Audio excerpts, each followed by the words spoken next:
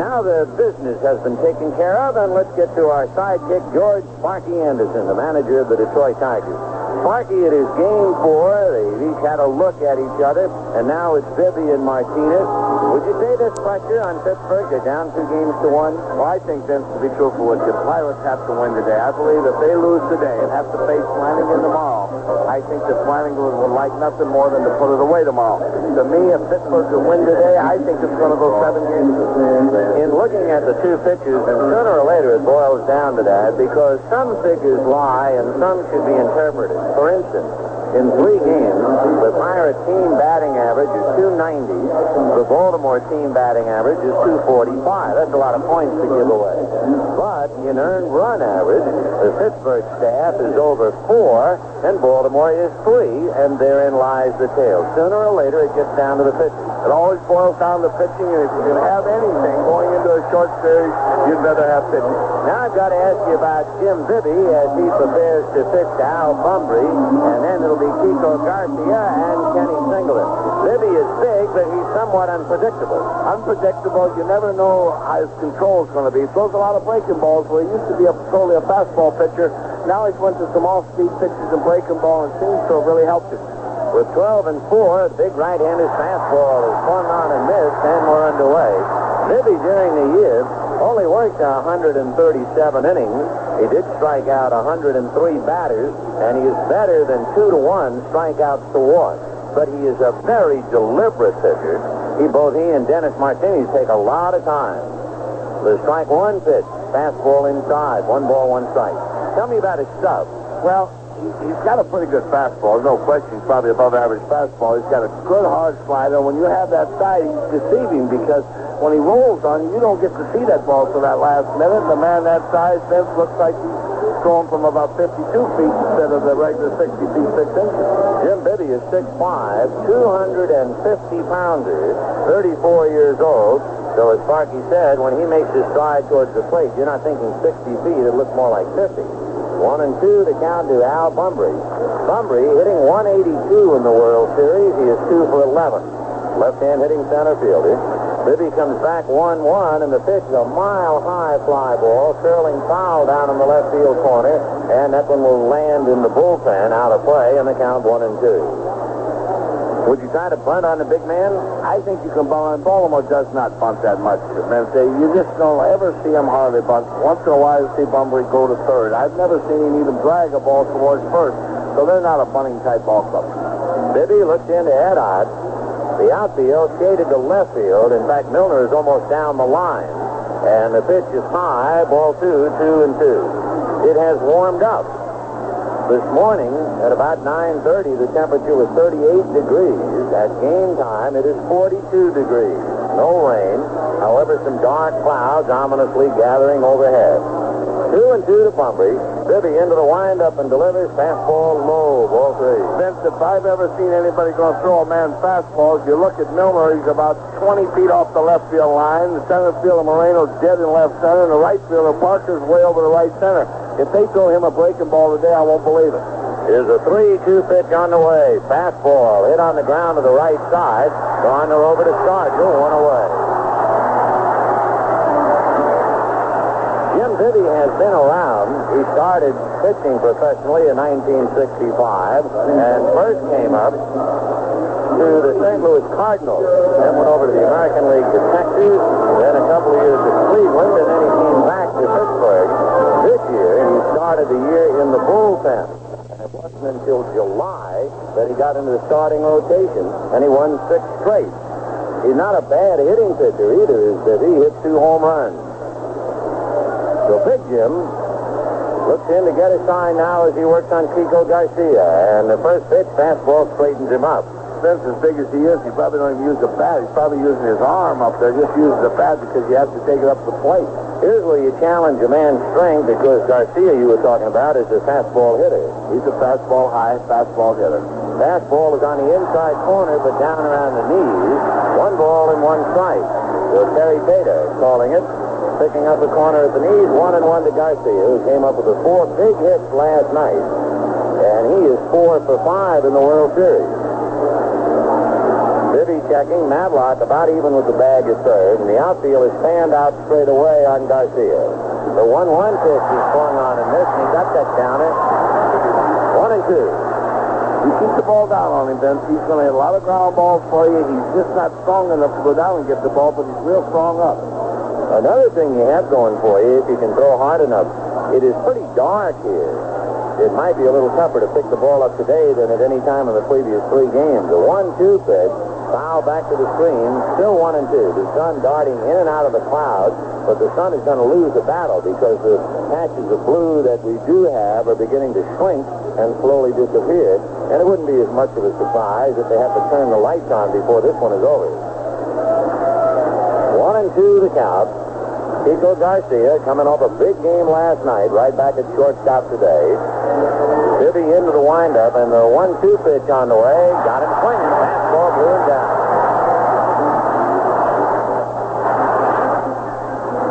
So 2 out in the first inning, and Kenny Singleton coming up. Singleton, the solid, switch hitting right fielder for the Birds, hitting .333 with 1 RBI. But the big surprise would be Garcia's 4 ribbies. On the other side, Phil Garner has 4. So with all the muscle men, with the Murrays and the Singletons, the Parkers and the Stargell, it turns out to be 2 infielders who are leading the Major League World Series in runs batted in. Bibby into the windup, and the first pitch to Singleton, fastball away, ball 1. Is that a pattern? Well, you got to pitch Singleton inside, then you got to pitch him tight in. When I say in, you got to almost be off the plate inside, and you got to be from the belt up. 1 ball and no strikes. Bibby into the windup. Back he comes, and he picked up the outside corners.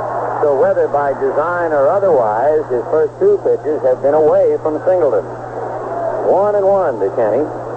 Garner very deep at second base. Stargell deep at first. The 1-1 pitch on the way. A little low. Ball 2. 2-1. Eddie Murray on deck. Game 4 of the World Series. Mike Flanagan goes tomorrow. The Pirates have not announced their pitcher for tomorrow. Here's a 2-1 pitch coming up. Bibby delivers, and Singleton late fouls it away down into the bullpen in the left field corner, and the count 2-2. You know, Vince, so far, Bibby hasn't shown me a changeup yet. I know it's only the first inning, but if he doesn't have a changeup today, Murray's going to be the one that's going to hurt him. Well, we'll file that away now because Bibby's trying to do it, at least for the moment, on 1 pitch, going hard. 2-2. Jim hooked in to get a sign, taking a little too much time. He made 17 starts, and he completed 4, but as we said, he was in the bullpen a lot until July. 2-2, the count of Kenny Singleton. 2 down, first inning, no score. Crowd coming alive now. They want Singleton to get out of there. And the sunshine comes out. And the pitch is swung on and hit strike 3.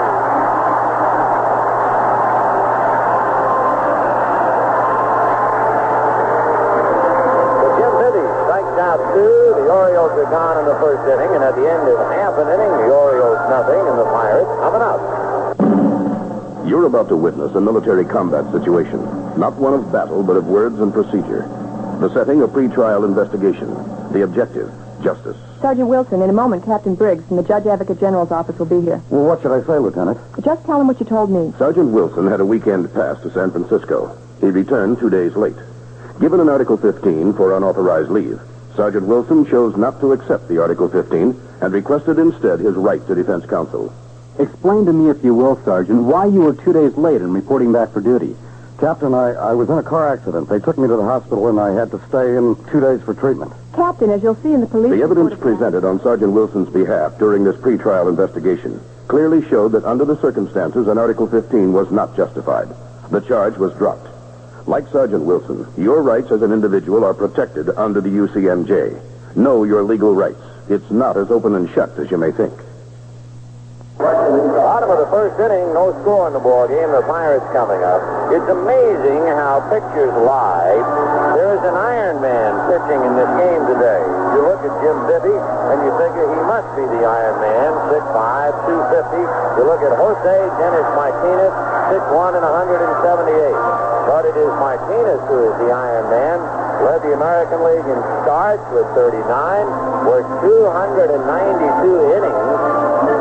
He started off in great style. He began the year by winning 10 straight and then struggled over the final 4 months. In fact, he was the only pitcher on the staff for Baltimore to finish under 500. He also was pretty unlucky. For instance, after the 20th of June, he had 9 complete games and lost 5 of them. From the last week in June on, he won 5 and lost 14, failed to win a game for over a month at one stretch, dropped his final 4 decisions, 8 of his last 9, and yet with all of that, here he is pitching the big one, a 4th game in the World Series.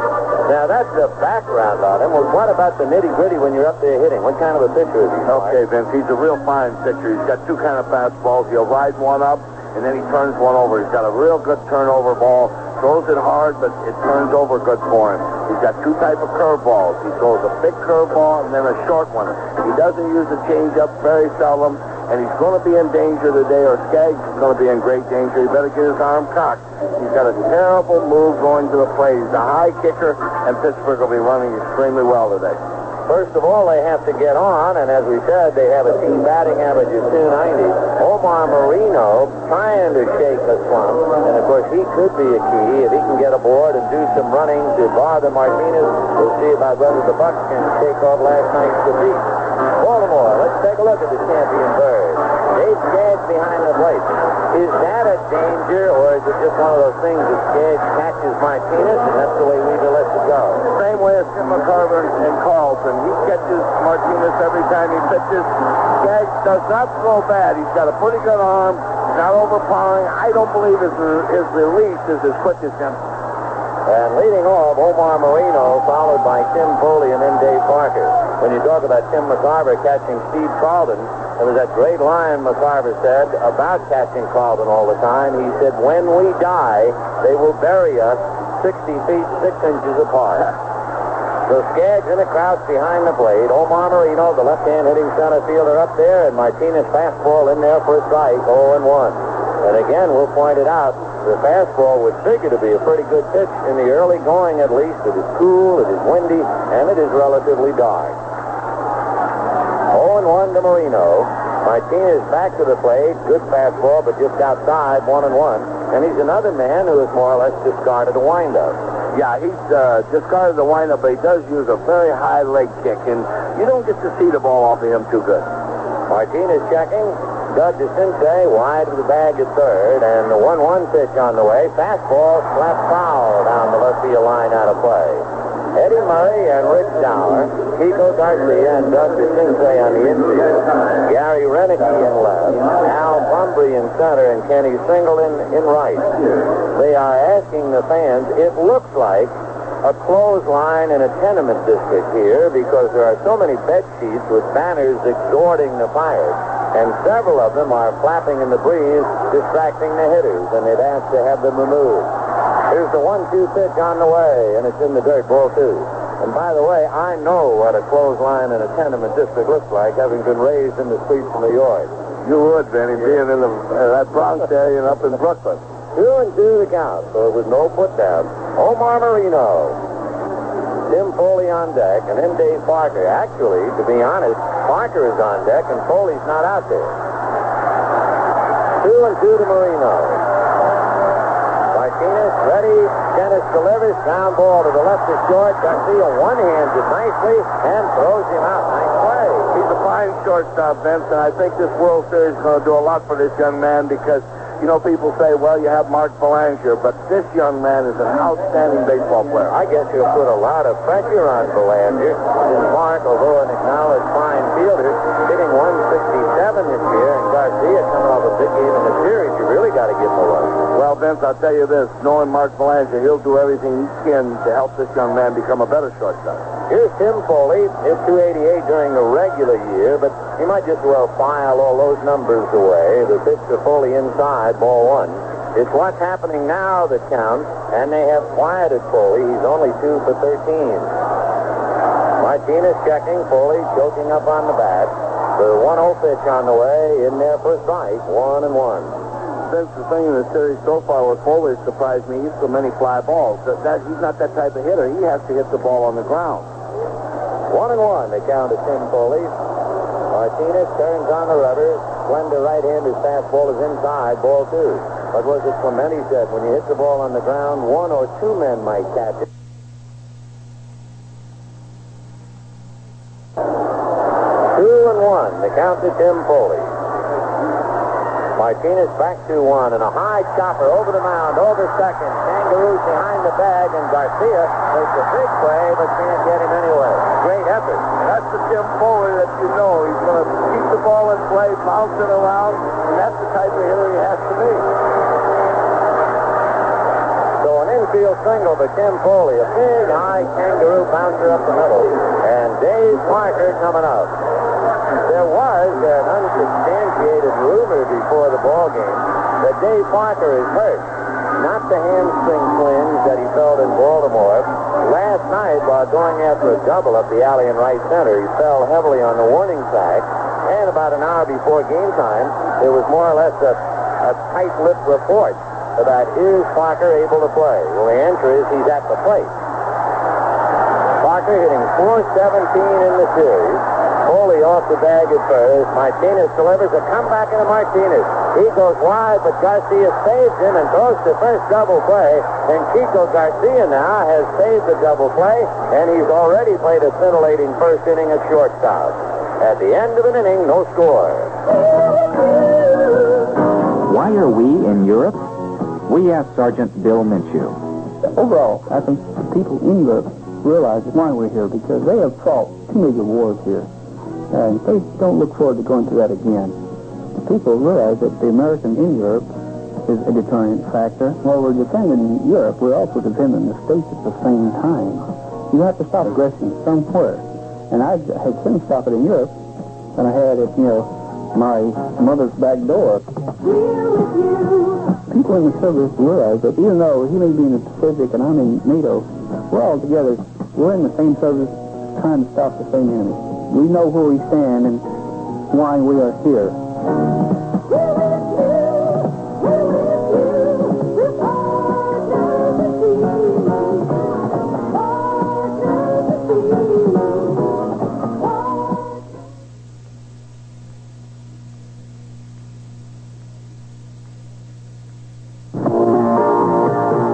Fill the kit and show it and bring it up in glass. Find a place to step to the hand in your glass. Go follow Captain, give me a chill on your glass. You found a fever, all about your life. If you have a friend who's doing drugs, do him a favor. Turn him on to life.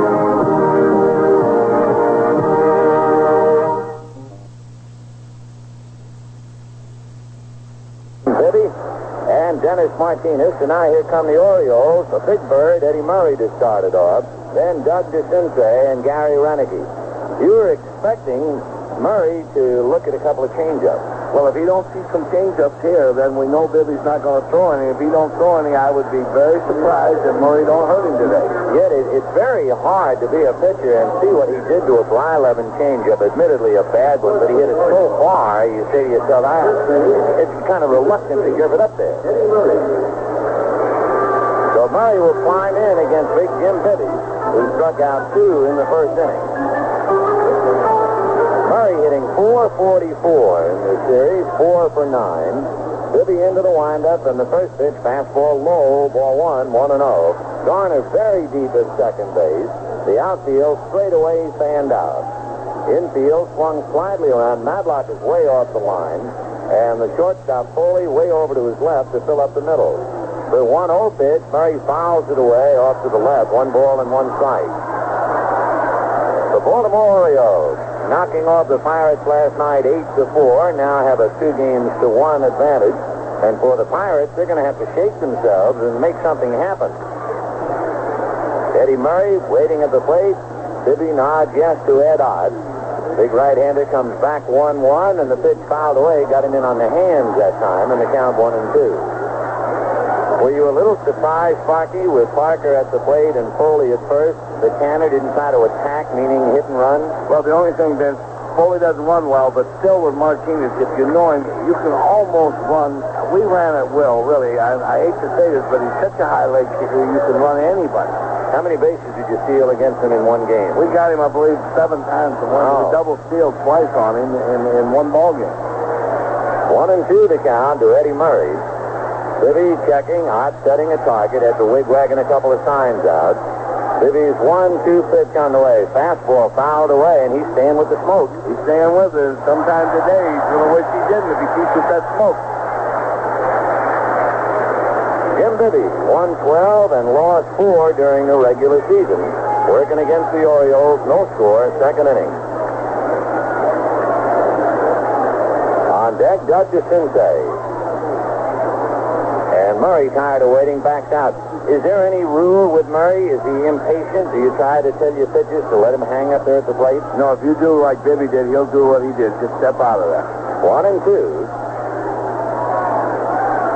Now the right-handed Jim Bibby over the top and sailed it high. Ball 2, 2-2.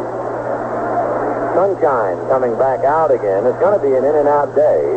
With the sunshine extremely welcome here. It's been raining on and off for a couple of weeks. 2-2 to Eddie Murray. Bibby just staring down at Ott, and Murray won't take it. As we mentioned earlier, you have 2 very deliberate pitchers in this one. Dennis Martinez and Jim Bibby. Bibby perhaps even slower than Martinez. Jim again just staring in. Now he's ready, and the 2-2 pitch on the way. Swung on it, missed, strike 3. Got him on a pitch down and away. Yeah, he got him on looked like to me a good breaking ball, a quick slider. So that's 3 in a row, 3 strikeouts for Jim Bibby.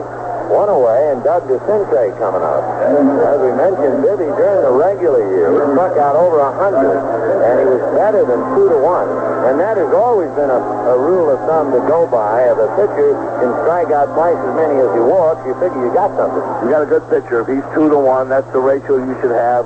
Guys like Seaver and that, they'll look at 3 and 4-1. Doug DeCinces, the right-hand hitting third baseman, and Sparky spotted that he felt a twinge in his back last night. And DeCinces saying before the game that, yes, it hurt a little bit in that cold, damp weather, but hopefully he can get loose after his stretching exercises. And sure enough, he's right back in the lineup today.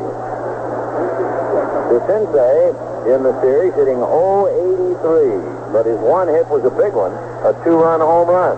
He takes the slider away, ball 1, 1-0.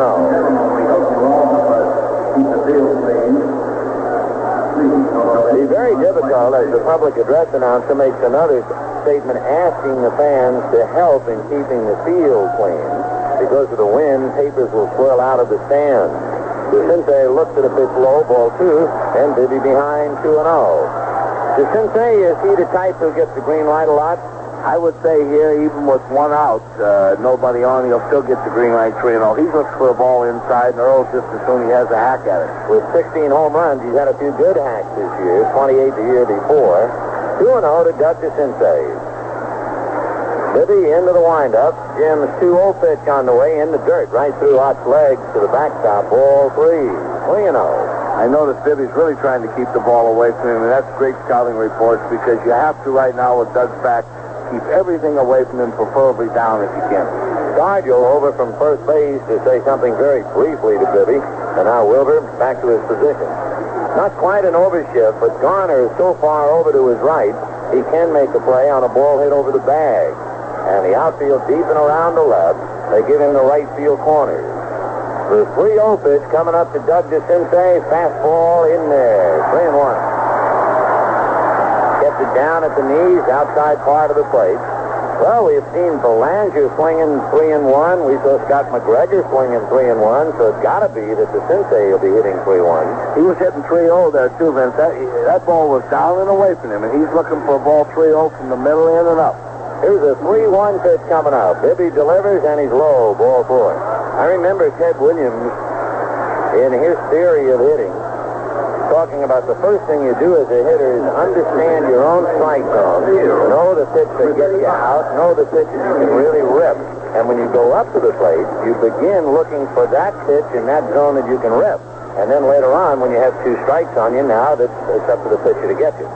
Well, the young guys got a new saying today. They say, get a piece of cheese. I didn't know what they were talking about when I got over to Detroit, and they said, now, they yell up there, make sure you get a piece of cheese. That means the ball you want. Here's Gary Renicky holding that bat back, somewhat different stance. He has a look at a pitch, low, ball one. As a professional baseball man, when you see Renicky's stance, the way he holds the bat off his right hip, does that tell you something? Tells you he's a dead inside hitter, and basically he wants the ball on the real inside part of the plate. He's going to try to hit every ball out. You see him hit like that, it's like putting an ad in the paper. 1 ball and no strikes to Gary Renicky. No score in the second. Renicky has a look at his strike, and the count 1-1. Ball away from him. If they keep the ball down and keep it away from him, it'll never hurt you. Renicky's the youngster who was hit in the face by Lauren LeGros, and so he is wearing that football-type mask attached to the helmet to protect his mouth. 1-1 to Gary. Renicky hitting 200 in the series, 1 for 5. The 1-1 pitch on the way, a little low, ball 2, 2-1. So Bibby, after striking out 3 in a row, the last 2 in the first inning, and then he got Murray to open up the second, walked to Sensei 3-1, and he's behind 2-1 to Gary Renicky. Since you can run on Bibby, too, watch him. He's a high leg kicker, and Baltimore's just not a real running ball club, though. Here's a 2-1 pitch coming up to Gary Renicky, and Bibby delivers off speed, and he missed inside, so he's back-to-back 3-1 counts, and that makes the folks restless here at Three Rivers.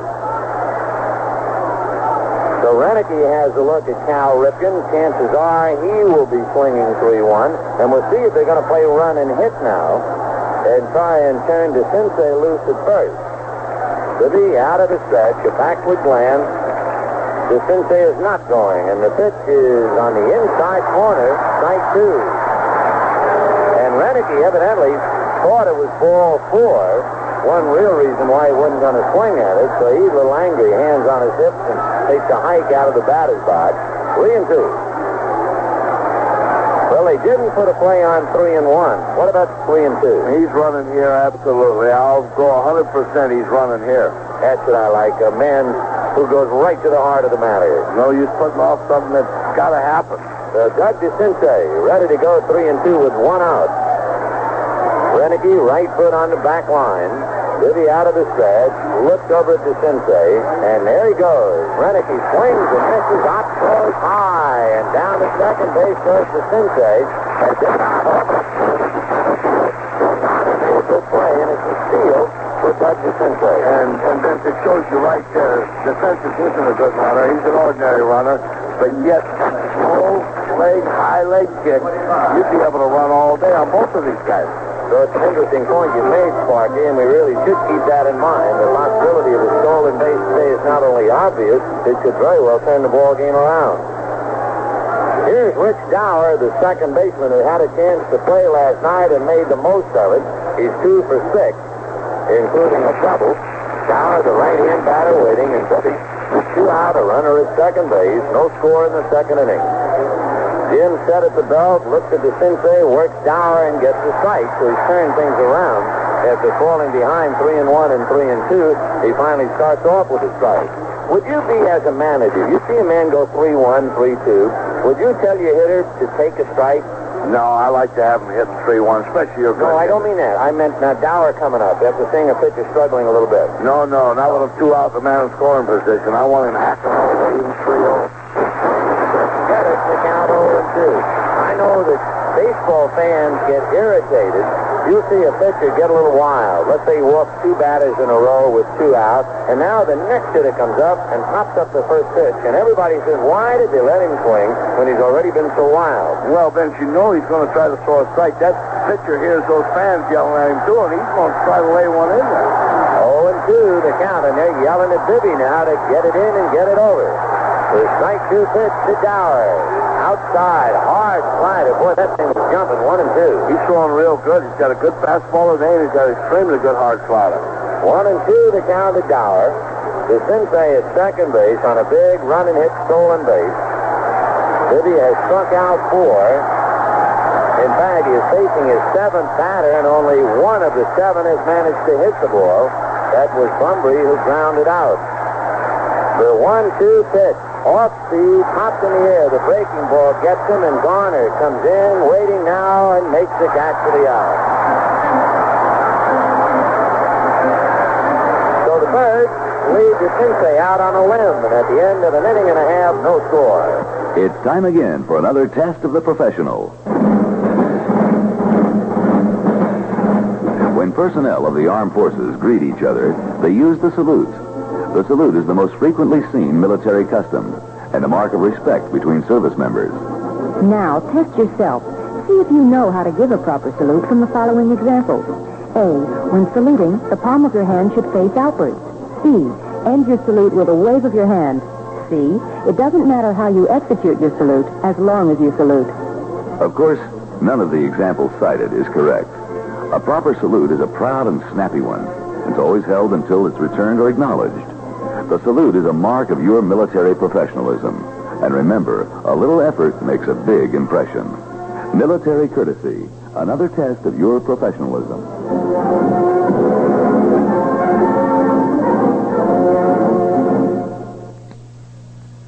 We go to the bottom of the second inning. No score in the ball game. The Orioles and the Pirates. Another note that is somewhat interesting. The Pirates are a running ball club, and Baltimore is not. We're in the fourth game of the World Series. Baltimore is 2 for 2 in stolen bases.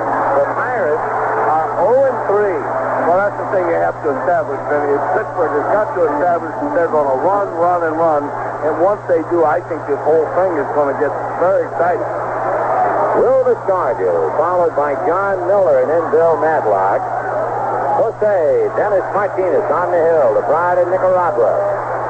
And they are listening to this ball game in Nicaragua and around Latin America today as Sargent takes outside, ball 1-0. Tremendous coverage of the series, as you can very well expect. 1 ball and no strike. Sargent so far hitting .308. He lifts one foul off the end of the bat, and that'll curl out of play. Sargent with 4 hits, including a home run and 2 runs batted in. Sargent has struck out 4 times. The big strikeout man so far, Omar Marino, the leadoff man. And of course, that's disaster when you have a rabbit with no power striking out so much.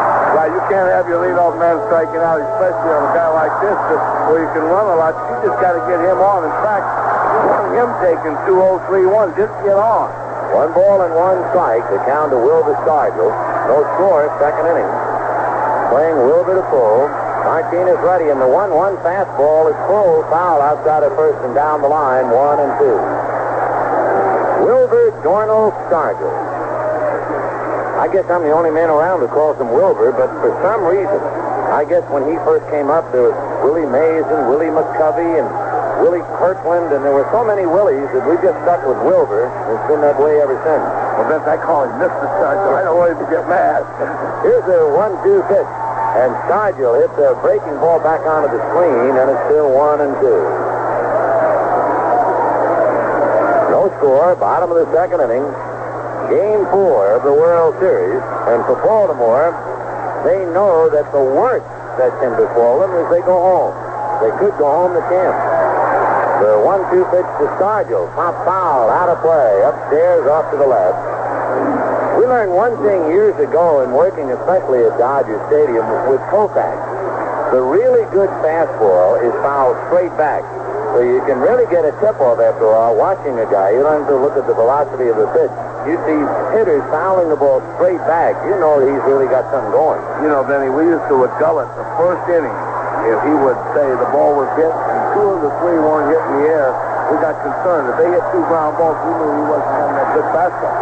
Here's the 1-2 pitch on the way, and the breaking ball is just low. It was so low and so borderline that Theta almost wound up for strike 3, and I know the Baltimore bench is on him. Terry looked over there. I'm sure somebody said, you were so close, why didn't you call it? Earl just give him a little shot right there. I'll bet. 2-2, the count is Starfield. Dennis Martinez, swing beam right-hander, 2-2. Fastball is hit high and deep to center. Back goes Bumbry on the track at the wall. It's gone off the top of the fence out.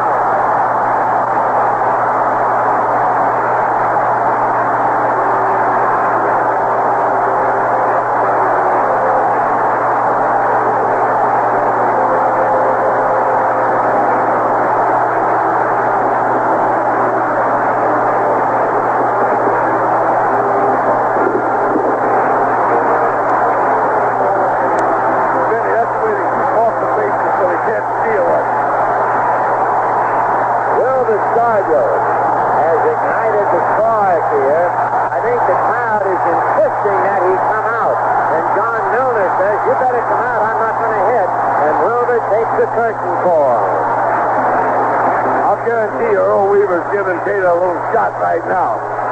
That's right. Remember we told you about that pitch that Tater almost called strike 3 and didn't. And then the next pitch, Scargill hits it over the center field fence 400 feet away. Now John Milner, the left-hand hitter up there, and he takes low, ball 1, 1-0. Dennis Martinez, during the course of the regular season, gave up 28 home runs. The top man was Steve Stone, who gave up 31. They pitched to Milner low. Ball 2, 2-0. So Dennis has given up his share of taters. That's the word that they used to use in the National League. You're talking about a piece of cheese. Remember the tater? The tater, that meant the big one, the big squat. And that's what Scargill just hit, one of those long taters over the center field fence. Do you have any idea where that came from? Is tater from a potato? I don't know. I can't. It's like a piece of cheese. Whoever thought of, looking for a piece of cheese? 2 balls and no strikes to count to John Miller. Martinez ready. Dennis delivers, and he's low. Ball 3. So the Pirates leading 1-0. Scargill's second home run of the series, his third run batted in. And now Martinez, a little gun shy perhaps after that, behind 3-0 to Milner. Milner 1 for 3 in the series. 3-0 pitch, he's taken all the way for a strike, 3-1. Milner hits 16 home runs, left-hand hitter with power. I'll tell you the truth, though, you don't take anything for granted. As hard as Scargill hit the ball, after those 3 long outs last night, I was right with Bunbury. I wasn't about to watch the ball go out. Well, Bunbury climbed right up on the pitch. I thought he had a heck of a shot at it. Here's a 3-1 pitch to Milner. Ground ball into right field. Base hit.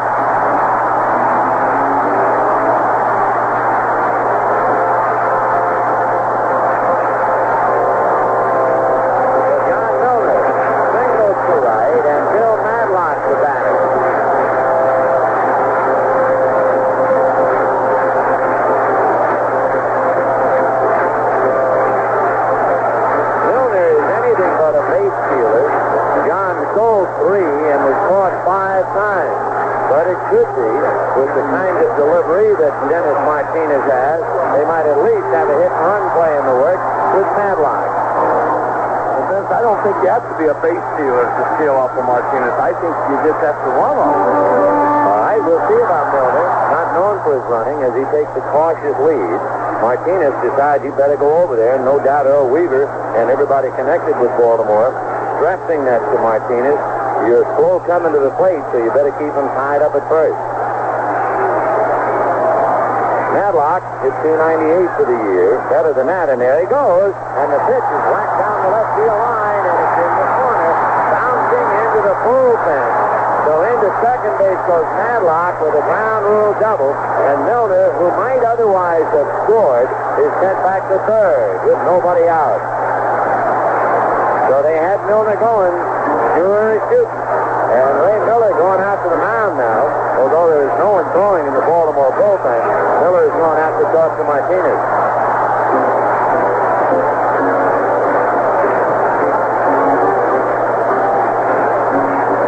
Second and third.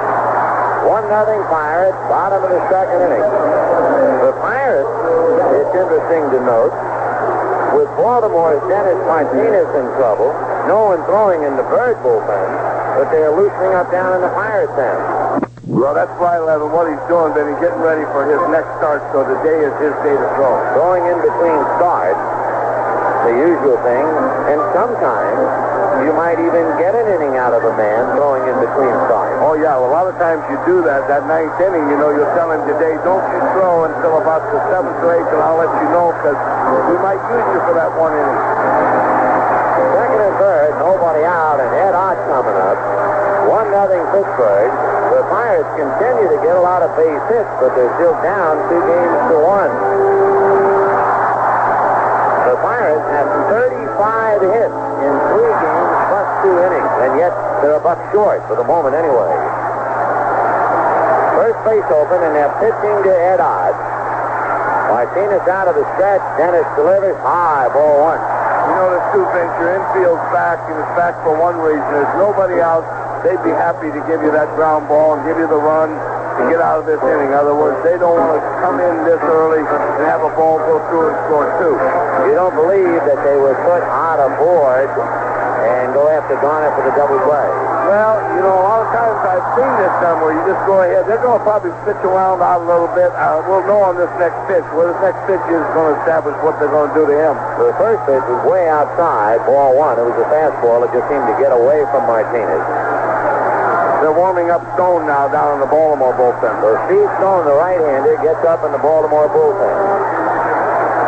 1-0, the count to Ed Ott. Second inning, 1-0 Pirates. Fastball swung on and fouled away off to the left out of play. And the count 1-1. Here in the inning, Wilbur Scargill hit one over the center field fence. Milner singles, and Milner going on the first pitch. Matlock a ground rule double to put runners at second and third. My wife always said, wear your glasses, because that's Sammy Stewart. Okay. So it is Sammy Stewart and not Steve Stone going in the bullpen for Baltimore. 1-1. The count to Ed Ott. Bill Garner on deck. Martinez in a jam. Dennis right foot on the rubber. Checking with Dave Skaggs. The sun coming in and out. And suddenly a burst of sunshine and Ott backed out for a moment. Martinez ready as the cloud goes overhead, turns it back to darkness, and Oddie takes low, ball 2-1. I would think that's distracting. It's like somebody turning a spotlight on and then turning it off. Tough. You know, that sun comes in and out, and it's really tough on you. 2-1, the count to Ed Ott. John Milner at third, Bill Matlock at second, nobody out.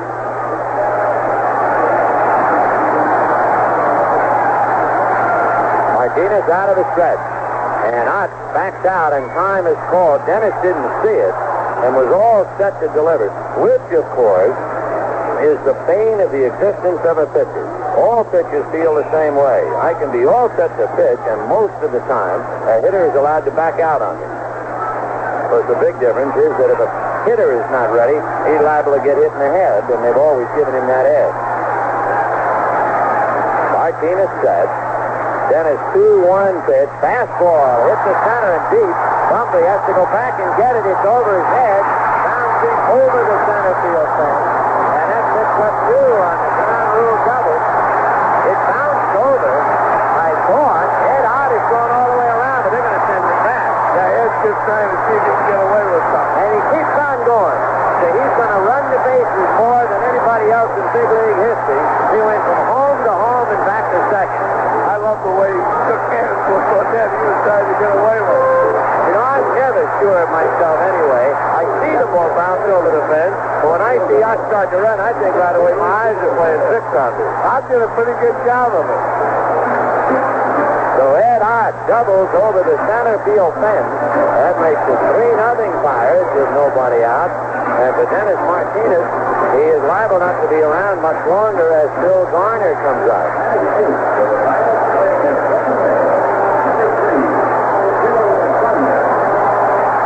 Garner with 4 runs batted in. Ott with his double just picked up his second and third RBIs. And now Garner trying to pick up Ott. Martinez out of his stretch, looks back at Ed. Dennis ready, delivers. Fastball hits the center. Ott had hesitated. Comes to third, and they're going to send him anyway. The throw deflected by Eddie Murray. Picked up by Skaggs, who throws to DeCinces to tag him out. I can't understand the third base coach. I thought Joe Lynette kind of messed that up. Well, Joe was bringing him, and then he tried to stop him, but Ott had gotten a little too far on him. That's the first rule that they'll always tell you. Don't you ever be thrown out at home plate with nobody out. That is a mortal sin. There is no way you can get away with it. I couldn't believe that Joe would do that. Joe left the coaching box, went about 50 feet down the line, but there was no play. In fact, the only chance was Eddie Murray maybe deflecting the ball away from Skaggs. But Ott, a catcher, sent in on a base hit, and we'll see just how important that is later on. Of course, I realize how tough it is to be in the coaching box, how easy it is to sit up here and look down, could kill us the same time in reporting. You have to say Lynette kind of tied up his runner too much. What happened there, Vince, was the ball was hit so hard, Joe didn't get far enough down towards home. He was a little too close to third, but he did try to stop out. And once he tried to stop him, out had already gotten going, and he was fine before he could do anything. Earl Weaver is out to the mound. That will be all for Dennis Martinez, and so let's pause for a moment. This is Lorne Green. In television, actors and crews are called professionals, but in ham radio, the operators call it amateur radio. That's because in their spare time they perform so much service to the public without charge, even though the fine work they do is very professional in quality. In times of earthquake, fire, or flood, they provide almost immediate emergency communication. Other times they're devising new and better electronic methods for talking around the world, improving international friendship. My amateur radio friends tell me they even have relay satellites called Oscars circling the globe. This makes it easy to communicate with very low power over great distances. The incredible world of amateur radio welcomes anyone of any age who is willing to study for a license. There are all sorts of helpful networks every day, something for everyone in this really true public service.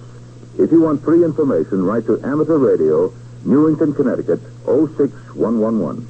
Amateur Radio, in the public interest. Out of the Baltimore bullpen, Dennis Martinez charged with 6 hits and at least 3 runs. The runner at second base, Bill Garner, who alertly went down there while they were taking care of Ed Hart at the plate. And Garner is still the responsibility of starter Dennis Martinez. Thumbnail on Sammy Lee Stewart out of Asheville, North Carolina, 25 years old in a couple of weeks. He's only had 1 year in the big leagues and primarily pitched in long relief. He did start 3 games for the Birds. He was more effective before the All-Star break than in the second half. And for April through July, he made a start every 6 weeks. He won all 3. He did not allow a run in the string of 5 appearances of 17 innings during spring training. That's when he really made the ball club. He might be considered, if not wild, he at least will give the hitters something to think about. He led Baltimore in hit batters. He hit 5 of them. Made his big league debut in September of 78 against Chicago and set a major league record, striking out 7 straight batters in his first big league game. And I understand around the meetings when baseball people talk about it, everybody wants it. Yeah, he's a real fine-looking young pitcher. He's a big, strong kid. He's got a good fastball. His fastball runs for him, and he's got a hard slider. So Sammy Stewart brought in with a runner at second and 1 out. Jim Bibby's not a bad hitting pitcher. We mentioned in our opening remarks that he had 2 home runs this year. Bibby had 8 hits, 5 RBIs. However, he did strike out more than half the time. Stewart out of his stretch, looks at Garner, works Bibby, and it's low. Ball 1, 1-0. 3 runs, 6 hits for the Pirates. Nothing across for Baltimore. The home run by Stargell, igniting the string of firecrackers in Pittsburgh. Milner singled, Matlock doubled, Ott doubled, and Garner singled. For 1-0 pitch, Bibby sifts the line drive to Stewart, and he throws it into center field, trying to get Garner. Alertly backed up by Plumbree, and Garner holds at second base. Plumbree made a real fine play there, and that's the thing that he does so well, and people don't know this. He plays baseball the way baseball is meant to be played. So with 2 down in the inning, Bibby did not hit the ball hard. To call it a line drive is really descriptive as far as the trajectory is concerned. He hit it more on the hands, and then Stewart, in kind of forced the double play, threw it away. But Plumbree right there, able to back up. Omar Marino with 2 out and Garner at second base. And of course, Baltimore, not the least bit discouraged. You don't have to have much of a memory to realize at the end of 2 innings last night, it was 3-0 Pittsburgh. Marino grounded to short in the first inning, 0 for 1. We mentioned earlier the leadoff man, not much power, and he has struck out 5 times so far in the series. He has been pressing, and he's been taking additional hitting practice under the guidance of Bob Skinner. Wind swirling papers around. Stewart out of his stretch. Garner dancing off the bag, and Marino fouls it back 0-1. just seems to be missing his pitch, that high fastball. There was another one, and he's following it back. He's just not getting on it. 0-1 the count. What was that old line that Fresco Thompson said about the youngster? He said, I keep hitting under that fastball, and he said, get lifts in your shoes. Marino might have to go and get those shoes fixed. 0-1, Omar. Stewart out of his stretch. Another look back at Phil Garner. Right-handed strike one, off-speed pitch outside, 1-1. With 1 year in the big leagues, does he have much of a change? Well, he's been working on it this year, and he's taken off on his breaking ball more than anything. He doesn't throw too many straight changes. He will let up on his breaking ball. 1-1, the count to Marino. 3-0 Pirates in the second. However, a costly play involving Ed Ott trying to score from second and being thrown out on a rundown between third and home. The 1-1 pitch. Marino looks, and that's outside. Ball 2. 2-1. It is interesting, in official scoring terminology, if you touch the ball and the play ends up with an out, you get an assist. And on a cutoff play that actually got away from Eddie Murray, he's credited with an assist, which is really stretching things. Here's the 2-1 pitch. Omar Marino. Fastball hit over the head of shortstop Garcia. Here comes Garner to score, and Pumphrey didn't bother throwing. Garner stumbles around the third. Pumphrey might have had a play. Pumphrey would have had a shot at him. That's why I say sometimes I think you got to continue to play and let everything else take care of itself. There, Garner slipped coming around the bag. He never did get his footing going. So the hit is charged to Sammy Stewart. The run is charged to Dennis Martinez. It is 4-0 Pittsburgh. But, of course, the big inning in the series so far, Baltimore twice enjoying a 5-run inning. If you ever seen anybody run, Vince, you're going to see it with Marino. Yeah, I would think. Now, what about Sammy Stewart and his holding on of a runner and his move to the plate? He's not real quick again going to the plate, Sam. He's not real fast going to the plate, and I promise you one thing, Marino's going to find out.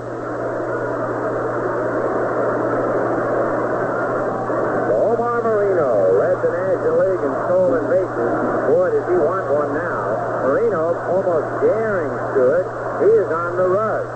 He's on the AstroTurf. He has left the cutout area. That's as big a lead as you can take. And they throw over there and pick him off. He was going all the way, and old Sammy just nailed him. I've never seen a man stand on the rug with both feet. I mean, that's like saying, I dare you, and he dared him once too often. 4 runs on a couple of singles, 2 doubles, and a home run. And at the end of 2, Pirates 4, Baltimore nothing.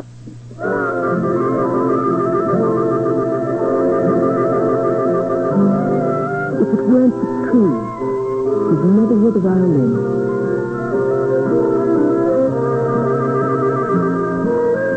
Or the clarinet. Or the recorder. The oboe. The guitar. The cello.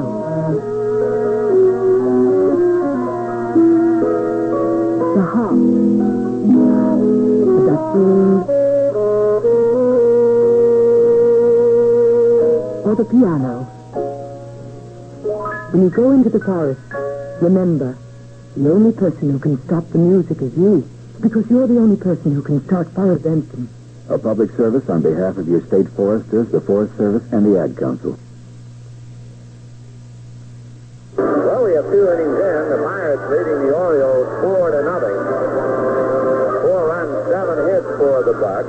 4 runs, 6 hits charged to starter Dennis Martinez. Sammy Stewart gave up the base hit and then picked off Marino. For Marino, that has to be downright embarrassing. Well, it's embarrassing, but one thing I liked what Marino did, he got out both feet on that turf and said, now we're going to take it to you. And I think this is the thing that Pittsburgh definitely has to establish. And that helps them really, because now they've seen Stewart's best move. At least they've showed the Baltimore club they're going to run. Now we'll see about Baltimore. And whether they will bounce back yet again. They have certainly shown resiliency in the series. And the Birds will have Skaggs, followed by Stewart, or maybe a hitter, because they get a right-hander up down in the bullpen. There's my Steve Stone that I was waiting for, Vince. So Steve Stone is going in the bullpen. And Skaggs will start it off. We haven't seen Dave with a bat. Can you tell us a little bit about him? Well, Dave's not a real good hitter. He'll hit the ball up and over the plate a little bit. He's the one guy on the ball club that, like I say, he's a good receiver, not an excellent hitter. Right-hand batter, and Skaggs has a look at his strike, 0-1. He did hit 248. He had 1 home run, 14 runs batted in. But, of course, Dempsey was the workhorse behind the plate.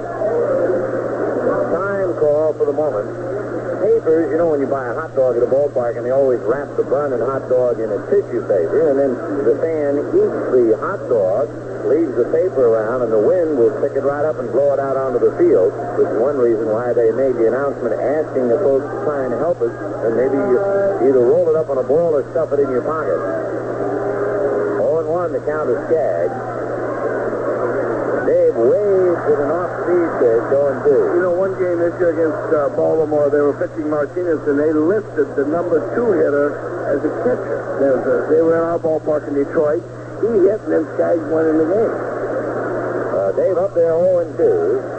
And Jim Bibby delivers, ground ball back at third. Bad hop. Madlock stays with it. Throws in the dirt, and it gets by Stargell. Run down by Garner, and Skaggs is aboard. And the bad hop just threw Madlock completely out of sync, and then he threw it away.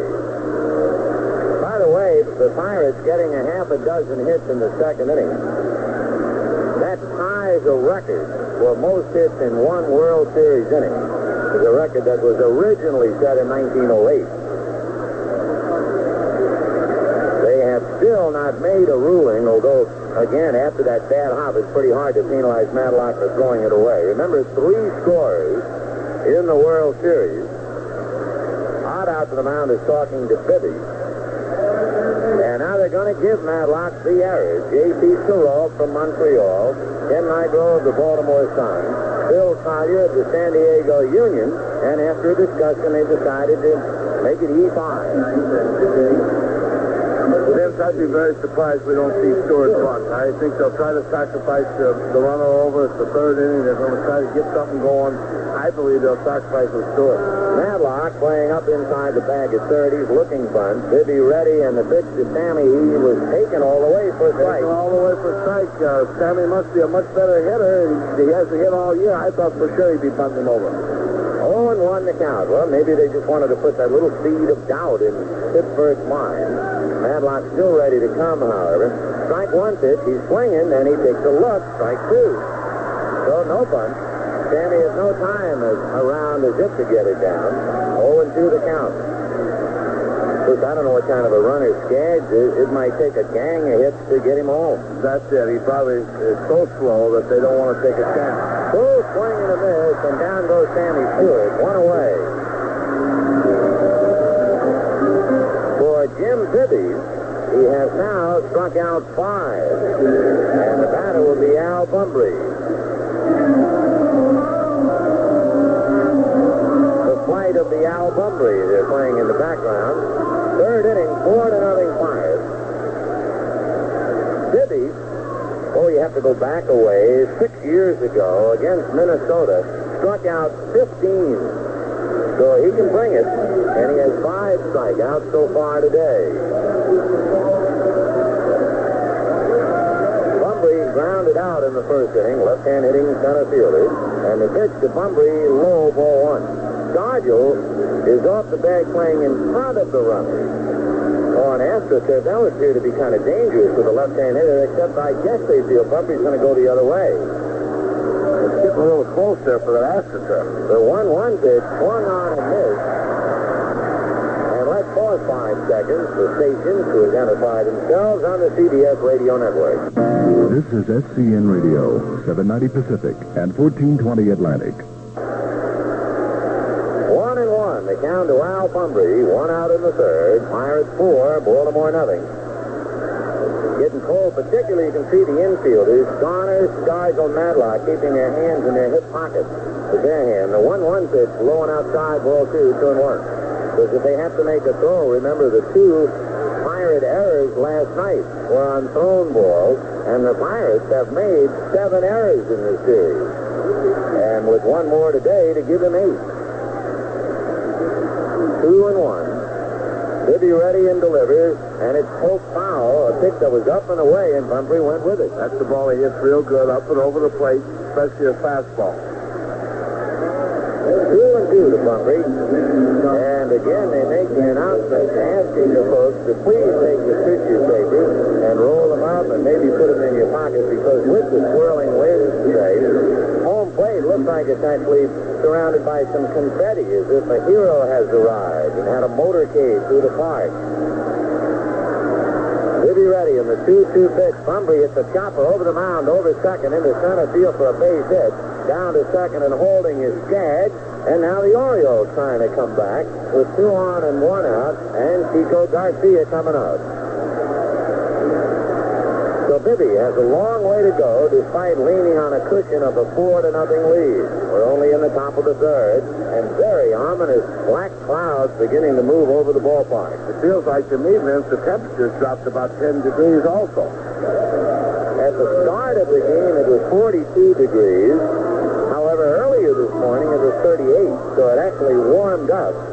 That was at 1 o'clock Pittsburgh time, but now as we get into the middle of mid-afternoon, with the prospects, when we get to the shank of the afternoon, it's going to get bitter here. Garcia struck out in the first inning. Chico, right-hand hitting shortstop, and Jim Bibby delivers. Little breaking ball slider outside, ball 1. So it's dark. But Bibby now not quite relying on the fastball as many times he served it up in the first 2 innings.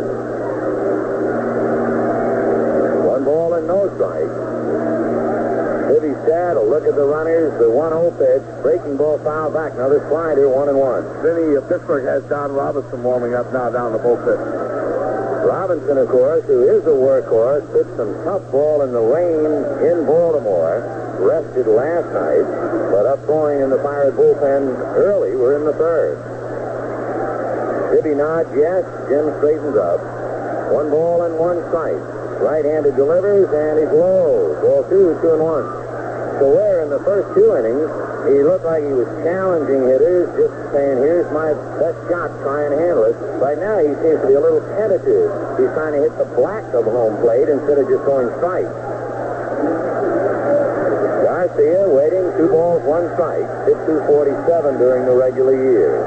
2-1 pitch way outside, ball 3. Boy, you try to get too fine, and the next thing you know, you're gone. Third base coach just told him right now that you make sure that ball is right down the middle. So evidently they're going to let him hit 3-1, but he wants you to make sure that he gets a good strike to hit. Garcia backed out to talk to Terry Tate of the plate umpire, so timeout for the moment. And, of course, for Baltimore, if they get Garcia aboard, that brings a tying run to the plate in the person of Ken Singleton. So Bibby really in trouble right now, even though he's leading 4-0. Garcia waiting, Skaggs at second, Bumbry at first, 1 away. Bibby out of the stretch, and the 3-1 pitch to Garcia swung on and fell to left center field. Racing over is Milner, and that ball's going to short hop the fence. 1 run is in. Bumbry is flying home to score on a long double by Garcia, and it is Pittsburgh 4, Baltimore 2. That's what I was talking to you about Garcia, Vince. That ball that's up and in, he drives a long way to left center field, and that ball in Baltimore had a chance to be out right there. So, Baltimore, as they showed last night, come right back to put it on display again today. They come bouncing right back into the ball game. And for Garcia, another big performance with 4 hits and 4 runs batted in last night. Garcia now comes up with his second double. He has a half a dozen runs batted in to lead the parade. Singleton trying to pick him up, and he's jammed and fouls it away off to the left, out of play. 0-1. You know, Vince, at this point, if this series stay within, in 2 more games, Garcia'd have to be real strong in an MVP. Oh, I should say. 0-1, the count to Ken Singleton. Bibby nodding yes to Ed Ott. Now the right-hander straightens up. The strike 1 pitch to Singleton is low and away. 1 ball, 1 strike. With Eddie Murray on deck, Jim Bibby is on thin ice, and there's no pun intended because of the weather. No, you know, Vincent, they have 2 hits and 2 runs. Pittsburgh has 7 hits and 4 runs, and that's the way the series at this point's been going. 1-1 the count to Ken Singleton. Garcia blowing on his hands. He's so hot, I can't believe he's got cold hands. Chico taking his lead at second. Bibby's 1-1 fastball, and that's hammered to left center field. Marino is chasing that one, and it's off the face of the fence. Garcia scores. Singleton sliding into second with a double. It is 4-3 Pittsburgh, and Bibby now is on the ropes and almost being carried out on his shield. You know, it's amazing, Vincent. It seems like every time Baltimore needs a big base hit, they get it. And Pittsburgh at times has had 3 and 4 hits and end up with 1 run. It's just been one of those real crazy things at this point. And again, and we're certainly not trying to put any heat on Joe Lynette, but anytime you have a mess-up between third and home with a base runner with nobody out, and suddenly you see what could have been a 5-run lead at least become a 4-run lead, and now it's down to 1, you immediately think of that play. Well, Vince, they had 2 outs in the second inning. They had an out, a man caught going third to home, and they had a man picked off first. So actually, they got 2 outs without ever getting the guy out. And now here's Eddie Murray. The tying run is at second base with 1 out. Don Robinson heating up back at Jim Bibby. Bibby out of his stretch. Right-hander ready and delivers, and Murray started to grab for a pitch in the dirt and held up. Ball 1. Now they're going to ask at third, and evidently it is going to be called a strike. Murray unable to hold up, and the count 0-1. So Eddie pressing a little bit, trying to get Singleton home, and couldn't hold up going after a pitch in the dirt.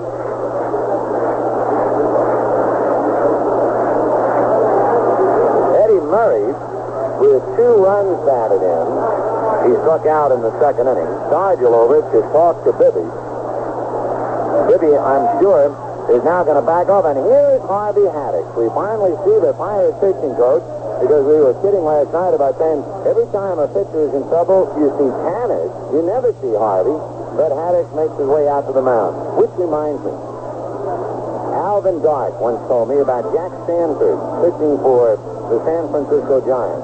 He said that Stanford had such tremendous concentration that when Alvin would go out to the mound, he would say to Stanford, Jack, it's Alvin, and then talk to him. Have you ever had a pitcher black out on you? Well, I'll tell you what I had happen in the Oakland World Series with the Oakland A's in 1972. I went to the mound. I told Pedro Barbone, I said, Pedro, I do not want you to throw over to first base. Leave him alone. I walked back to the dugout, turned around, he threw the first and threw it away. Now, how is that for him? Did you say anything to him? No, you know, Pedro was just so intense out there and so concentrating that he just forgot what I said. 0-1, the count to Eddie Murray. And Eddie, tired of waiting, backed out. I think that's marvelous. So, hello, Jack. It's Alvin. 0-1 the count. Eddie Murray waiting. Bibby bends in the waist. Now Jim straightens up. Another look back at that tying run. Singleton is second. Strike 1 pitch inside. 1 ball, 1 strike. And where's the Bibby fastball? He kept getting behind, relied on it, and they shelled him twice. Garcia and Singleton really jumped on it. Yeah, but you said it, Vinny. He started this inning out nibbling instead of firing like he was the first 2 innings. It's amazing why a man who had so much success rearing back would suddenly try and be fine. 1-1 pitch on the way. Murray swings and doesn't get it. 1-2. Pitch in on the hands. He had trouble handling that one anyway. Well, the guy I said that would get Bibby if he was going to throw hard would be this guy, and he hasn't gotten anything, and Garcia and Singleton are nailing him. No way to really figure the game out. 1-2 the count to Eddie Murray. 4-3 Pittsburgh, top of the third. Bibby, hands on his knees, checking with Ed Ott, trying to survive the inning. Robinson is certainly ready in the bullpen if they want him by now. And I guess if Bibby doesn't get Murray, the chances are pretty good that Robinson will be brought in to try and get the Sensei. We'll see. Eddie back up to the plate, 1-2. Bibby out of the stretch, a look at second. The big man delivers, and it's swung on and missed, so he's got Murray twice today. Going right by him, and he's the guy that's the kind of pitch that Murray likes. That ball right up there. So that's a half a dozen strikeouts for Jim Bibby. 2 down, and Doug DeCince, the batter. DeCince walked in the second inning.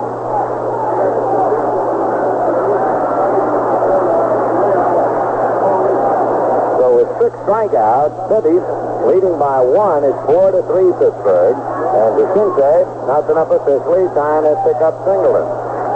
Doug had 61 RBIs during the year. The pitch to him, checked and it's low and inside, ball 1, 1-0. So the Pirates get 4 in the second, and Baltimore shows why they're the best team in the American League and maybe in the baseball world as they come right back with 3 to tighten it up. DeCince waiting at the plate, slightly closed stance. He looks back at Singleton, the 1-0 pitch, fastball, popped in the air into shallow left field. A trio of Pirates and John Milner, the left fielder, makes the catch with 2 hands. With 2 hands. With that tying run coming to the plate, all 10 fingers on the horsehide. But for Baltimore, 3 runs on 2 doubles, a single, and an error. A man left. At the end of 2.5, Pirates 4, Orioles 3.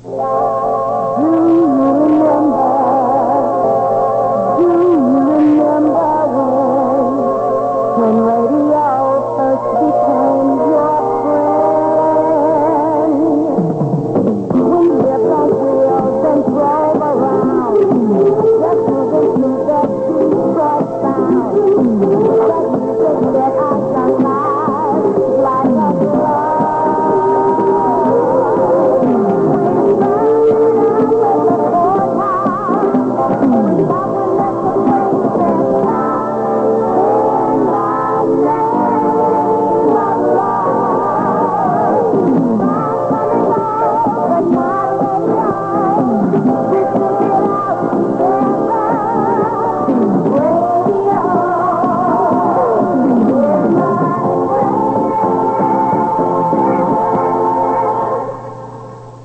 This Monday night on most of these CBS radio network stations, the Minnesota Vikings travel to Shea Stadium to meet the New York Jets. CBS Radio Sports' Jack Buck and Hank Stram will be there to describe all the play-by-play in color. Hear the Vikings and the Jets Monday night at 9 Eastern Time on CBS Radio. Bottom of the third inning with the Pirates leading Baltimore 4-3. But very much a ball game once again when it looked like the Pirates might make it a runaway at the expense of Dennis Martinez. Sammy Stewart might very well have the heart of a lion, even though he's not been around very long. His last start of the year, from the end of July, he went up against Nolan Ryan at Memorial Stadium. There were over 51,000, and he went and allowed just 6 hits and 2 runs, went 8 innings, and beat the Angels and Ryan. And Sammy suddenly came in where it was looking like he was just going to mop up, and he's very much in it now, down 4-3. His first pitch to Tim Foley outside, ball 1. If you are a surprise starter for Baltimore, you would come into the ballpark, and when you go to your locker, you would find 2 baseballs on the shelf, and that would tell you right away that you're the starting pitcher. When I asked Sparky about that, here's the 1-0 pitch on the way to Foley, and that's in there for a strike, 1-1. Why 2 balls? Well, they always take 2 balls down with them down to the pen so that in case they throw one in the dirt and they don't have to hold up while the other guy goes and gets it for him. The 1-1 pitch, Foley fouls it away, and the count 1-2. I've had some that take 6 or 8 down. Take a whole ball back. 1-2 the count. Foley an infield single in the first inning, but then Parker hit into the double play. Stewart into the windup. Sammy's 1-2 pitch on the way. Rolls slowly up along third on the stalk. Picked up by DeCince, and then he juggles in the act of throwing, and Foley is the boy. A good single for Tim Foley. That's a fingernail hit. They used to call them, I guess, swinging punch. There's no such thing, of course, but it describes the velocity of the ball leaving the bat. And now, the music for the Cobra, Dave Parker.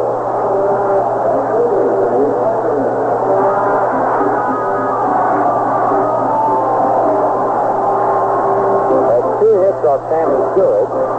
Parker did a comeback into the box, and Martinez started a double play. It was actually a fine play by the middleman, Chico Garcia. He took an errant Martinez throw and made it the double play.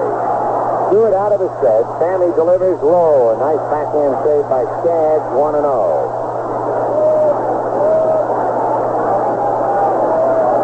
4-3 Pittsburgh. Bottom of the third inning, nobody out. Eddie Murray holding the bag for the moment. Boy, that's a tough spot for a first baseman with a hitter like Parker to be holding the bag on a runner.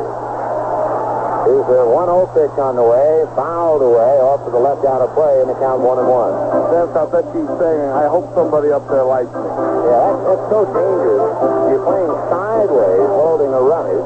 You have to keep your eye on the pitcher, and then you're in motion. As soon as the pitcher delivers, you're actually coming off that bag in a hurry, and you're somewhat exposed, especially when you have a cannon at the plate like Parker. The 1-1 pitch, and Dave takes way inside. Ball 2, 2-1. Sammy Stewart picking up the Dennis Martinez. Myers 4, Baltimore 3. And the Baltimore bullpen will get busy again. Got Stoddard and Stone up. Stone's really rushing. Here's a 2-1 pitch to Dave Parker.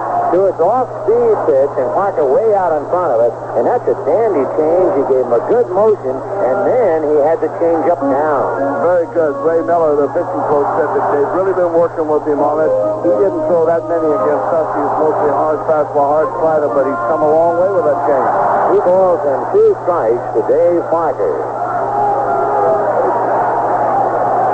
Good. Another look over at Foley. The 2-2 pitch to Parker is swung on and lifted to Pumphrey in right center field. He golfed it, didn't get much of it. Foley goes and tags just to draw a throw, and it's cut off at second. So with one away, the batter will be Wilbur Stargell, who homered over the center field fence, and he gets a standing ovation as he comes up to the plate.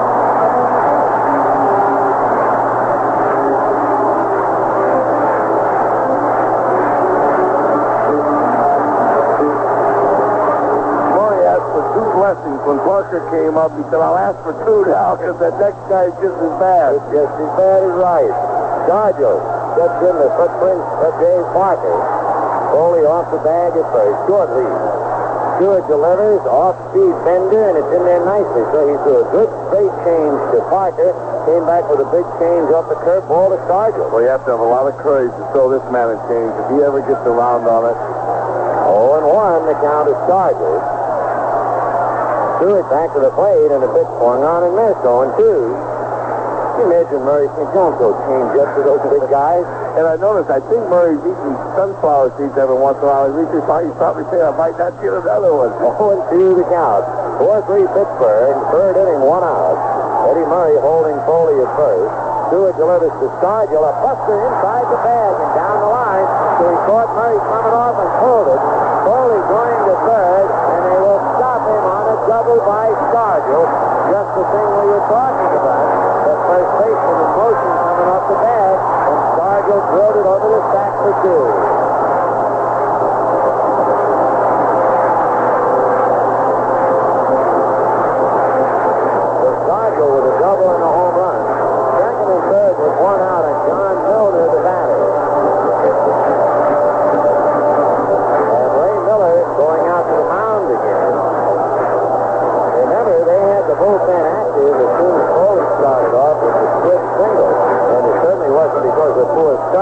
He made a good pitch on Foley, and Tim just rolled it slowly, and the Tim's unable to handle it.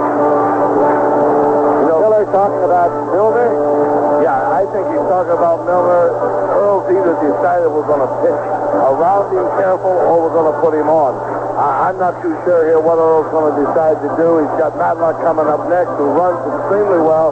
He's tough to double, but you also know that if he does hit a ball hard on this turf, you get 2. So I think he's going to kind of pitch real careful to Milner. Well, we see now with first base open, runners at second and third, bottom of the third inning. Myers 4, Orioles 3, and John Milner, who singled to right field in the second inning, will get 4 wide ones. He'll take the bat out of his hands and put him aboard.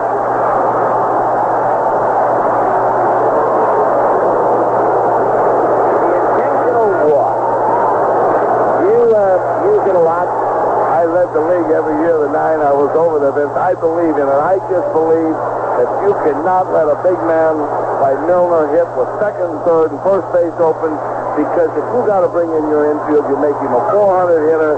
I know that Matlock's a great hitter, but if he hits a shot at somebody, and that's what you're praying for now, you're going to get out of the inning. And occasionally you'll find a manager who hates to give up the intentional run. I'm the greatest believer in the world. I just believe the man I don't want to see up there, I don't want him there, so put him at first. I never asked the pitcher.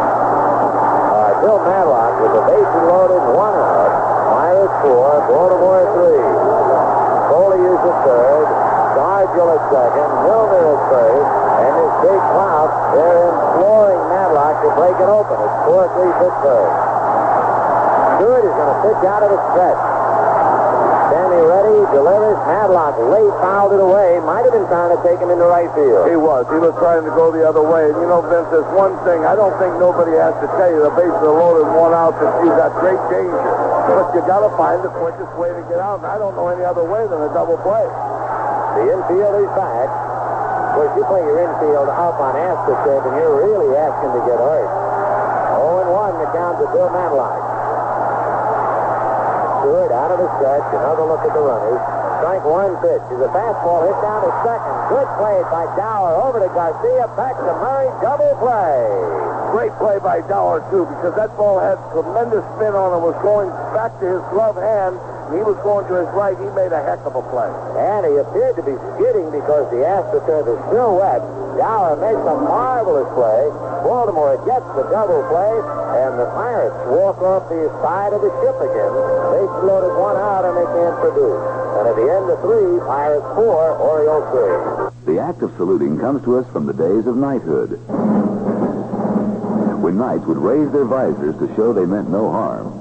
Today, saluting is an important part of a large body of ritual known as military courtesy. But there are times when you shouldn't salute. Test your professional knowledge. Here's the first question. True or false? When you're in a military formation and an officer approaches, you should salute. The answer is false. The person who salutes is the head of the formation. Question number 2. When you are in a work detail, you shouldn't salute. True or false? The answer is true. When you're on a work detail, you don't have to salute. Question number 3. If you're participating in a game or athletics, you should always salute. True or false? That answer is false. There are many times when a salute is not necessary, and you should know them. It's the test of the professional.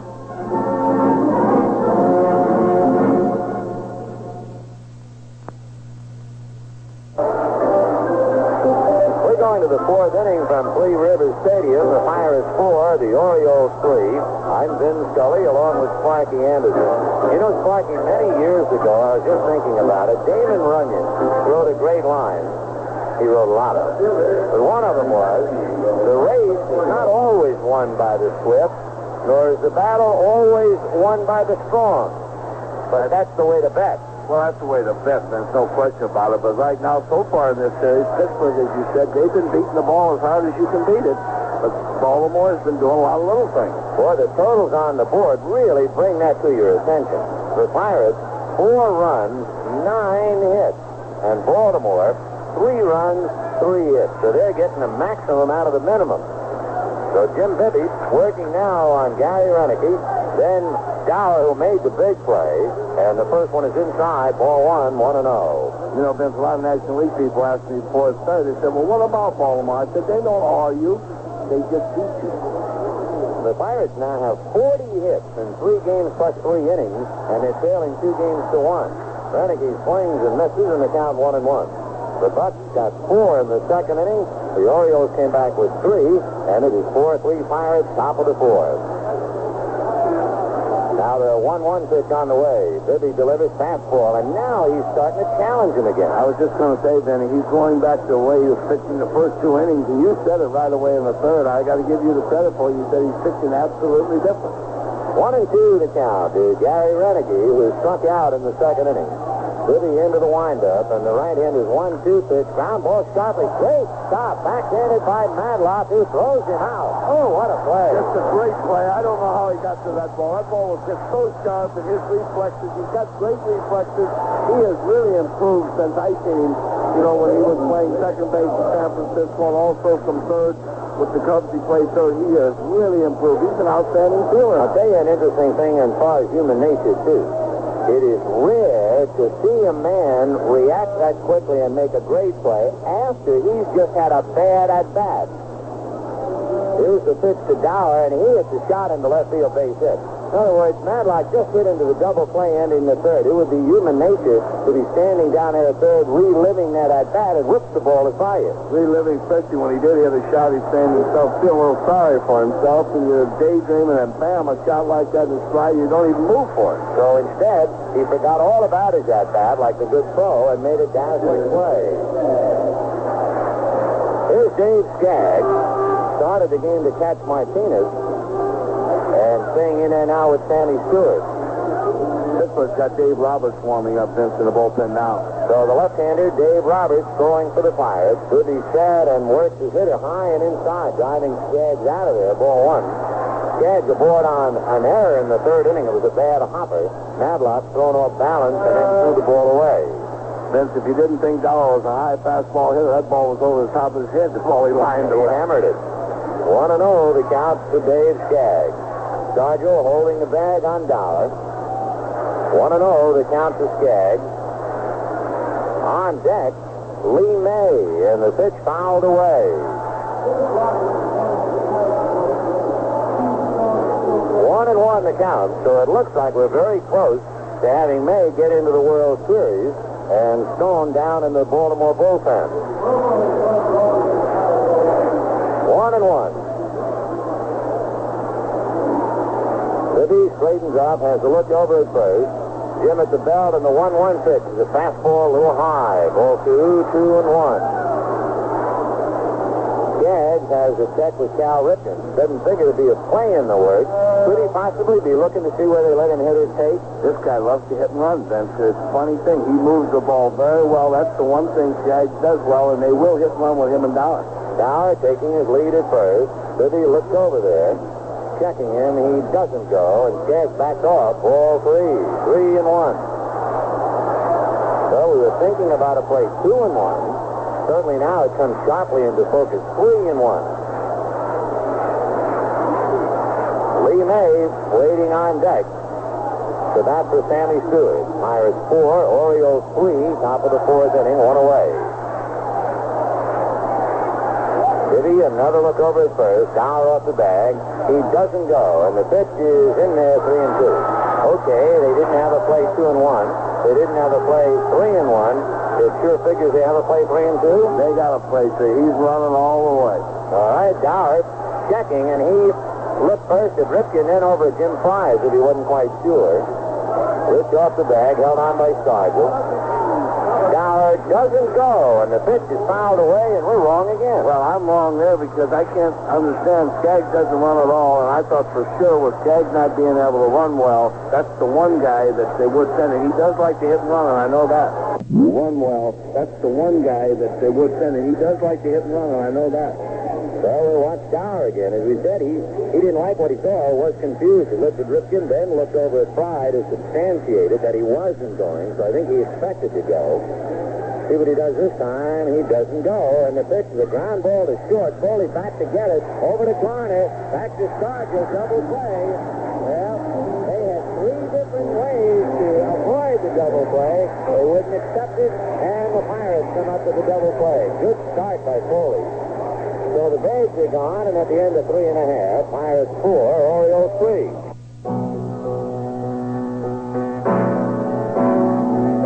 If wishing it could happen were enough to make it so, I'd wish that I had told you both a long, long time ago.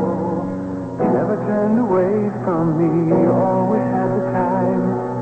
You gave me all your love, and now I wish I'd given mine.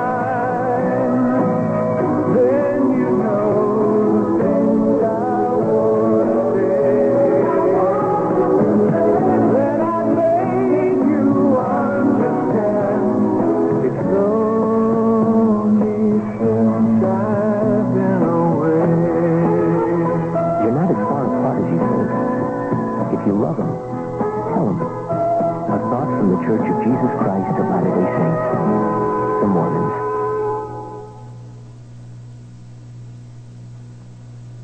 Take a few minutes out to find out just how nice a neighborhood library really can be. Stop by the Amador Community Library. It's full of books, records, and magazines, and you'll find the quiet afternoon hours just as perfect for grown-ups relaxing as they are for kids doing homework. Call 823359. That's 823359 for information on hours and activities. Then take a break. Drop by and enjoy your Amador Community Library. Or did neither, with Lee May coming up. To amplify that a little bit more, why you were surprised that they didn't play it? Well, I was surprised because if Skaggs strikes out and they throw Sauer out, you've got 3 outs and the inning's over. Now you can still lead off with your left-handed pitcher because Bibby's still going to be in the ballgame. But Earl must have figured this way that he didn't want to take any chances there and have to use up a pinch hitter, so he felt he let Skaggs. If he walks, then he'll use a pinch hitter. If he strikes out, he didn't want the third out being thrown out at second. Now in the bottom of the 4-3 Pittsburgh, Ed Ott, Bill Garner, and then Jim Bibby. Sammy Stewart ready, delivers, fastball over for a strike. Oddie doubled in the second inning, and then on Garner's single, rounded third, kept looking and didn't get a stop until it was too late, and Baltimore got him in a rundown. The pitch outside, 1 ball, 1 strike. Pirates 4 runs, 9 hits. Baltimore 3 runs, 4 hits. Stewart's change, high and outside, a straight change, ball 2, 2-1. I guess that's a tough pitch to really master. Very tough, but once you get it, it becomes the greatest pitch you have because now your fastball just becomes about a yard faster. 2-1, the count to Ed Ott. Sammy Stewart ready, and the 2-1 pitch outside, ball 3. Larry Shepard, the pitching coach that I had at Cincinnati for 9 years, and a great one, used to say that any man that has a changeup is a major league pitcher, and any man that don't is. 3-1, the count to Ed Ott. Stewart, both feet on the rubber, checking with Dave Skaggs. The right-hander delivers, and the 3-1 pitch fouled away.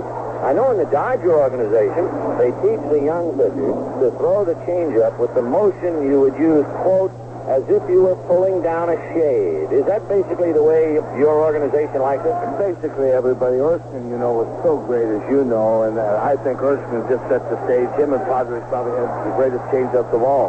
3-2 pitch is drilled to left field. Reineke, however, has the jump, turns back and makes the catch easily for the out. So Ott, a hard out to left, 1 away. We are happy to report that so many of those ominous dark gray and black clouds have left the scene. We actually have some blue skies and sunshine, and baseball has come back. Looks like Bermuda right now. Oh, outstanding. Here's Garner, singled in the second inning. It was on his base hit when Ott was cut down, and then Garner came around to score. He runs up the front, takes the strike on the outside corner, 0-1. Jim Bibby, not a bad hitting pitcher on deck. Al Monchak coaching at first. Joe Lynette over at third. Garner having a big series up to here. Breaking ball down and away, 1-1. Hitting .545 with 4 runs batted in coming into the game, and would have had a fifth perhaps had a faster man been in scoring position on his base hit in the second inning. The 1-1 pitch, he checks up, but it's on the corner for a strike. 1-2. 4-3 Pirates, but the big story, the Bucks got 4 in the second. Undaunted, Baltimore came back with 3 to make it a ball game. The 1-2 pitch, Garner times the off-speed pitch and singles sharply to left. Boy, did he have a lot of time to wait on that pitch. He waited so good. His timing is down just perfect right now. And of course, he had a great year. He hit .293 for him. And by the way, although it is ungrammatical, it is indigenous to the game of baseball. When you talk about a hitter, and I know a waiter waits on tables, but a hitter waits on a pitch, at least the lexicon of the big league. So Garner hitting the off-speed pitch in the left field for the hit, and the batter is Jim Bibby. He hit that soft line drive back to the box in the second inning. Jim 0 for 1. With 1 out and Garner at second and Marino due up next, even though Bibby is a big man, has hit a couple of home runs. You figure that Baltimore is looking for the bunt. They're looking for the bunt, and you watch Ed Murray come down. They got great signs with the pitchers when to throw over, and he just explodes down that line. Garner off the bag. Stewart a look over. DeCinces coming in from third. Bibby is bunting. Got it down. Stewart goes to second base, and they get a play, and Garner just takes Garcia right out with a beautiful, hard, but thoroughly legitimate slide. Great slides, the way baseball is meant to be played. He just went in there. He took him out the way you're supposed to have been. And I'll tell you what, Garcia admires him for it. And, of course, you know one thing. Weaver's going out to make sure that Kiko is okay. In talking to ball players, you always get the feeling an infielder never minds being roughed up by another infielder because Garner then is liable for the return shot. And not only that, Vince, you never mind being roughed up when you are hit legitimate. It's when a guy takes a cheap shot at you, and that's the thing that bothers you. This man came in and he did a completely legitimate slide. Went right across the bag.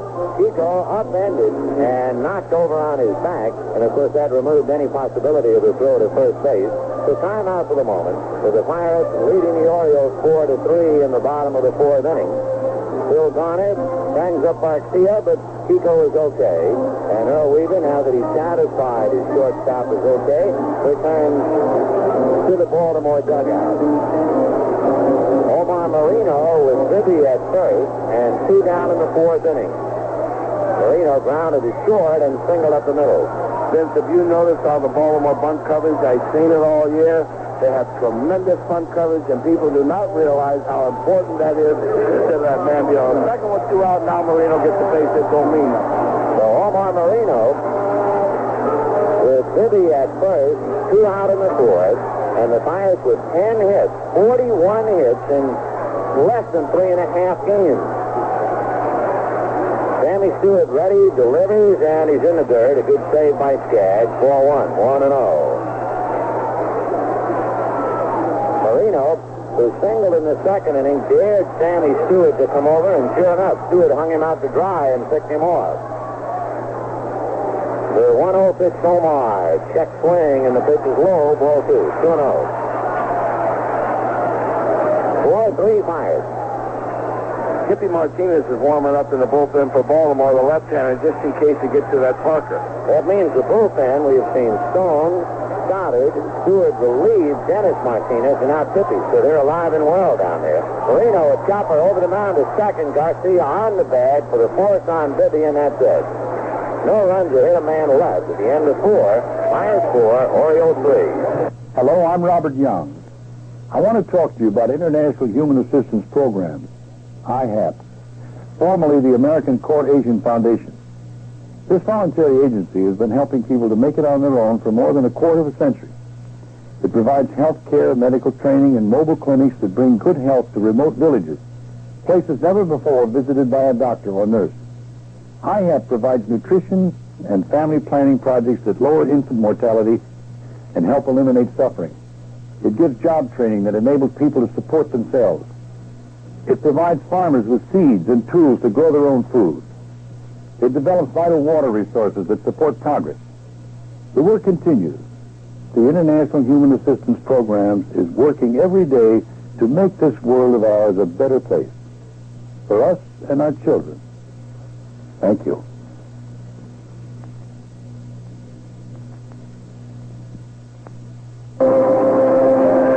Through 4 innings, the Pirates 4, Baltimore 3.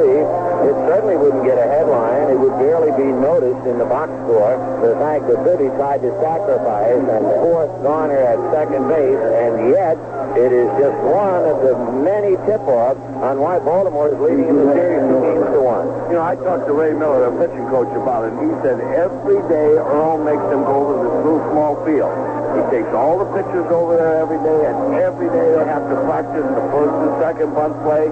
They have a bunt play with just a man on second and with the man on first. And he said it's just a daily procedure. And those things wins over 162 games. Believe me, it's the difference of probably winning 10 ball games for them. You wonder sometimes if a ball club running under restraint and yet charging the hitter as Murray and DeCinces did, you wonder if they wouldn't be a little shy if they were playing as much as they would on AstroTurf in the National League, but evidently not.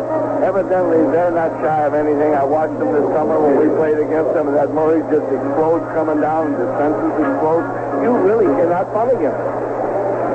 In the fifth inning with the Pirates leading 4-3, I've heard some baseball men say that because of the AstroTurf, the sacrifice bunt slowly is disappearing like the buffalo. There's no question about that, but still, Vince, I'm still convinced that then you learn to soften them more. That Rod Carew will soften them on here the same way he put on grass. In the fifth inning, here comes Lee May. Now, is that a surprise opening up the inning with Lee May? Well, he just figures he's not going to be able to use Lee later because they'll block him off with Jacoby. So he's just going to use him now and take a shot. So big Lee May at the plate, and big Jim Bibby delivers a swung on and miss. I would think that you have a book on Lee May. After all, he toiled so well and for so long for you. Break him, and just don't hang it. 0-1 the count to Lee May. Bibby ready, back to the plate, and it's swung on and missed. Hard slider down and away, 0-2. Of course, for Lee May, I don't say he's finished by any means, but time is running out. Well, I'll tell you, Vince, it might be running out, but he's still got that same pop. You make a mistake and get inside, and he'll drill it in them seats. The strike 2 pitch to May. Inside, ball 1. Lee hit .254 and managed 19 home runs, 69 runs batted in. Struck out about 25% of the time. The 1-2 pitch to Lee, making his debut in this series. And it's in the third, backhanded by Ed Ott, 2-2. Vince, here's one ball player that I'll tell you truthfully. I had him only 2 years, and I know I talked to Dave Bristol about him. You talk about a man. Here's all man out there. He comes to play, and he doesn't worry about a thing. Lee May waiting. Bibby's 2-2 pitch on the way is low, ball 3. He's been a remarkable ball player, has Lee. Durable and still holding on to all of his strength. May pumping the wood back and forth. 3-2 pitch to Lee. Fastball got him swinging. So Lee May goes down on strikes, and that would be the 7th strikeout for Jim Bibby. 1 down, and Al Bumbry coming up. So you live by the sword and you die by it. May's power, but of course you always pay a bill when you're a free swinger like that. Down he goes, and here's Al Bumbry. Bumbry grounded out single, scored a run. He's 1 for 2. Bibby looks down to Ott to get a sign. Of course, down in the Baltimore bench, they still have quite a few fellas available to hit. As Bibby goes to the windup, Jim Reddy delivers, and he's up and away, ball 1. You have Kelly and Lowenstein and Crowley on the left side. You still have Billy Smith, a switch hitter. You have Dempsey, Ayala, and Belanger right-handed. So there's still plenty of stick men waiting for a turn. The 1-0 pitch, Bumbry swings, doesn't get it, 1-1. Well, they know that Jacoby's the guy. When they get to the 8th and 9th inning, they know they're going to have to beat Jacoby, and Charlie's going to go with him, so May won't do him any good at that time. 1-1 the count to Al Bumbry. 4 runs, 10 hits for the Pirates, 3 runs, 4 hits for the Orioles, who lead 2-1. And I'll guarantee you, Earl's book says that Lee May has hit Bibby real well in the American League. He's got the stats on him. 1-1 the count to Al Bumbry. Now Bibby into the windup, and the 1-1 pitch on the way. Fastball high, ball 2, 2-1. Jim Bibby surviving a very shaky third inning when he suddenly tried to be too fine, has now reverted to the first 2 innings of rearing back and firing. 2-1 fastball is lifted to left field. Milner has the play. John in third ground. The wind plays with it. He has to back up and one-handed over his head. That could have been a little dangerous. That ball was really drifting. The multi-purpose stadiums that we have now in the National League, where they are completely enclosed, the wind is a totally different factor. You don't have any flags really to tell you the wind is just blowing out or across because it swirls all the time. And the ball down low usually doesn't do too much, but when it gets up high, it does all kinds of tricks.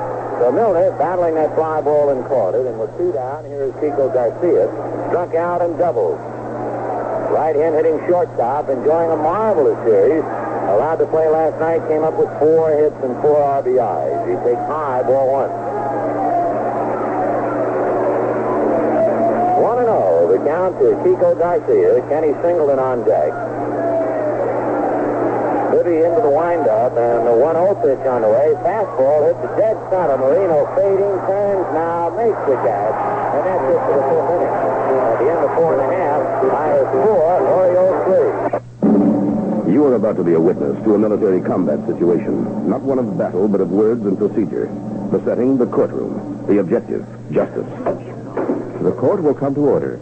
The court is convened by special court-martial convening order number 54. Defense calls Mrs. Sarah Davenport, the defendant's aunt. Private First Class Robert Davenport was assigned to guard the post's west gate from midnight to 4 a.m. He failed to report.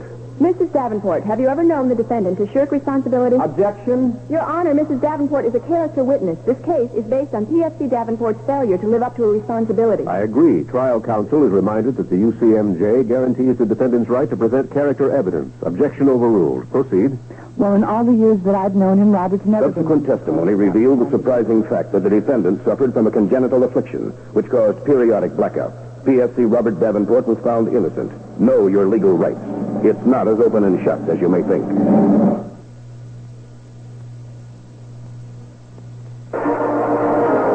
go to the bottom of the fifth inning. The Pirates 4 and the Orioles 3. Earl Weaver going to his bullpen. They'll bring in Steve Stone.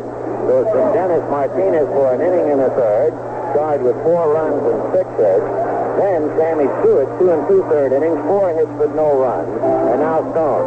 When Steve came up to the Giants in the National League, we thought of him as basically a hard slider pitcher. Has he changed over the years? He's not the same guy you knew, Vince. What he does now, he uses his fastball, tries to spot it. He's not near as quick as he used to be. He throws a big, slow curve. Now he went to a forkball. He's got a pretty good forkball, and he uses that. His slider's not that hard, quick slider he used to be. Steve Stone, 32 years old. He signed a 4-year contract with Baltimore, which goes through the 82 season. Well, he's done a good job for him, and the Orioles used him well, and they spot started him, and he's done a great job for him in long relief, and he's a good pitcher. He knows what he's doing, but he isn't the same type of guy. He's not the power guy he used to be. He is a streak pitcher, or at least he certainly was this year. The whole year was a series of streaks. He lost his first start, turned around, and then won 3 straight. Then turned around and lost 4 straight. Turned around again and won 3 straight. And then lost 2 straight again. And from that point on, he didn't lose a game all year. He won his next 3 starts. He had 6 consecutive no decisions and had a pair of no decisions against your ball club, Sparky. Yeah, he's done a real good job for him. And as I said, Earl just uses him perfect. He spots him when he needs to go. Earl likes to go with 4 guys, and then has an off day or 5 days in a row, he'll spot Stoney in there. If he doesn't have that off day, then if he has an off day, then he won't use him. He'll pass him. Another tip-off on Stone or any other pitcher like him, the tip-off that he keeps you in the ball game. He made 32 starts, 14 no decisions. In other words, he left you in pretty good hands when he had to come out. Foley, Parker, and Stargell in the fifth. Pirates leading 4-3 in the fifth and the third, 4-1. Show you how he turned around.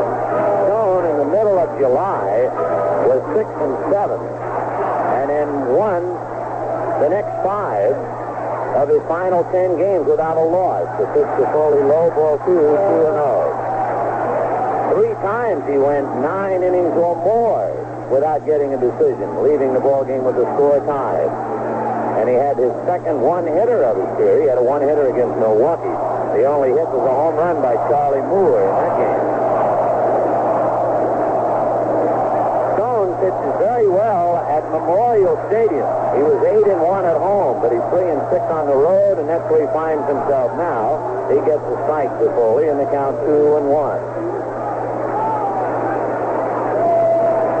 One other thing, and it was mentioned a couple of times, home runs allowed go hand in hand with Stone. The pitch is low, ball 3, 3-1. He led Baltimore with 31 home runs allowed. And you know what he blamed it on? His mustache. Well, not really, but he did something about it. Here's a 3-1 pitch, and Foley takes the strike. He surrendered 10 home runs in his first 7 starts. What did he do? He shaved off his mustache. Changed his number from 21 to 32, allowed only 5 home runs the next 10 starts. Who said he's superstitious? Steve's got the answer to what you do out there. Here's a 3-2 pitch to Foley, low, ball 4.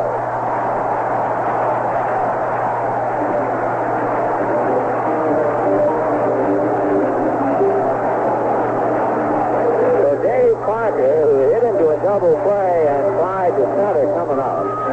With Foley at first, nobody out in the fifth inning. Pirates 4, Orioles 3. You know, Vince, Earl Weaver did a great job with Sammy Stewart. He pitched 2 2/3 innings, didn't give up any runs. He got him out of there. Now he's going to have himself a pitcher because he worked in the World Series so far, 2 2/3 innings, didn't give up any runs. The maturing process of a young pitcher. Sammy now has been to the war, and he wasn't found wanting. He didn't allow anything. Stone ready and delivers. Parker hits it to left field, and it's going to land for a base hit. Renicky gets it back in. So the walk followed by a hit. Nobody out, and Mr. Wilbur Stargell coming up to the plate.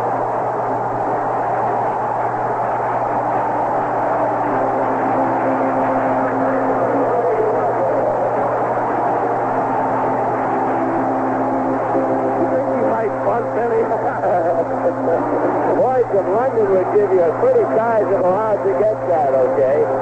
Stargell homered over the center field fence, doubled over first base in the third inning, and with 2 on and nobody out, Steve Stone is in a mess of trouble. The Pirates leading 4-3 in the fifth, and once again, the Oriole bullpen will get busy. Tippy Martinez is first man out, and Stargell turns away, a pitch at his right shoulder, ball 1. Last time Willie Butler was in Little League, his second year. Right after the invention of the wheel. 1 ball and no strikes to Stargell. Foley at second, Parker at first, nobody out. And a bluff by Stone, driving Foley back to the bag.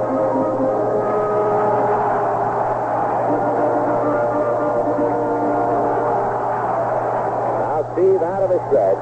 The 1-0 pitch, a busted catch looper to Jacinti. He's over to grab it. The infield fly rule was called, and the bat was shattered. And Stargell walking back with half a bat.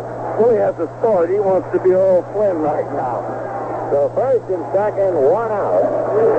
And John Milner the batter. So Stone coming in with that slider on the hands, and he just clawed it off. And now John Milner singled to right and was walked intentionally. Making $1 million pitch in that spot is Jam Wilbur Stargell. Bill Matlock to follow. The Pirates have hit into 2 double plays. Parker banged into 1 in the first inning. Matlock into the third. Stone out of the stretch delivers, and the first pitch a little high. Ball 1, 1-0. Pittsburgh, and the totals are so interesting. 4 runs, 11 hits. The Orioles, 3 runs, 4 hits. For a 1-0 pitch, Milner fouls it away, 1-1. Since Blumberry's playing so far over in right field right here that if he hits a line drive over the top of Stone's head, it could go for a triple. There's no one in center field. There's really no one in left center. So that would make John Milner's eyes close to see that gap. But they are figuring that whatever Stone gives him, Milner will pull. 1-1 the count. The Hammer, as they called him when he first came up out of Georgia to the big leagues with the Mets. John waiting. Parker at first, Foley at second, 1 away, and Dave Skaggs out to the mound to talk to Steve Stone. Would he be reminding about the book on Milner? He has to be reminding him that where Blumberry's playing, that we've got to get the ball down, we've got to get the ball inside, because if that ball's away from him, Vince, he'll run forever if he hits the ball straight away. And you have pretty good running speed. Despite his size, Parker moves well on the base paths. Foley is second. 1-1 the count to John Milner. Fifth inning, 4-3 Pittsburgh. Stone hands it aside. Now Steve is ready at the belt. And the 1-1 pitch to Milner, high and outside. Can you imagine if that's over the plate and Milner pokes it? There's nobody home in center field. I'm surprised that he's going away here because, like I said, I've never seen Blumberry played over that far in right field. 2-1 the count of John Milner. Stone out of the stretch, and the 2-1 pitch. Fastball grounded back at first and down the line. Over in the corner is Singleton to get it. Foley will score. They'll stop Parker, and it is 5-3 Pittsburgh on a double by John Milner.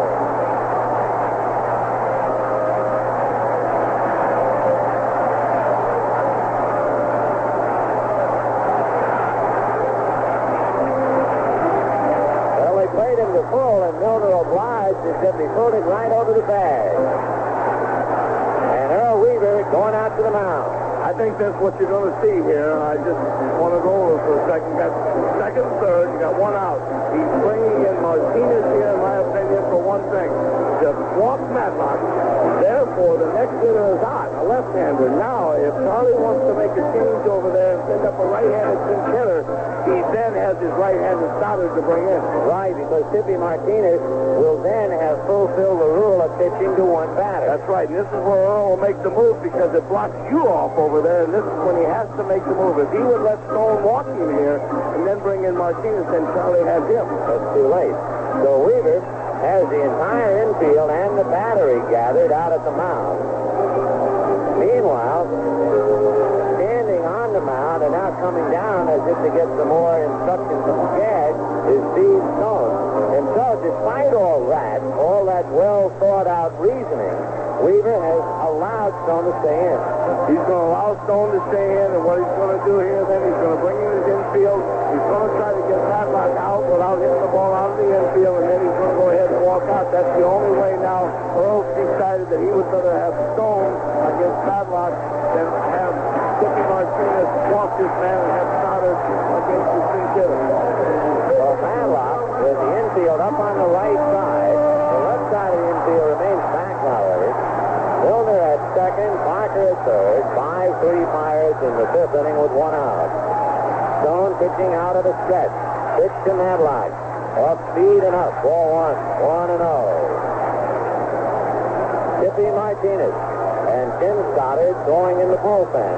And Steve Stone walks Foley. Parker singled and a one-out double for a run by Milner. The next one is high. Ball 2. 2-0. Again, we're not sure if it's one of those so-called intentional unintentionals whereby you don't just throw 4 wide ones, you just don't give them a strike. 2-0. Stone out of the stretch. And the 2-0 pitch, Matlock takes way inside, ball 3.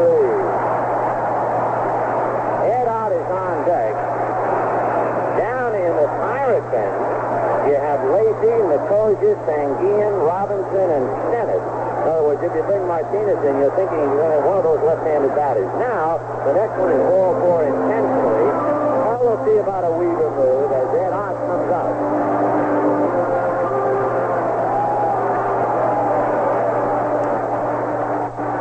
Stone standing back of the mound. Where are you, Earl? He's not coming. No, he believes in Stone. He's going to stay with Stone. He figures if Stone will throw him up a ground ball here, and he's going to take the chance with Stone. With the bases loaded and one out in the fifth inning. Pirates 5, Orioles 3. Ott is doubled and flied to left. Stone delivers. Ottey backs off. Breaking ball strike. 0-1. Matlock at first. Milner at second. Parker at third. One away. 5-3 Pirates fifth inning. Stone strike one pitch. Inside, a good save by Skaggs. That thing almost got away. Would that have been that knuckle curve? It had an erratic flight to it. I think that, to be truthful with you, I think that was his forker. 1 ball, 1 strike. Ball didn't just go down. It really sailed away, and Skaggs made a good play. 1-1. Stone's next pitch out high and outside. Ball 2. They pause 5 seconds for stations to identify themselves on the CBS radio network. This is SCN Radio, 790 Fort Clayton and 1420 Fort Davis. Ed Ott trying to break it open. The Pirates leading 5-3. Now the 2-1 pitch.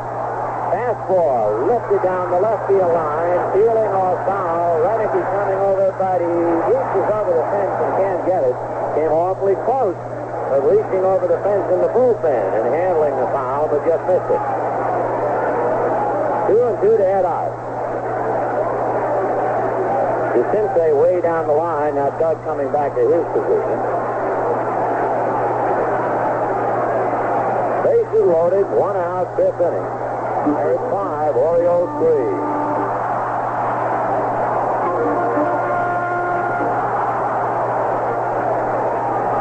Again out of the stretch. The 2-2 pitch. Out he swings, fouls it away. Pitch is sailed up and in. Big pitch now, 2-2 for Steve Stone. On deck, loosening up.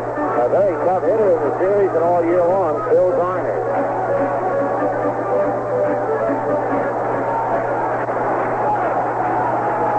Backed out, time called by Terry Tatum. The Pirates with a dozen base hits and 5 runs to show for it. The Orioles, 3 runs, 4 hits. On the message board, the note that Ed Ott hit his first career Grand Slam home run this year. But Stone is not reading message board.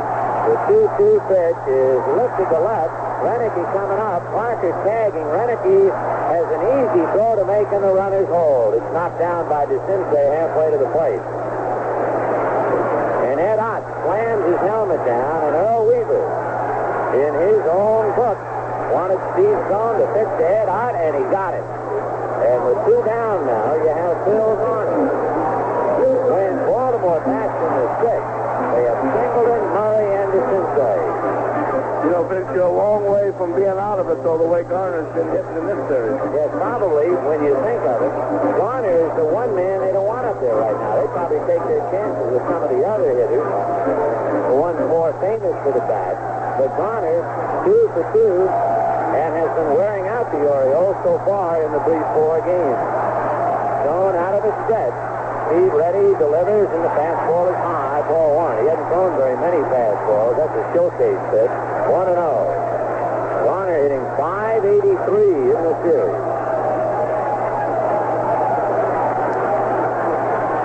Parker at third, Milner at second, Matlock at first with 2 outs. The 1-0 pitch, Garner takes high, ball 2.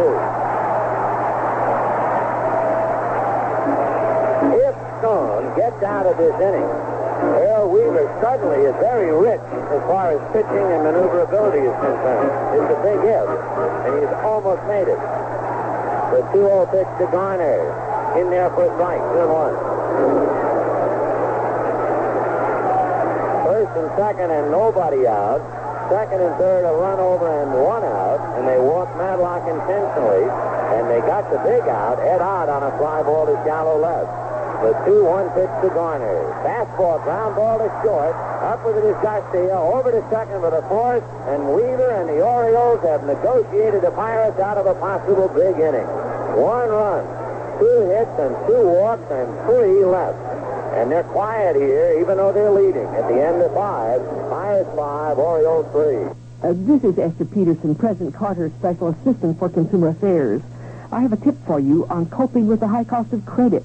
Do you compare prices for food and clothing and cars and appliances? How about when you shop for money? Too often consumers spend a great deal of time and effort shopping for the best deal on a home or car or other major purchases, and then take whatever they are offered for credit terms. Terms and conditions vary greatly, so it can really pay to comparison shop. Use annual percentage rates to compare the total cost of loans, including interest and finance charges. And if you're going to take the time to save money on major purchases, don't just settle for their terms. Shop around. You can really save money. And for a free copy of more inflation-fighting ideas, write inflation. Pueblo, Colorado, 81009. That's inflation, Pueblo, Colorado, 81009. It can help save you money. You love to have an official World Series baseball? Well, you can. All you have to do to get your souvenir 1979 World Series baseball, send a check or money order for $9.95 to Major League Baseball. Post Office Box 9884R, St. Paul, Minnesota, 55198.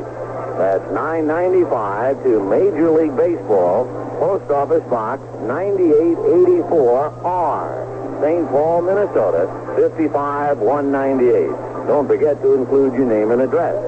The preceding has been brought to you on behalf of Major League Baseball. We're going to the sixth inning. The Pirates are leading, but it's somewhat of an interesting phenomenon. You get the feeling here in the ballpark almost that they're losing because the crowd is somewhat disappointed.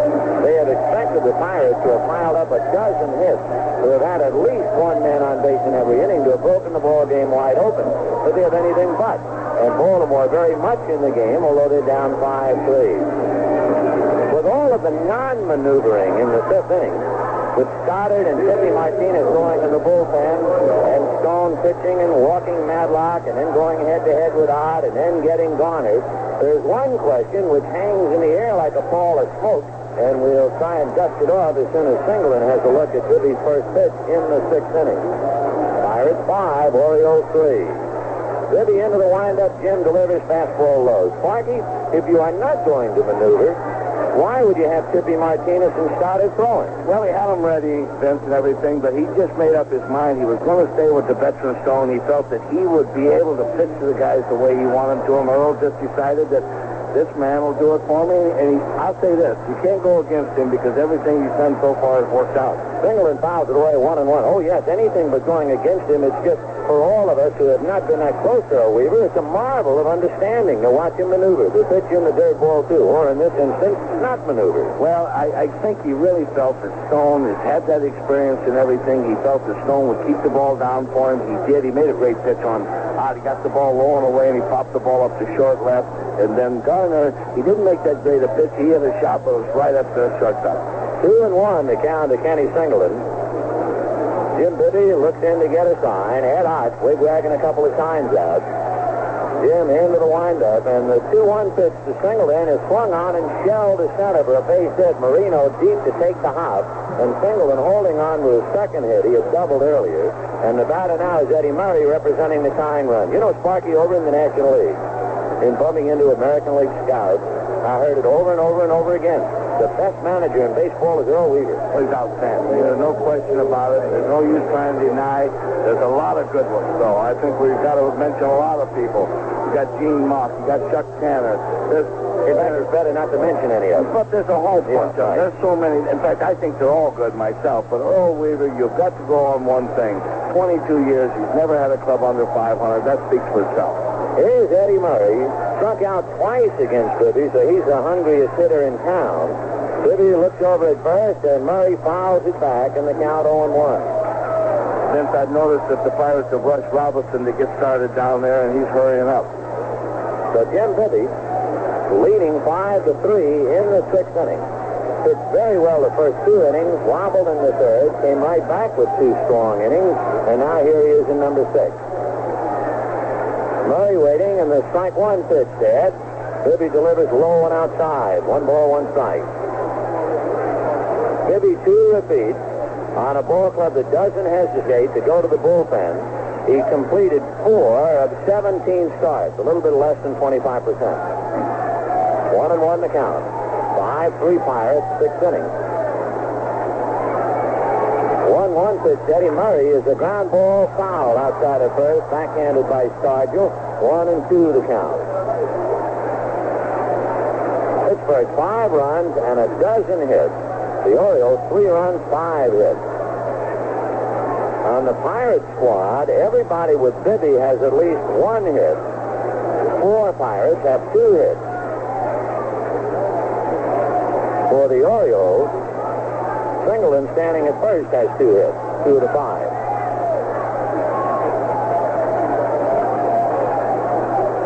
Eddie Murray back up to the plate. Bibby nodding yes to Ed Ott. The outfield straight away on Eddie. And the 1-2 pitch to Murray is a ground ball down to Garner. Bill goes to Foley. Over to Stargell. Double play.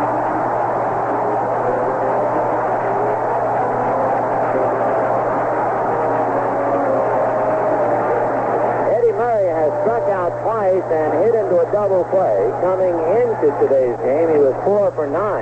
So Bibby has really done a job on one of the fine young hitters around. And he was the one guy I thought would hit Bibby the way Bibby's throwing hard stuff to him, and you've been right. Every time that Bibby has thrown hard, he's had good success, and when he starts throwing that off speed, he's got hurt.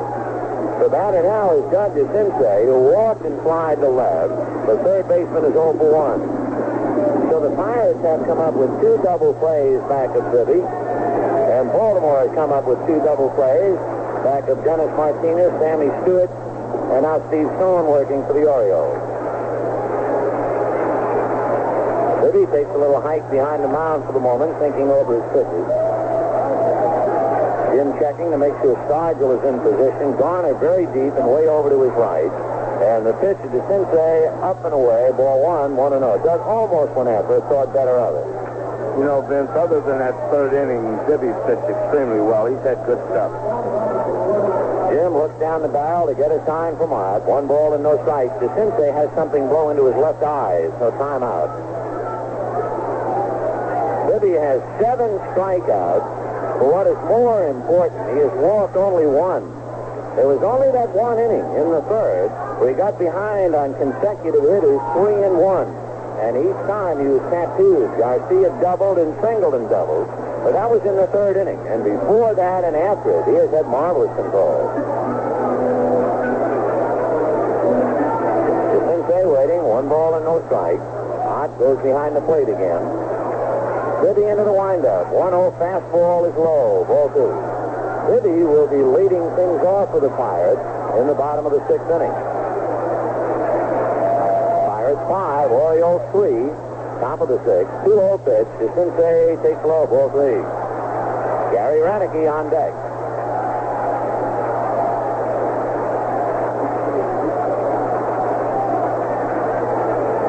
Three balls and no strikes to Doug Sensei. Jim Bibby winds, delivers outside. Ball 4. The only man who's walked twice today. That's right. For one reason or another, in trying to pitch to Sensei, he's not throwing strikes. So he's walked 2 Sensei each time. Gary Reineke struck out and grounded to third, and there's a meeting at the mound. You know, Vince, the wind is blowing to left, I believe, and Reineke, the one thing he can do is he pulls the ball well. They'll have to try to keep the ball away from here. So Stargell, along with Foley and Ott, having a little chat with Jim Bibby. And Gary Reineke coming up. 2 down and a 5-3 Pirate lead.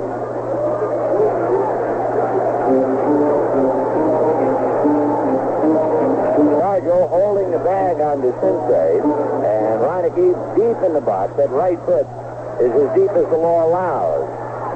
Bibby ready, delivers, and Gary takes the strike. 1-1. Don Robinson up again in the Pirate bullpen. He's been up 4 times. That usually takes its toll, even though you don't keep track of it, but it's awfully tough to keep getting up and down. Especially in this kind of weather where it's cool, Vince. 0-1 the count to Gary Reineke. Now the strike 1 pitch. Gary has a look, and it'll cost him strike 2. 2 pitches in a row and both up on that outside corner. That's tough pitches to hit. Reineke backs out, thinking things over, and Bibby has him by the neck, at least for the moment, 0-2. Cal Ripken doing a little cheerleading from the third base coaching box. Jim Fry the same at first. Each time that Baltimore gets a man aboard, the hitter at the plate represents a tying run. So Bibby out of a stretch, and the strike 2 pitch to Gary Reineke. Right-hand hitter fouls it away, and it's still 0-2.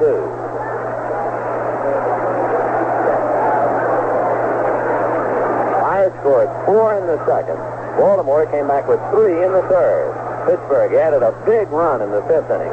So it is 5-3 Bucks, and we're in the top of the 6th. Reineke waiting 0-2. Sensei a cautious lead at first. Bibby checked him. Strike 2 pitch. Reineke takes a little up. Very close. Tough pitch to take with 2 strikes. Right on that outside corner and just a little high. 1-2.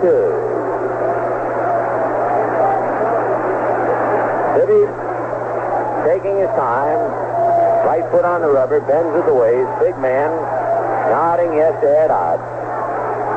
Bibby straightens up, and the 1-2 pitch to Gary Reineke is high. Ball 2. 2-2 the count. On deck, Rich Dower, who is 1 for 2. Reineke taking a loosener as he backs out and swings the wood. Now the right-hand hitting left fielder climbs back in. We got some more gray sky and the swirling wind. Temperature around the low 40s. The players have played remarkably well. 2-2 the count. Bibby ready, checks and delivers, and Reineke swings and fouls it back. Gary is taking a very easy swing with 2 strikes. He's just trying to make contact. Yeah, he shortened up his stroke, which you should do with 2 strikes. He's trying to just make good contact and not come from way back that long, hard swing. 2-2 to Gary.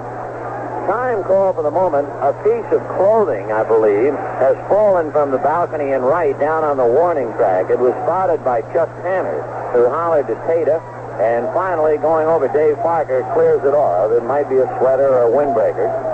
And Dave brings it over to the Baltimore bullpen.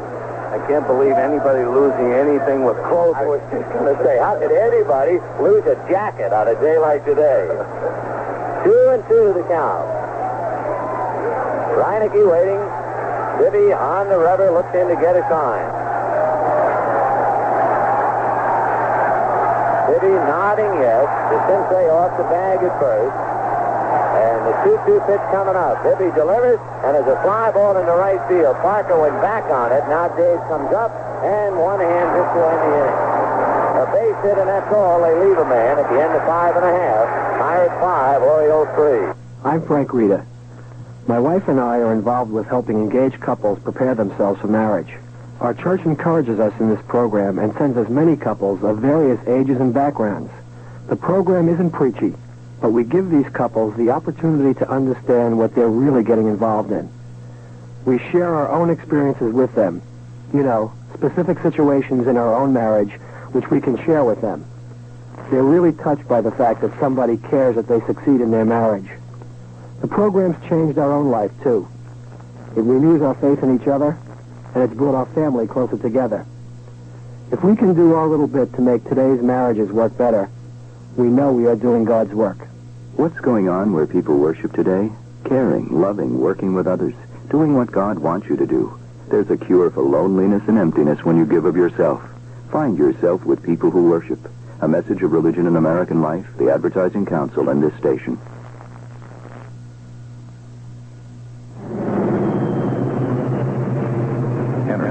There's always a need for just a little bit more. Unfortunately, the supply is limited. It won't last forever, and the solutions are a long way down the road. We're working hard to make sure current energy sources aren't exhausted before new technology is ready to take over. To learn how, like ERDA, the Energy Research and Development Administration, Washington, D.C., 20545. We go to the bottom of the 6th inning here at Three Rivers Stadium in Pittsburgh. Pirates leading Baltimore 5-3, and it's Steve Stone battling Jim Bibby. Baltimore using Dennis Martinez, Stanley Stewart, and Steve Stone. And so far, the Pirates relying on their big man, Jim Bibby. Bibby will open up matters in the bottom of the 6th inning, then Omar Marino and Tim Foley.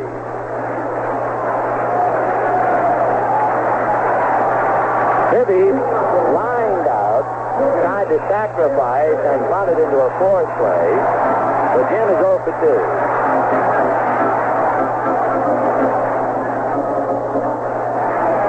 Stone, who did such a magnificent job of getting out of the 5th inning, delivers in the first one over for a strike on 1.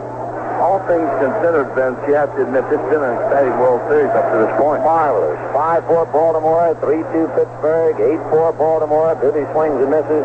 Now it's 5-3 Pittsburgh in the 6th.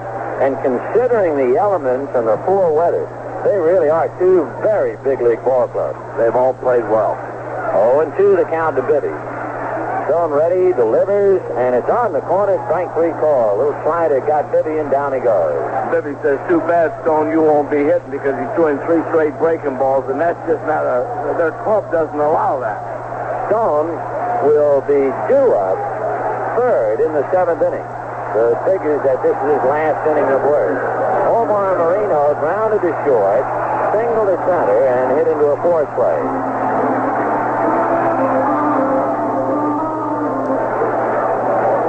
5-3 Pittsburgh. 6th inning, 1 out, bases empty. Marino with Foley on deck. All the infielders throwing on hand, stuffing the hand in the hip pocket. Got to make a throw. It's a lot to ask today. The pitch inside, ball 1. 1-0.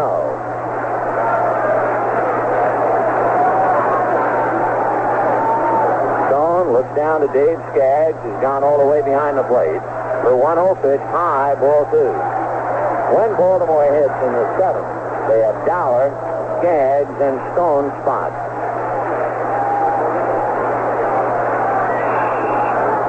Marino 1 for 3. Stone's 2-0 pitch to Omar. Fastball down the pipe. He had to be taken to look at that one. That ball just slipped right down the middle and not a whole lot on it. He was going to make sure he threw a strike. 2-1. Stone again into the windup. And the 2-1 pitch, Marino grounds it foul outside of first, right near the commissioner of baseball, who needs a ball. You talk about Coles to Newcastle. 2-2 the count. We got to get on the commissioner. He was stuck in there. I thought he'd just reach up and grab it. 2 balls, 2 strikes. 1 out, 6th inning, 5-3 Pittsburgh. Stone checking. We get today's attendance of 50,883, 35 more than last night, the 6th largest crowd in Three Rivers history. And the 2-2 off-speed pitch inside Marino. You talk about not knowing whether to fish or cut bait. Boy, he was really squirming on that one. He said, please be a ball. 3-2 to Omar Marino. Stone looked in, Marino waiting, and the 3-2 pitch, fastball fouled away. The way Marino has been stealing bases, and we have to qualify it by saying in the National League, you walk him, and it's almost an extra base hit. But Baltimore has kept him under wraps, and when he did get aboard in the second inning, he dared Sammy Stewart, and Stewart picked him off. 3-2 to Omar Marino.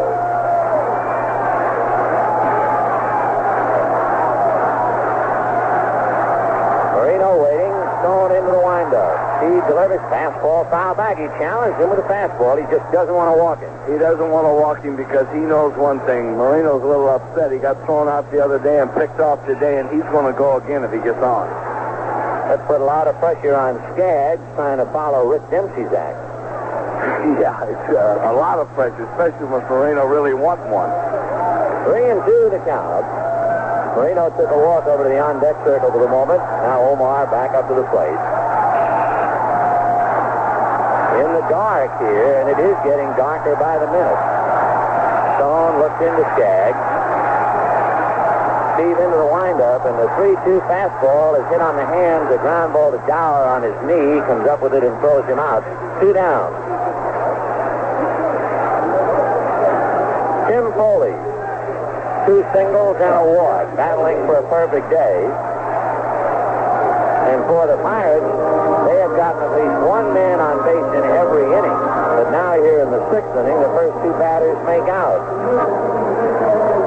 It is the first time today that the first 2 hitters for Pittsburgh made out in an inning.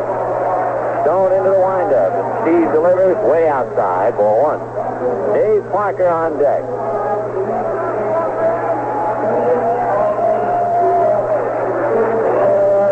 Goes to the rug. I have a feeling in watching Stone maneuver that the rule does not apply today. The pitchers are not allowed to go to their mouth while on the mound.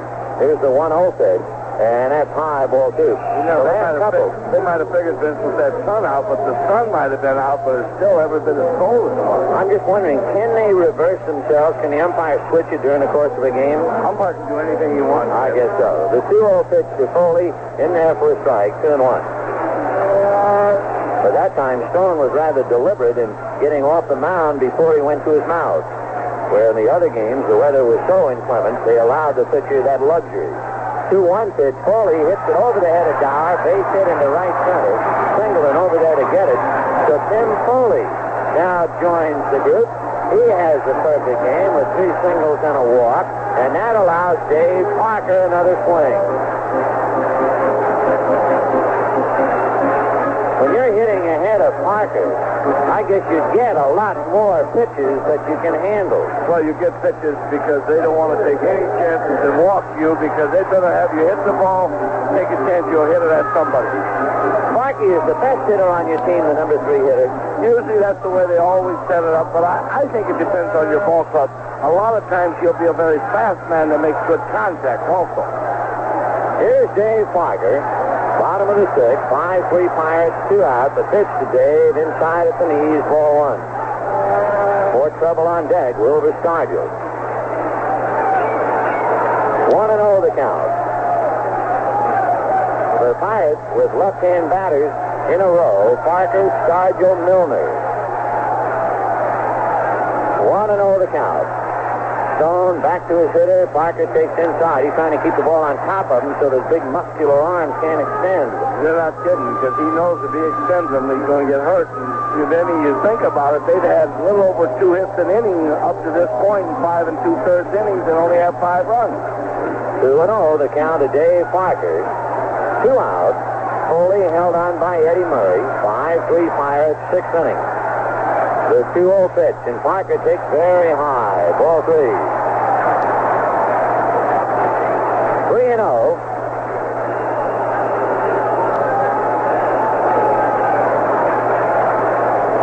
Parker backs out. Now left foot in the box. Dave still not quite ready and now climbs in.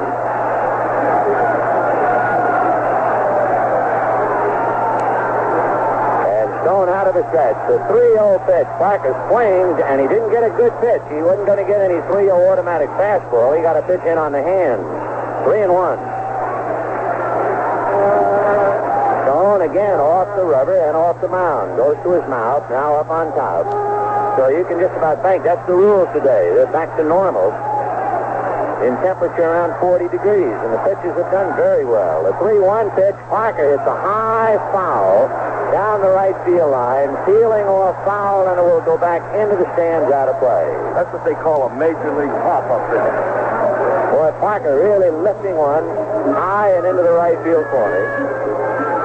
With 2 out on the full count, Foley will now be able to go, and Eddie Murray hollering over to his pitcher, I'm not holding him on now. And Stone says, okay. So Eddie Murray goes behind Foley. It's 5-3 Pittsburgh, 2 out, 6th inning. And Eddie also said, and thank goodness you got 3-2 so I can get behind him. Yes, so I can look at him straight on instead of sideways, holding on the runner. Parker hit into a double play, fly to center and single. Stone ready, Foley goes, and the pitch is a fly ball into shallow left field. Renicky having to come in a hurry. It's going to land and bounce away.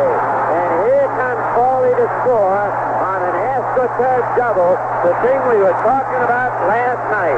That's the thing you were talking about, Vince, and Renicky not being used to playing on it that much. He came in and got too close to that ball, and once she hit with that swing, she got away from it. One of the big problems on a losing fly ball last night, Omar Moreno, who plays here every day, backed off as if it was the head of a rattler and handled a bounce. But Renicky instinctively made an all-out effort. So he was so close when the ball bounced, it bounced away from him, over his head. Pirates 6, Orioles 3. Stargell swings at a pitch on the hand, 0-1. So as big and strong as Parker is, he winds up getting an AstroTurf double and a big run batted in. Stargell with a home run and a double today. Stone strike 1 pitch, fastball, foul back, and it's a good one to come straight back, 0-2.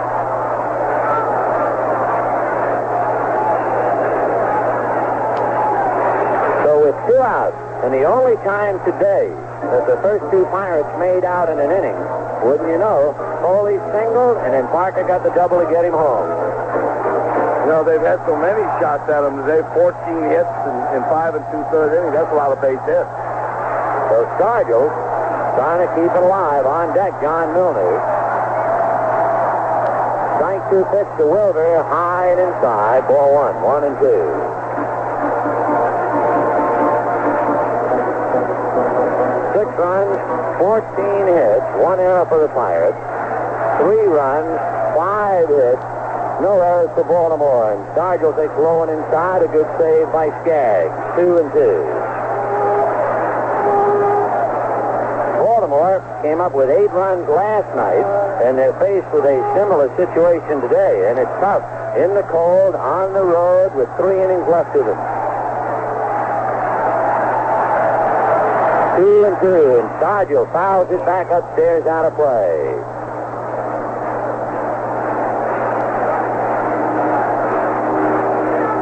Mike Flanagan is the announced pitcher for Baltimore for tomorrow. The Pirates have not made the announcement. You would assume they'd go back to Keeson, who opened up, but Tanner's not saying. Well, I think that Keeson will probably be the man. He loosened up yesterday, although I think he was going to use him in relief, so possibly he might not go with it. 2 balls, 2 strikes the count. Stargell pinwheeling the bat. Stone's fastball is swung on and missed. Put it in a good spot, down and away. So the Pirates get themselves an AstroTurf run. 2 hits, they leave a man. At the end of 6, Pittsburgh 6, Orioles 3. There's a special General Electric. Be prepared. Are you ready to get more? Be prepared. To take the lead. 'Cause if you ain't, who'll take care of the futures of our sons? Well, let me ask you now, who's gonna tell them about the Busherman? Who's gonna tell them how to freeze the man? Who's gonna tell them where they shouldn't drop out? Who's gonna tell them what it's all about? You know you can if you want to. You can if you want to right now. Well, let me lay it on you. Well, let me tell them, you know, if you're 18 or older, you can help a lot of guys be prepared by being a leader in scouting. I mean, fella, scouting today's a lot more than you think. Be prepared. Are you ready to get more? Be prepared. Are you ready to take the lead? 'Cause if you ain't won't help, it doesn't to be prepared.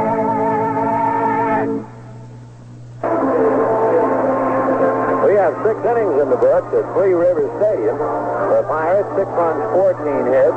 The Orioles, 3 runs, 5 hits. Sparky, I'll tell you one thing. Whether Baltimore wins the World Series or not, I bet you Earl Weaver will have left the National League in shambles as far as National League managers trying to understand his moves. For instance, with Parker at second, he would still pitch to Wilbur Stargell. Well, if Earl's in the National League, you know, it's been as long as most of the guys over there have. Willie Stargell or Willie McCovey, I don't believe with first base open and 2 out they've ever hit in their lives. Yeah, Earl, and what is the most important thing is not the way that Weaver has confounded people who have watched other games. The fact that he is getting away with it. I mean, everything is working his way. He knows what he's doing, but like I say, if you've seen Stargell for too many years, you get so much respect for him that you like to put him on no matter what the situation. Right after the anthem, you say go to first. However, the Pirates are leading 6-3 as they battle a split to 4. In the 7th inning, it'll be Rich Dower. He'll be followed by Dave Skaggs, and then we'll see about a hitter for Steve Stone. Jim Bibby into the windup. Right-handed delivers, and the fastball is lifted to right center field. Marino calling, backed up by Parker, but Omar makes the catch. 1 pitch, 1 away. Is there any feeling about taking pitches late in the game to tire the starting pitcher? A lot of people will, but I think that they realize Bibby has been jumping in there with that first pitch and trying to get ahead, and I think they feel like they want to get that first one because if he gets ahead of it, he's making a lot of good corner pitches lately. And I guess the key, too, the fact that he has only walked 2 and he has 7 strikeouts, so they're convinced he has good control by this stage. Rich Dower takes inside ball 1. Off the glove of Ed Ott. In fact, that might have hit Terry Tate at 2. 1 ball and no strike. Pat Kelly is out on deck as a pinch hitter. 1-0 the count to Dower. Check me, Skaggs. Dower made the out, and the pitch over for strike 1-1. Skaggs aboard on the error and hit into a double play. 1-1 to the right hand hitting catcher. Bibby checking. Now Jim into that big, easy windup. 1-1 pitch, fastball in the dirt. 2-1. Skaggs did something that would not normally happen during the regular season. A pitch in the dirt, the hitter immediately would say, hey, take a look at the ball. Bibby checking. 2 balls, 1 strike. Jim's 2-1 pitch. Skaggs fouls it away off to the right, back into the seats, and the count 2-2. The Pirates with 4 in the 2nd, 1 in the 5th, and 1 in the 6th. The Orioles scored 3 times in the 3rd. Bibby's 2-2 pitch coming up to Dave Skaggs is high. Ball 3. Bibby comes down off the mound a little disgusted for the moment. The Pirate bullpen is busy back of him. Pat Kelly waiting to have a shot on deck. Skaggs trying to get aboard any way he can. Bibby reading out. Now Jim into the windup, and the 3-2 pitch, fastball grounded into left field, base hit, and a clutch base hit for Skaggs. You know, Vince, it has to be Keeston tomorrow because he's using Robinson down there again along with Grant Jackson, so I don't know of anybody else that he would start besides Keeston. Pat Kelly is coming up. Kelly appeared briefly as a pinch hitter earlier in the series. Kelly, left-hand batter. At this stage, like any ball game played in cold weather, so tough to be out here for so many hours, sitting on the bench, and then suddenly they discover your presence and you're sent in to hit. But Kelly is up there right now. He hit for Palmer in the 7th inning of the second game and drew a walk. Brother of the illustrious Leroy Kelly of the Cleveland Browns. And the pitch to Pat fouled away, 0-1. Let's refresh our memory on Pat. As a left-hand hitter, the assumption is he likes the ball down. Well, he likes the ball down. He likes the ball from the middle in. He's a real good fastball hitter. As you've seen there, that first pitch, he goes up there swinging at that fastball immediately. He hit .288 during the regular year with 9 home runs, 25 runs batted in. Bibby out of his stretch. Stargell is off the bag at first. Kelly takes outside, 1-1. Vince, he reminds me of one that you know real well. Shotgun Schuber. He'd walk up there off that bench, and he was hammering for that fastball. The pride of Youngstown, Ohio. 1 ball and 1 strike to Pat. Left-hand hitter Stargell 3 feet off the bag. Skaggs doesn't figure to go anywhere. And that's that play I was telling you about that Houston uses, where the first baseman comes off. The 1-1 pitch is swung on and missed 1 and 2. He's up in front, and I think the reason they use that is to make sure if the ball's hit, he doesn't get blocked off. Willie feels that being up a little closer, as long as he's clear, he'd better do that and be behind him. And you know that Skaggs isn't going anywhere most of the time anyway, and especially 3 runs down. Bibby checking head out. 1 ball and 2 strikes with pinch hitter Pat Kelly with 1 out. Al Bumbry on deck. Bibby ready, delivers, and a half swing, slow ground ball fielded by Stargell. He has to throw back to Garner, and it's too late. Garner evidently missed the bag. He's arguing at first base, but he's going to lose the argument. Jim McKeon of the American League is the first base umpire. So with Stargell off the bag on that check swing, it was in no man's land. When Stargell fielded it, Bibby was out of the play, and so was Stargell. Garner alertly came over, but Jim McKeon ruling that Garner had missed the bag. So we'll see now if that's going to be ruled an error charge to Garner. With 1 out, a big break for Baltimore. They have first and second, and Chuck Tanner goes out to the mound. You know, Vince, there's one play that I think Willie'd like to have it over again because you're 3 runs ahead, you have 1 out, you're in the 7th inning. The one thing you do, you don't even look. He looked at second, then gave the ball to first. You go immediately to first base. That's the second out. You got a man on second base, 2 out. But the most important thing is get that out. Now you're counting outs down. In fact, Stargell probably didn't even have to throw if he had just taken the ball and run over to the bag himself. So the check swing and the way it worked out, it's going to be ruled a base hit. And Jim Bibby, a somewhat disgusted Jim Bibby, comes out on a bad play. And while Bibby comes out, we will too. Let's pause for a moment.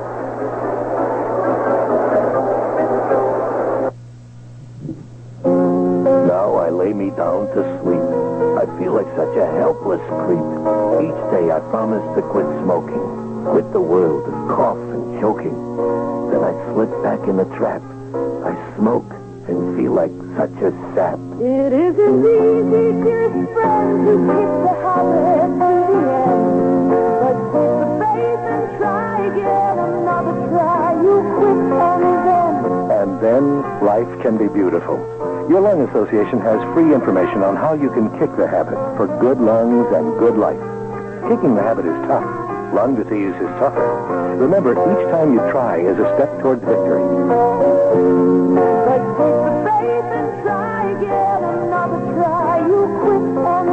So write for this free information now. This message is brought to you as a public service by your lung association, who cares about every breath you take.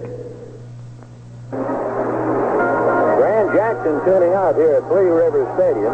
6-3 Pirates. But again, the Orioles, even though they have not done much on the attack, in that position where the man at the plate represents the tying run. Stargell took a walk over to talk to Garner, and I'm sure he was talking about the one that got away. Yeah, I think he was talking about the one that got away, and also I think he's probably trying to cool Garner down if Garner did get the bag, and I don't know. There's no way to tell. He probably told him, listen, if you did get it, forget about it now. We got to get out of this inning. Stargell does a lot of that on the Pirate Ball Club. Well, he's definitely the leader. You know, Parker's a great player, and in time, he's going to be the leader. But right now, there's no question that Wilbur's the big man. Now, let's see if the Orioles can cash in what would appear to be a pretty big break. Runners at first and second, one out in the seventh. Pirates 6, Orioles 3. And Al Bumbry climbs in. Ken Sokovy is down in the bullpen. And Grant Jackson, the left-hander, a veteran left-hander who knows what it's all about, going to work on Bumbry. The outfield shaded a little bit. Marino now moves more over towards left center. Jackson ready, delivers, breaking ball outside, ball one. What about this hookup, Bumbry and Jackson? Well, Jackson's going to throw in a lot of breaking stuff. The first pitch with a breaking ball. He's going to try to keep the ball down. He wants it on the ground. They think they can get a double play. Here's their 1-0 pitch on the way. Fastball to show it to him up and away. Ball 2. 2-0. Pittsburgh 6 runs, 14 hits. The Orioles 3 runs, 7 hits. Murray off the bag now, and the pitch is low. Ball 3. They're getting slowly around and looking ahead to the 8th and 9th. Eddie Murray and Kenny Singleton still not really contributed too much to the game. And all the while you wonder about that extra at-bat, the 3-0 pitch in for a strike. It was not an error. They ruled it a base hit, but it does give Baltimore the extra at-bat, and you mean that extra hitter. That extra guy just turns that lineup over again. Here's a 3-1 pitch to Bumbry. Fastball on the corner. 3-2. With one out, Bumbry up there, and runners at first and second, down by 3. Would you gamble and have your runners going? There's no way they'll run here, Vince. They can't afford to. They figure they won't double Bumbry anyway. So Bumbry waiting as the runners take their leads with one out. Jackson a high set. The runners hold, and the fastball is grounded to short. Foley to Garner to Stargell. Double play. You called it, Sparky. They looking for the double play. They almost felt like they were going to get it, and they got it. No runs, 2 hits, a man left. At the end of 6 1/2, Pirates 6, Orioles 3. You're about to witness a military combat situation, not one of battle, but of words and procedure. The setting, a pre-trial investigation. The objective, justice. Sergeant Wilson, in a moment, Captain Briggs from the Judge Advocate General's office will be here. Well, what should I say, Lieutenant? Just tell him what you told me. Sergeant Wilson had a weekend pass to San Francisco. He returned 2 days late. Given an Article 15 for unauthorized leave, Sergeant Wilson chose not to accept the Article 15 and requested instead his right to defense counsel. Explain to me, if you will, Sergeant, why you were 2 days late in reporting back for duty. Captain, I was in a car accident. They took me to the hospital, and I had to stay in 2 days for treatment. Captain, as you'll see in the police... The evidence presented on Sergeant Wilson's behalf during this pre-trial investigation clearly showed that under the circumstances, an Article 15 was not justified. The charge was dropped. Like Sergeant Wilson, your rights as an individual are protected under the UCMJ. Know your legal rights. It's not as open and shut as you may think. Of Oakland, California.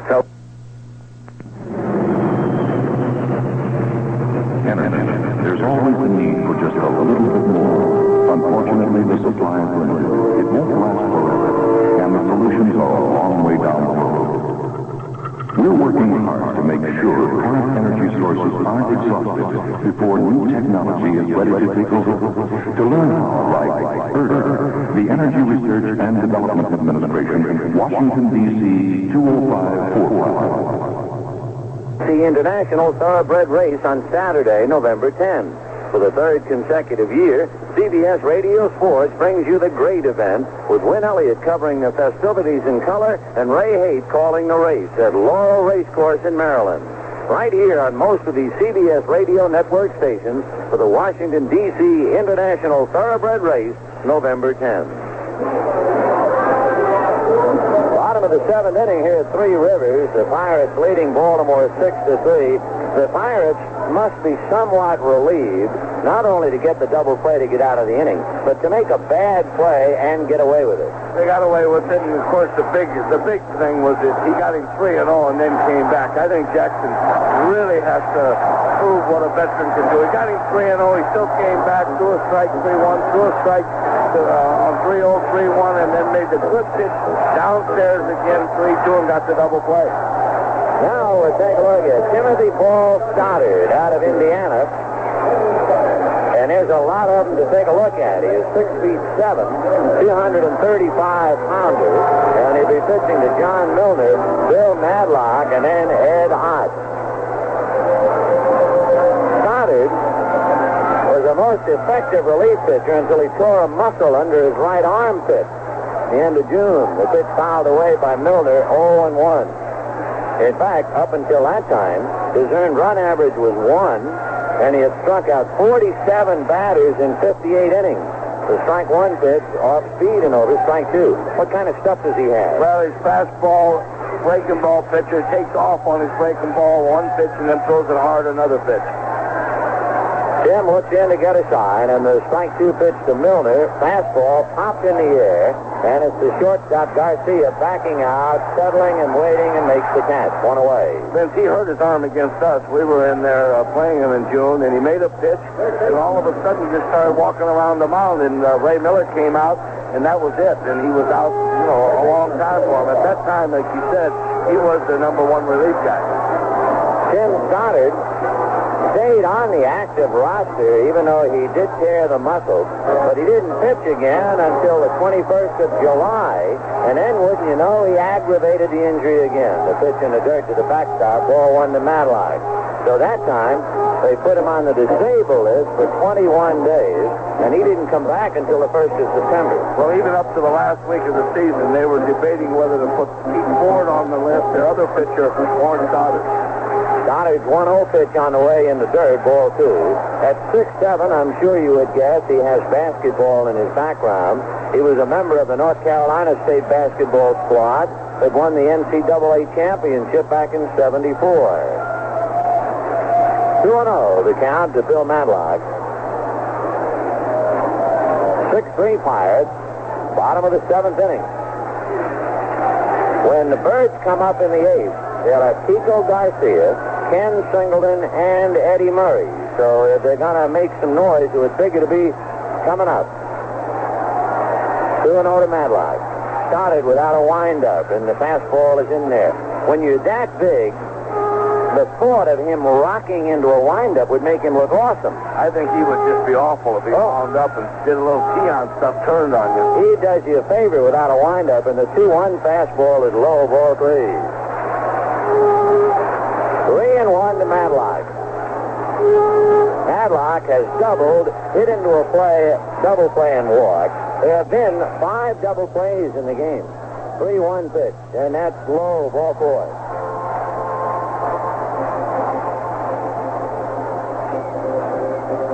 Ed Ott doubled and twice flied to left. The left-hand hitting catcher, 1 for 3.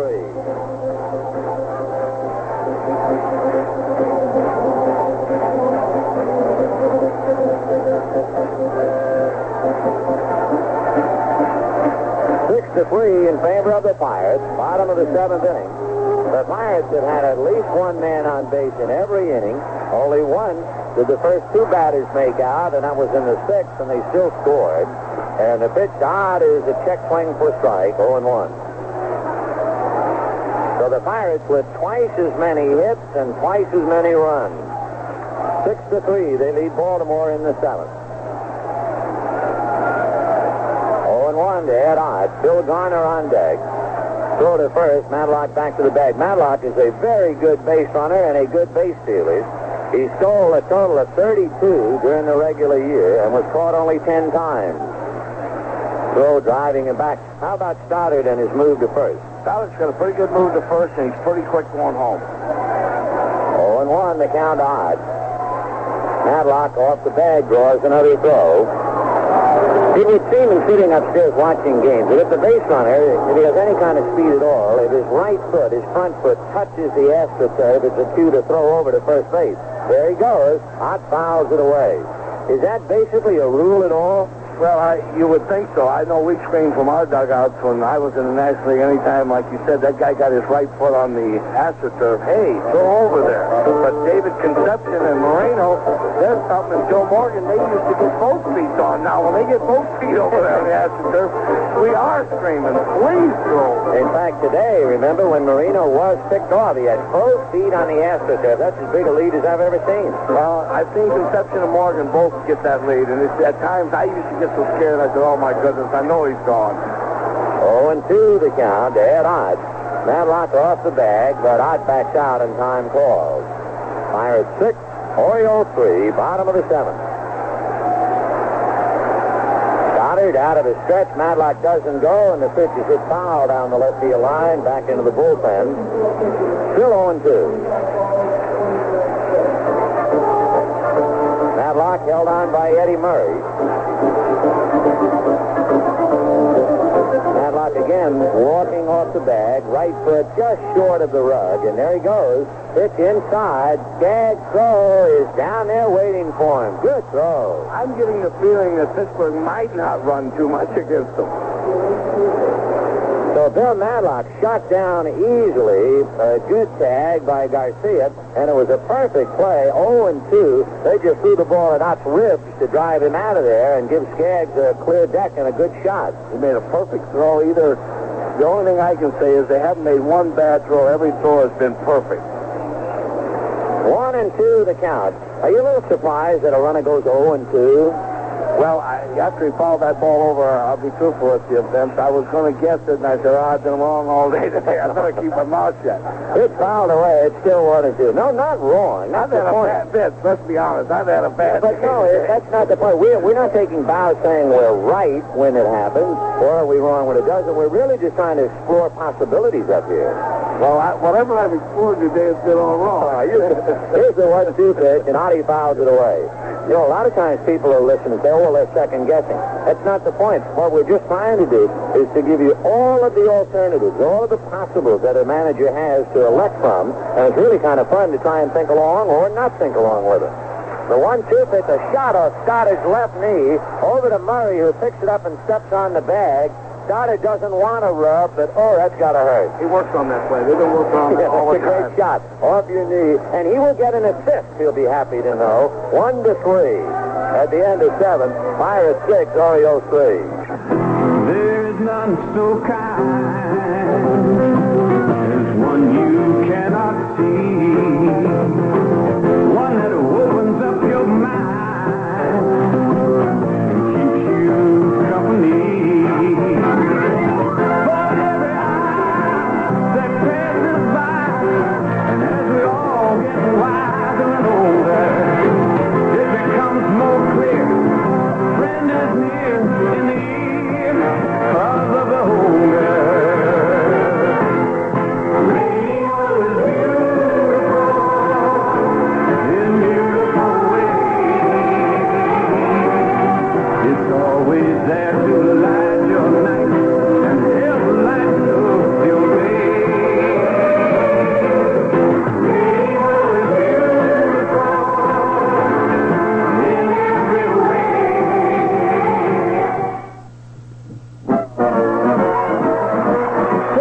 This is your all-pro reserve linebacker, Slug Quasimodo speaking. It's 6-3 Pirates. Two Robinsons coming in the ballgame. Bill Robinson going into left field, and Don Robinson on the mound. You know, Vince, I feel like today, like George Sugar, one of my coaches I had over there for 9 years, used to walk in sometimes, and the only trouble was it was too often. He'd say, you know something? Boy, did you manage bad today. Oh, that's the fun of it. 6-3 Pirates in the 8th inning. Here's a question now. You talk about spot relief. Grant Jackson was brought in specifically to get Bumbry, and he got Bumbry into a double play. He's gone now, which means that right-hander Robinson will go against Singleton and Murray hitting left-handed. And don't you feel that they're tougher hitters from that side of the plate? I feel they're a little bit tougher, but I think what Charlie's doing there, and I think he's been doing a great job all year with his relief pitching. He can't afford to let Jackson stay out there 2 1/3 innings. So what he wants to do, use Jackson for the one man, which is perfect. Now he brings on Robinson. He's got Colby warming up in the pen with him. So the one thing that Charlie has done extremely well, and even in this series, he has really used his bullpen, and he's used it perfect. And I thought getting Jackson out there now, he can come right back tomorrow with it. And he also is making a 2-for-1 move because Bill Robinson is not only playing left field, but he will bat ninth. And Don Robinson, the pitcher, will go in Milner's spot, so you won't have to see his bat for a while. You know, really, the first time I ever saw that done, the 2-for-1 move, was done by Gene Moss. To my knowledge, it had never been done before. And then all of a sudden, Moss did it, and now you see it all the time. Yeah, Gene Moss does it so well. He'll do 2, 3. I've even seen him make 4.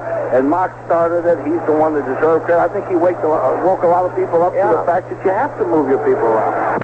Seen him make 4.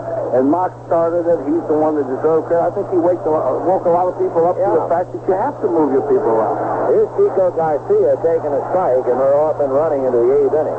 Pirates 6, Orioles 3. Oh, it's really something. You're looking at baseball for 100 years, and they hit for the pitcher, etc. And all of a sudden, a manager comes along, and he makes 2 moves with 1, and then it's as if it had always been that way, and now everybody does it. So hats off to Gene Moss. Strike 1 pitch to Garcia. Good breaking ball. Strike 2, 0-2. There's a lot of bulldog in this Don Robinson, and he's a big hombre, maybe a little too big when he came to spring training. I think the Pirates are a little unhappy at his size, but they're pitching it off him. Strike 2 pitch to Garcia outside, ball 1. You know, this is the first time we've seen him last year. He's a West Virginia boy, and, so people in the Cincinnati area will want to see him, and first time we see him, I say, best-looking young pitcher come in the league. 1-2 pitch, fastball, and a half-swing foul off to the right of the plate. Ott, I think, might have gotten bitten a little bit on the right hand. So he goes after the ball so he can squeeze it a little bit. 1-2 to count. Garcia doubled in a run in the 3rd. That has really been the only inning for Baltimore. They were down 4-0 at the end of 2, came roaring back to get 3, but they have not been able to generate much of an attack ever since that inning. The 1-2 pitch, Garcia fouls it away, losing his bat at the same time. And they count 1-2. The bat, in fact, came all the way over to Kenny Single and almost got him. So Robinson getting off the mound to go to his mouth. Very dark and cold. We were guessing at the start of the game that they would have the lights on before this one over, but not yet. The 1-2 pitch to Garcia. A little looper to right field. Going to be trouble. Parker, a late start, and then short hops the ball. He never saw it. And Garner tried to help him by pointing to the sky, but it was too late. He didn't see the ball because Dave will catch that ball easy. I'll guarantee you he catches that ball shoulder high. He just never seen it, and as you said, Gardner was trying to help him. Again, we're a little bit surprised they haven't turned the lights on, in all honesty. And now they're coming on. Okay. Came on a little too late for Parker, although it might just have been, too, looking into a shirt sleeve crowd, and he failed to pick it off. But whatever reason, a catchable fly ball lands for a base hit, and here's Ken Singleton. Struck out, doubled and singled. Robinson checking Garcia. The pitch to Singleton high, ball 1. Let's pause 5 seconds for stations to identify themselves on the CBS radio network. At SCN World Series Sports Time, 3 p.m.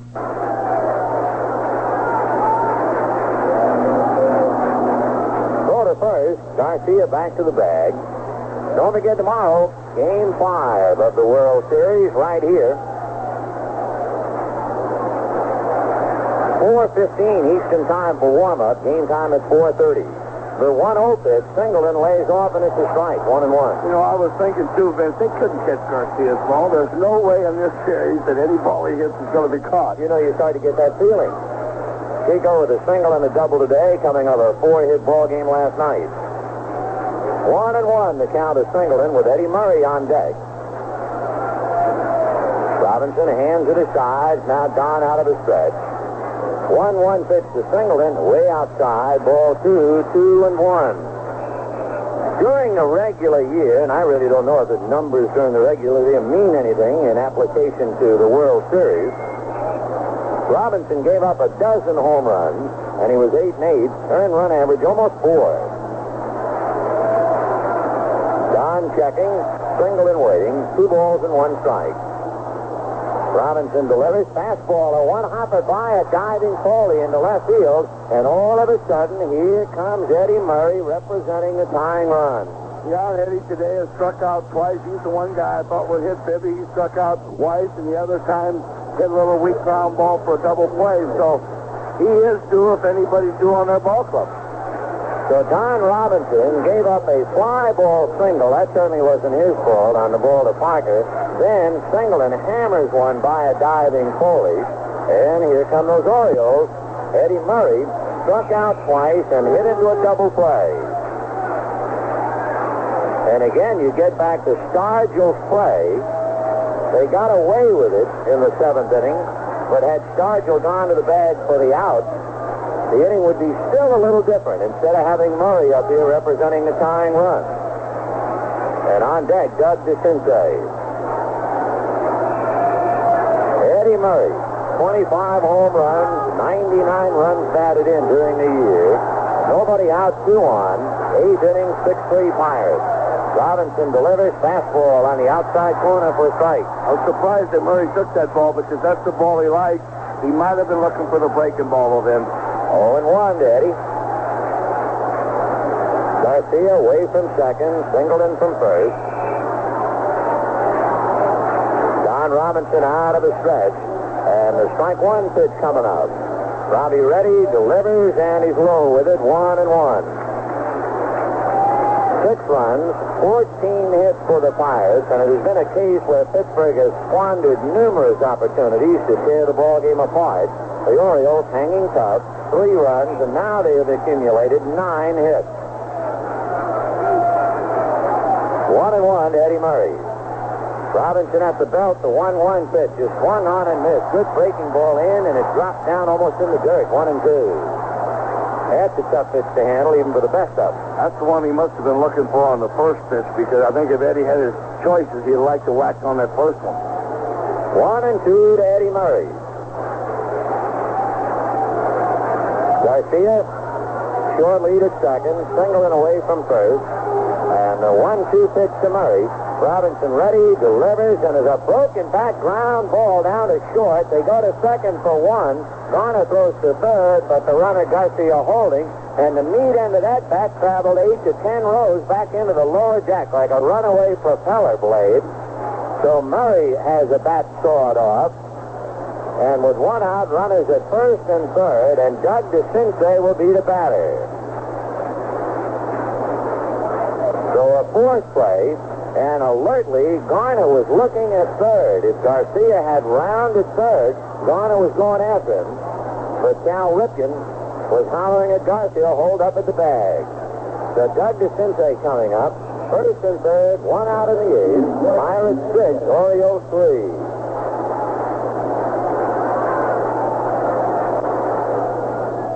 DeCinces walked twice and flied to left. Robinson hands it aside. 1 out, 8th inning, 6-3 Pittsburgh. Robbie Reddy delivers. DeCinces takes a little low, ball 1. He's trying to stay down there. He's got to stay down. If he hits the ground ball, he can get a double play right here with Doug. 1-0 the count. Boy, that bat exploded, that pitch in on Murray's hand. We saw Stargell have one sawed off earlier. The 1-0 pitch to DeCinces, swung on and missed, in and down. And he was going for downtown. Doug was trying to take that ball out of here. 1-1, the count to Doug DeCinces, and is swinging as hard as he did. I think that removes the possibility that his back is still hurting him because he had a pretty solid rip. He had an awful good swing at that ball. 1-1, the count to Doug DeCinces. Garcia down the line from third. Murray off the bag at first with 1 out. Throw to first just to keep Murray in the ball game as well as Stargell. Robinson checking with Ed Ott. The outfield is deep and around the left. They give him right field. 1-1 pitch. DeCinces has to go down on a pitch at his chin. I don't know if he was guessing breaking ball down and away and almost walked into that himself. I think it was two things, Vince. I think he was, like you said, I think he was looking for a breaking ball, but that ball also took off. Robinson getting one that ran up and in, and DeCinces just got his head out of the way and went down. It was not, it just didn't look like an intimidation pitch. It was just a couple of circumstances. DeCinces trying to protect the outside part of the plate, and the pitch sailing in. 2-1 the count of Doug. Ed Ott out to the mound to talk to Robinson. DeCinces takes a practice swing to make sure he's all together. The lights are on at Three Rivers. John Robinson looks in to get a sign. 6-3 Pirates, but the Orioles first and third and one out, and DeCinces at the plate. Robinson out of the stretch. Checking the 2-1 pitch. DeCinces fouls it back, and that pitch out over the plate. He's having some good hacks, and like you said, that back can't be bothering him right at this moment because he's had two real super swings. In fact, I think he feels that he got a pitch and fouled it off on that one because that looked like a pitch he could handle. That was the ball that was up about in the middle of the plate in. And he backed off as if to say, I'll let that get away. Now Doug asking for time. 2-2. Gary Reineke on deck, and again, DeCinces not ready. Doug backs out. Now he's up to the plate. Robinson, hand to the side. Murray at first. Garcia down the line from third. And the 2-2 pitch, half swing. They will check it first. No swing, says McKeon, and the count 3-2. You know, Sparky, I remember years ago, Jocko Conlon, who played a lot in the American League and umpired a lot in the National League, and Jocko said, listen, as far as I'm concerned, there's no such thing as a half swing. It's tough enough to hit in the big leagues. He's the only umpire I ever knew who had that statement. No half swing. Doug Harvey had one that I really agree with. Doug Harvey said, it's the intent. He judges intent because he said, everybody, the bat comes there. He said, a lot of times the man's spinning away. So he says he goes by intent, and I agree with it. Toughest call for an umpire, the so-called half swing. 3-2, first and third, one out. Robinson ready, delivers, and it's ball 4, and the Orioles are very much in it now. The base is loaded, one out, and Gary Reineke coming up.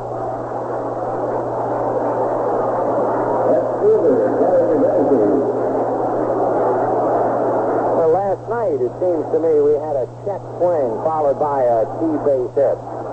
Yeah. Now a check swing and a big walk. Well, he checked his swing, and I don't think he went, Vince. I really don't, but it's so tough to tell. And like I say, to me, there must be the intent. Well, Chuck Tanner is going out to the mound. Down in the bullpen, guess who? Tim Jacoby. And with the bases loaded and one out, it might be he'd go to the spring game right here and now. Doesn't seem to be any doubt about it. The thing I like what Charlie did there, when he came out of that dugout and got about halfway up to the line, he said, give me that guy down there in the bullpen, Jacoby. So when you do that, you really have tremendous confidence in that guy. You said, give me him. I know he's going to do it. Gary Reineke, the right-hand hitting outfielder, started to walk away, then went back out to make sure it was Jacoby. And now that he sees Jacoby, he walks back into the dugout. So the chances are that they will go to the bench. And while we wait for the answer to that question, let's pause for a moment. Hello there, big boy. Know who I am? I'm an old lamp cord. And let me tell you, while I can still make them glow, I've gotten frayed around the edges. My bare wires could get something going, you know? I mean, I couldn't just light up your book. I could light up your whole block. So before I make things too hot to handle, how's about replacing me with one of them new young cords? They'll just string you along, but they'll do it a lot safer. Hi, this is Marie Osmond for the U.S. Navy. Did you know that on more than 50 campuses across the country, students are receiving their college education largely at Navy expense? Naval ROTC is an education within an education. For more information, call the Navy toll-free, 800-841-8000.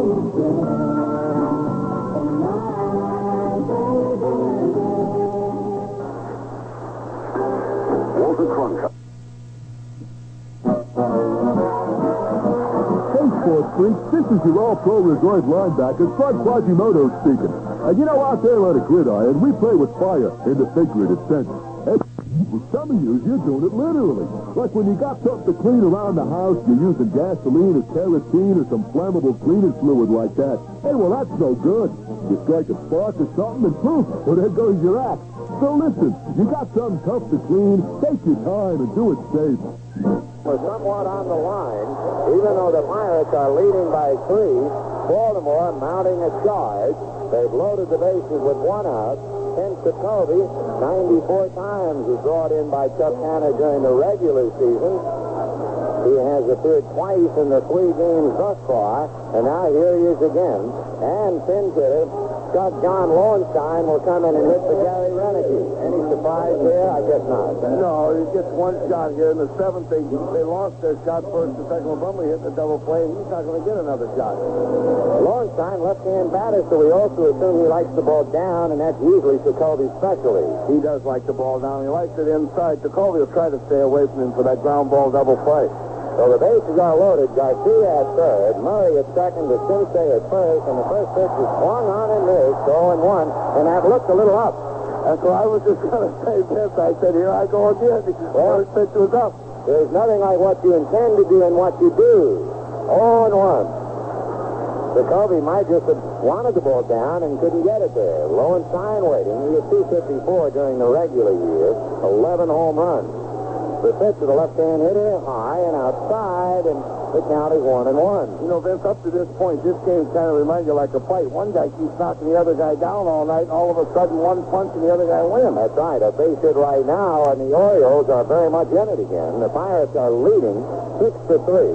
There's 1 out in the 8th inning. Baltimore loading the bases. Jacoby off the rubber. He's pitching out of the stretch.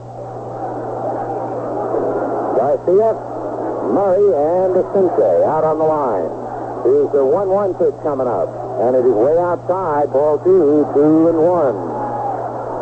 On deck would be Rick Dower, but Rick is not there because Terry Crowley is out on deck to hit for Dower. 2 balls and 1 strike to John Lowenstein. 1 away in the 8th inning, 6-3 Pittsburgh. The 3 birds out on a limb. And the 2-1 pitch. Jacoby delivers, and it's swung on and fouled away. 2-2. He missed his pitch there, Vince. That's the ball. He was inside and was up a little bit. That's the one he had to hammer on. 2-2 to Lowenstein. The Weaver coming up with Lowenstein, his 3rd pinch hitter, and in a moment he'll be using Crowley, his 4th. He's used May, Kelly, and Lowenstein. 2 balls and 2 strikes. The Pirates trying to battle to split the 4. The Orioles trying to come from behind to take a commanding 3-1 game lead. The 2-2 pitch, Lowenstein, a line drive down the right field line, going in the corner. 1 run is in. 2 runs in. It will stop DeCince at third, and we have ourselves a game. The Pirates 6, Baltimore 5, and this big crowd in Pittsburgh in shock. You know, Vince, truthfully, though, doesn't it remind you all day it's been Pirates men on base all the time, and then they hit a double play, something would happen, and then all of a sudden, bam, and in 1 punch it looks like that Baltimore could turn around and win the ball game. And you know, I'm sure in the Pirate bench earlier in the game, you have to kick a very negative idea. We're blowing offensive chances. We've made defensive mistakes. I wonder if it's going to come back to haunt us, and all of a sudden it has.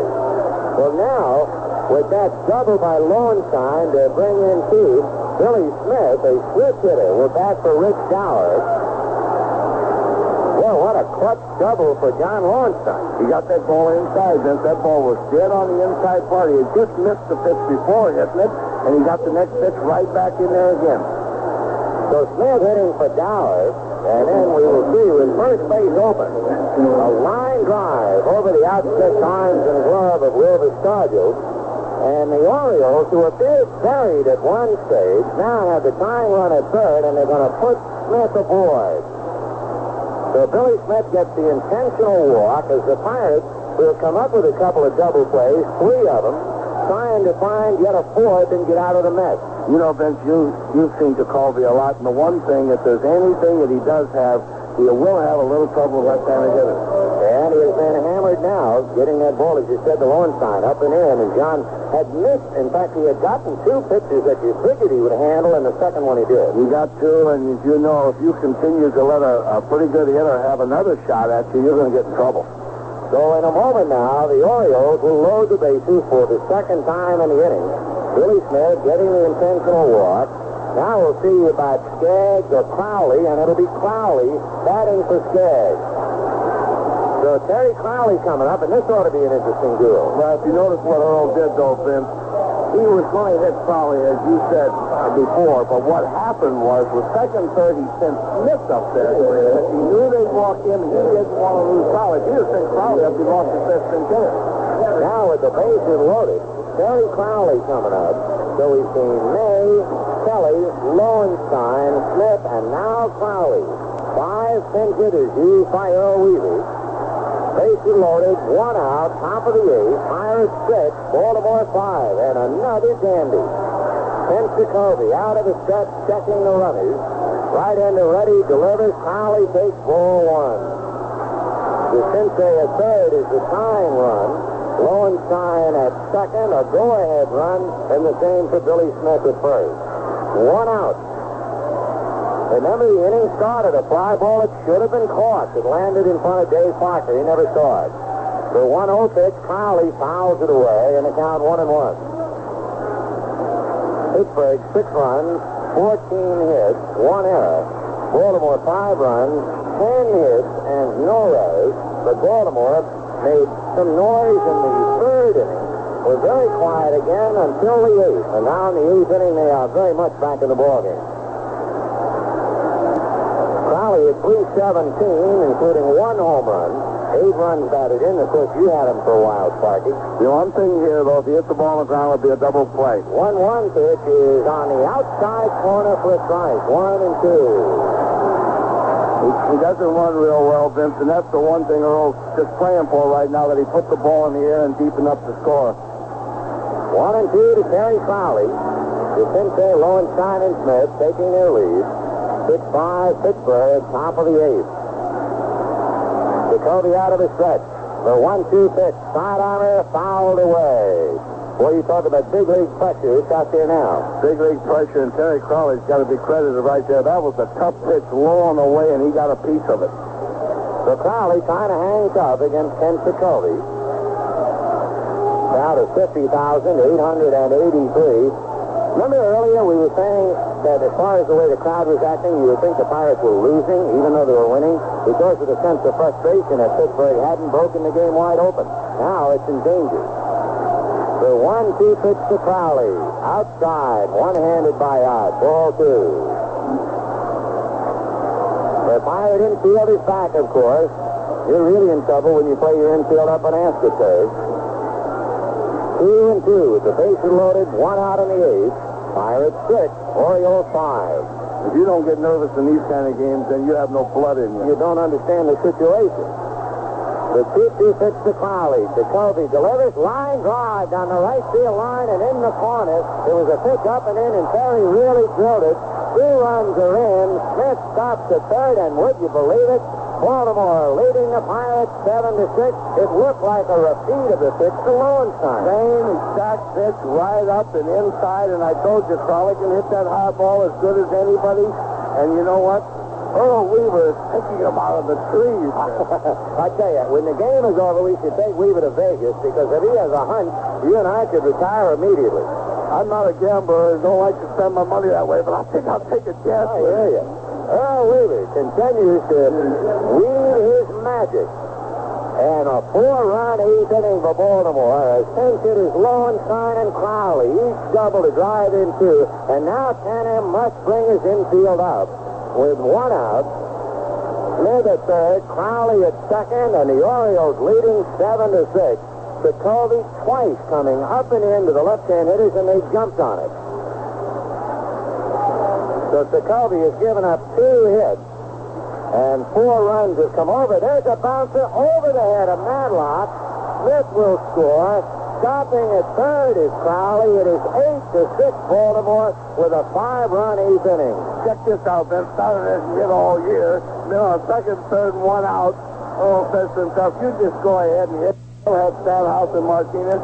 And I'm telling you, he knows what he's doing, or he's working some magic. He didn't get that name Weaver. He's Weaver. I'll tell you, he's bobbing and weaving. For the third time in the series, Baltimore enjoying a 5-run inning. And they have shocked this crowd of 50,000, no doubt about it. Al Bumbry will be the 9th man to come to the plate. Jacoby came in to pitch to Lowenstein, and Lowenstein and Smith have scored. So Jacoby has allowed the 2 go-ahead runs. Bumbry is 1 for 4, and time call for a moment. With Stoddard at first, Crowley at third. They will take the batting helmet from Stoddard and bring him his favorite running cap.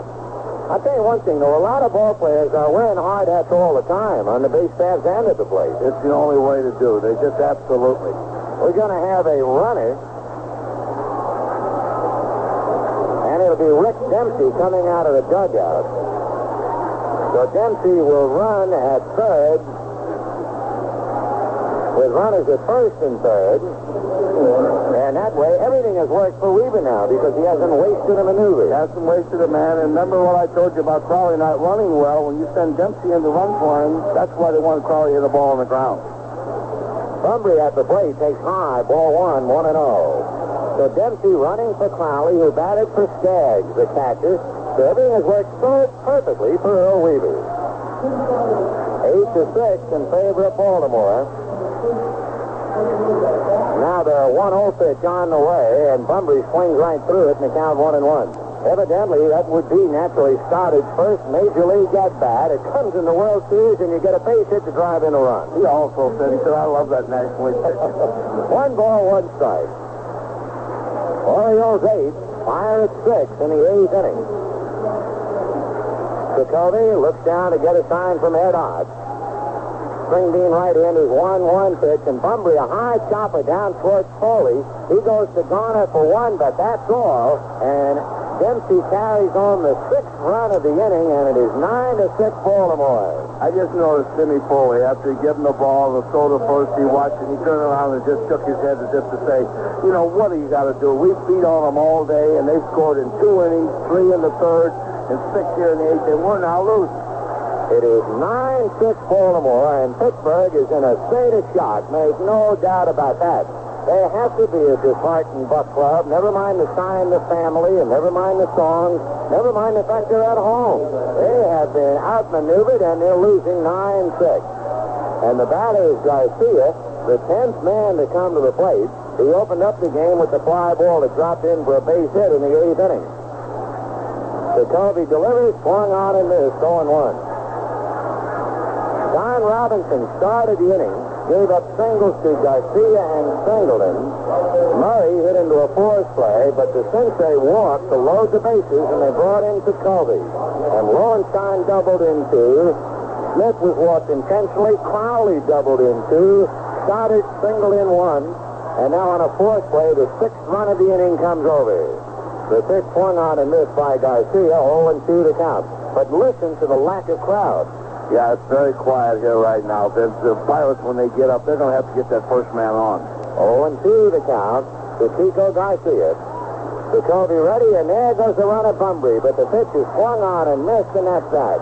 And that is in capital letters, a half a dozen runs for Baltimore. And at the end of 7 1/2, Baltimore 9, and the Pirates 6. Hey there, big boy. This is your credit conscience speaking. You know what I mean? A doll like me can get pretty expensive if you don't watch out. I mean, those little plastic cards, that take you a long way. Well, if you get in over your head, they could kick you right into court. The military has special rules for you guys that don't pay your debt. So when you're out with me, have a good time. But watch out. Don't go too deep. Ever see a smoked fish, Tom? Sure.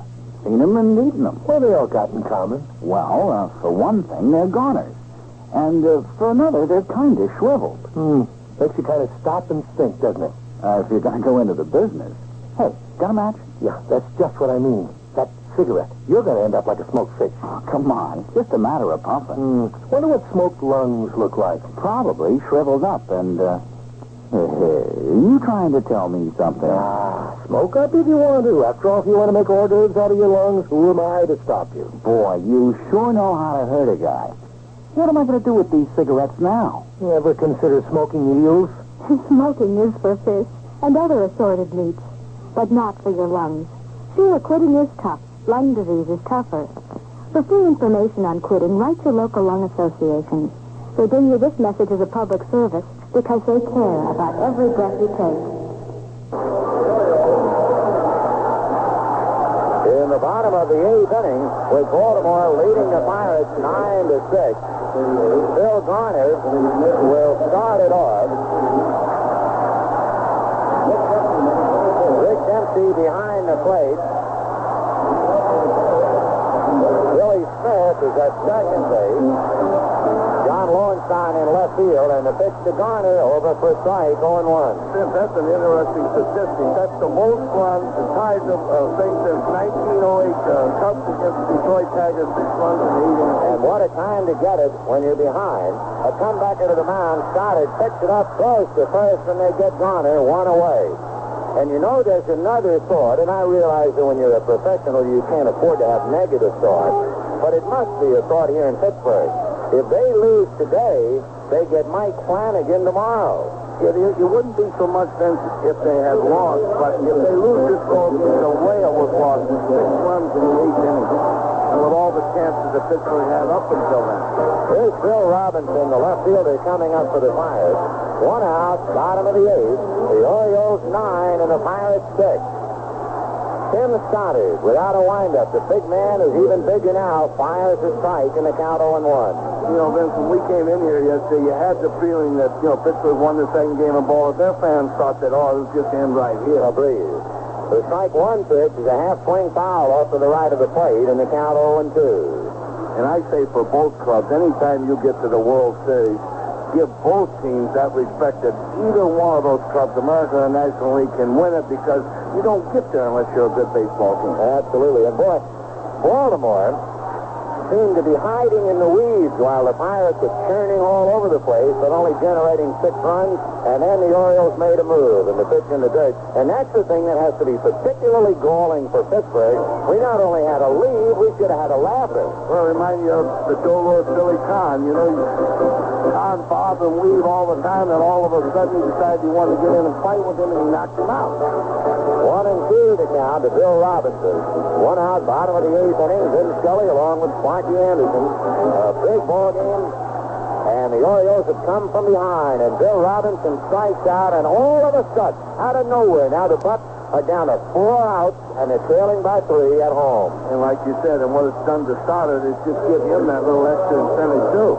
And, of course, I guess he will live on a base hit and an RBI in his first big league at bat in the World Series the rest of his life. If he retires from the rest of this game and gets the save or the win, I'll guarantee you won't even talk about it. I want to have that big high bouncing hit.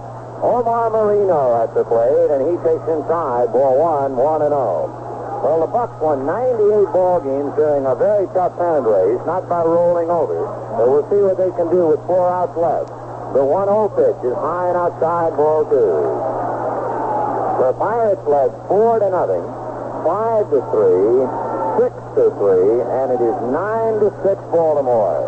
Rick Dempsey going out to talk to Tim Stoddard.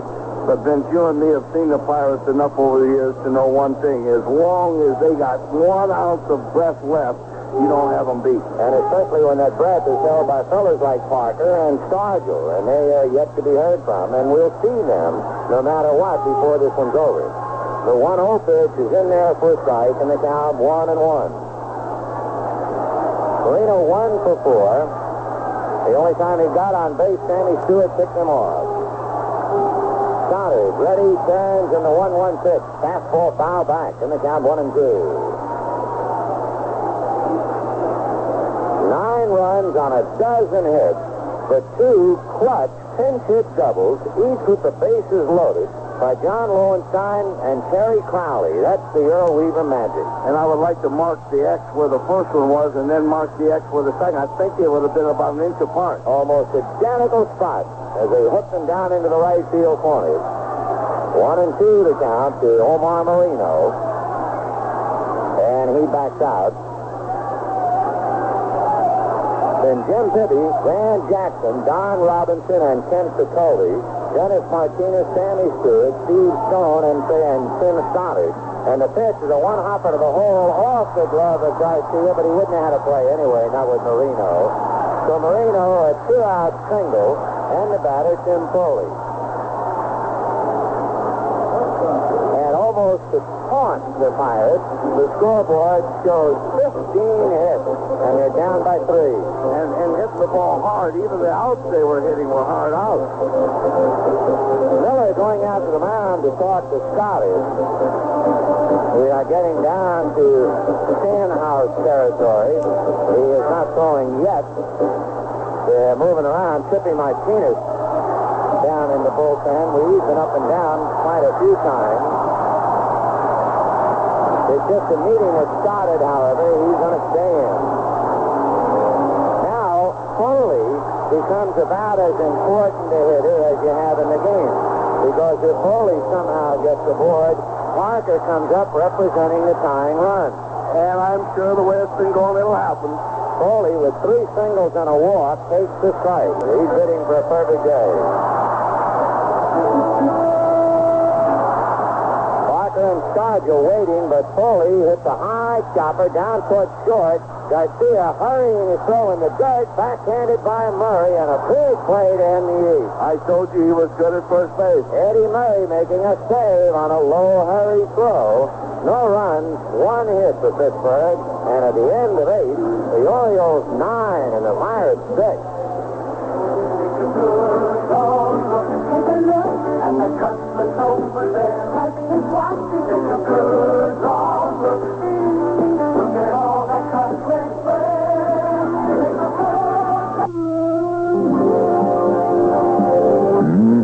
Hello there, this is your credit person speaking. My what? Good grief. Back home we only get talking margarine containers. Get over here and a pile of bills talks to me. Too much fun, I guess. Maybe, but also too little attention to your credit rating. You pay your bills on time? You make sure not to overextend yourself when out buying? Well, let me tell you, it's crowded in here. Before you go on that next shopping spree, make sure your accounts are in order. Good idea. I'll do it. Will that keep you quiet? Maybe. Well, hi, everybody. This is Murray Robbins. There's still a lot of adventure left in this world. You just have to know where to find it. You might look in the South Pacific, or the North Atlantic, in Japan, or Puerto Rico. As a matter of fact, you can look any place where the Navy goes, because adventure is never very far away. Speak to your local Navy recruiter or call toll-free 800-841-8000. The Navy. It's not just a job. It's an adventure. All your favorite teams, ask about 1980 season tickets. I'm sure they'll have a ticket plan to fit your needs. Do it now and join the 43 million fans this year who enjoyed Major League Baseball at the ballpark. Baseball fever. Catch it now for 1980. The preceding brought... Hi, Mac. Yeah, Mo. Know what the Truth in Lending Act is? Sure. Didn't they follow us on the Orpheum circuit? Just joking, but seriously, Mo, sure. It sets a limit on interest rate. Wrong, Mac. That's what a lot of people think, but no. Truth in lending money means a lender... Dr. Sensei. To call the end of the windup and delivers, and the breaking ball stayed low, ball 1, 1-0. You know, Vince, I'll suggest one thing to Baltimore. They better score some more runs, because I know Chuck Tanner too well, and with his positive thinking, one thing about his ball clubs, they never lay down on you. And in the 9th inning, we'll tell you their hitters in a minute. The pitch fouled away, 1-1. When the Pirates bat in the bottom of the 9th, they have Dave Parker, Wilbur Stargill, and then the pitcher's spot, so they can go to the bench, and there are a lot of people down there. You have the switch hitter Alexander, Mike Easler left-handed. Then you have Lacey, Nicosia, Sanguin, and Stennett. Here's the 1-1 pitch on the way. Off speed and a high, ball 2, 2-1. So Jacoby, who had gone 8 days without pitching and pitched briefly in Baltimore, then came in last night to get a little work, and then came in today, and he got hammered. The 2-1 pitch is grounded to the right side. Garner is there to handle it to Stargell. 1 away. I've gained over the years managing against Chuck Canada so much respect for him, Vince, because the one thing about him, he only has one word in his mouth, positive. Which I guess is the only way to manage. Well, sometimes, though, I can't say that I've always been that perfect, but he's been perfect about it. Here's Eddie Murray. Murray very quiet with the bat, struck out twice, hit into a double play, grounded into a fourth play, but he made a big play to dig that throw out of the dirt a moment ago. Eddie takes outside, ball 1. Anytime you can close the inning without having to look with Parker as the tying run, that's a very big defensive play. 1 ball, no strike. Jacoby's 1-0 pitch on the way. Breaking ball low to Murray, ball 2. On deck, Doug DeCince, the third baseman.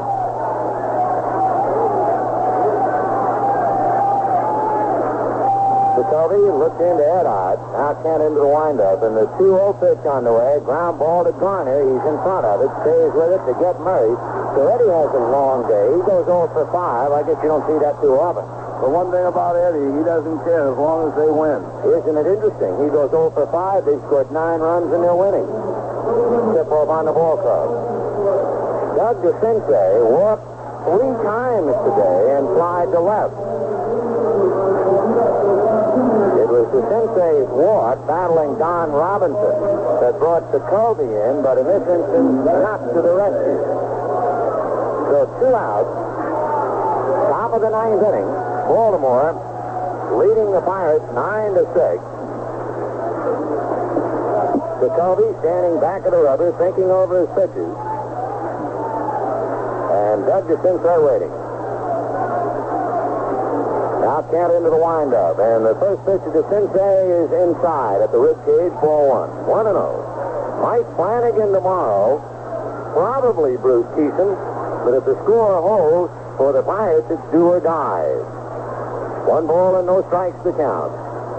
Jacoby back to his hitter and just missed inside, keeping the ball on top of DeCince. 2-0 the count. So Doug, who has walked 3 times today, has the count his way 2-0. I notice Earl isn't taking any chances. He's got old Stanhouse warming up again. 2 balls, no strikes. The pitch is low and inside, ball 3. On deck, John Lowenstein, who came off the bench with that key double into the right field corner. 3-0 to DeCince. Jacoby stares at his feet, now lifts his head, goes to the windup. 3-0 pitch, turned him around, and he walks for the 4th time. So DeCince jogs to first, and John Lowenstein, who hooked a double into the right field corner against Jacoby to drive in 2. That made it Pirates 6-5. But then Crowley came up after the intentional walk to Smith, and he doubled home 2 to make it 7-6. And the Orioles went on from there to make it 9-6. Lowenstein 1 for 1 with 2 RBIs. Jacoby delivers, and John, it's a ground ball to Garner. He's going to get them all in the inning. And so at the end of 8 1/2, the Orioles 9 and the Pirates 6. And now time for another chapter in As the Worm Turns. Today, Mary has discovered that John has run up a pile of bills. Yipe! John, meanwhile, has found out that Mary has done the same thing. Yipe! They are deeply in debt, and that's bad. Military men and women can be subjected to severe penalties through military channels when they cannot meet their just debt. What do we do? Watch your spending. Don't be too free and easy with those credit cards. It may be easy, but it's certainly not free. This is Gwinnetta Dickey of Rolls Royce. The world might look a little dull from where you sit, but for Navy people, there's still a lot of adventure left. Speak to your local Navy recruiter or call toll-free 800-841-8000. The Navy, it's not just a job, it's an adventure. You're a better me. Love don't live here anymore.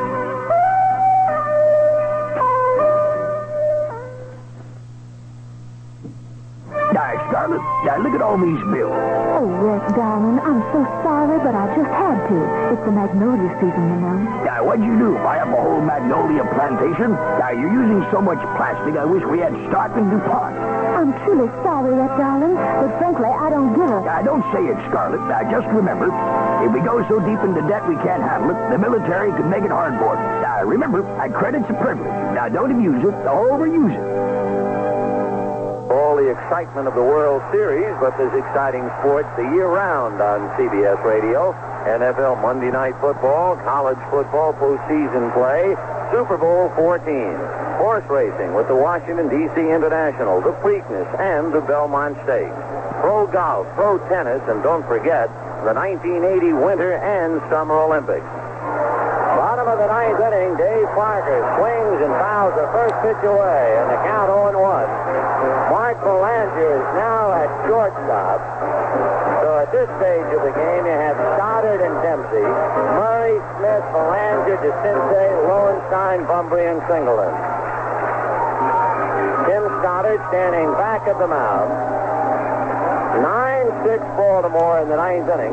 And I guess of all the maneuvering today, Sparky, and of all the non-maneuvering, I guess the biggest shock when you think about it, imagine letting Stoddard hit and having him get a base hit and a run batted in. That's when you're going good. And, Vince, I was going to say, usually there's an old rule in baseball. In the ninth inning, if you're hit, you end up with your best defensive club on the field. But Earl couldn't do that because he had to get some runs, and now he's got Smith in second and Lowenstein in left field.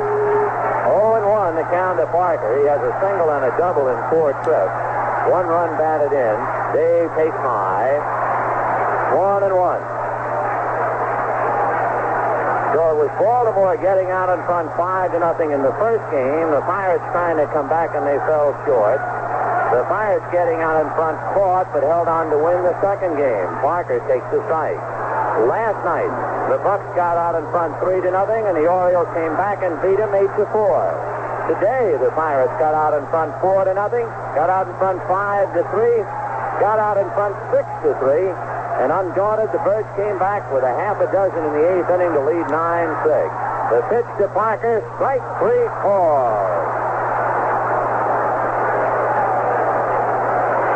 So Tim Stoddard strikes out Dave Parker, and Wilbur Stargell with a home run and a double coming up. The Baltimore Orioles have really played themselves the ball game today, and Earl Weaver, the manager, has done an unreal job. The pitch to Stargell, ground ball up the middle, base hit, his third of the game. There's still going to be some things happening, though, Vince, because this game has just been too wild. 16 hits for the Pirates. Mike Easler will be coming off the bench to bat for Kent Jacoby. Easler, during the regular year, hit .283, left-hand batter. Easler batted for Blyleven in Game 2 and drew a walk, so this will be his second appearance.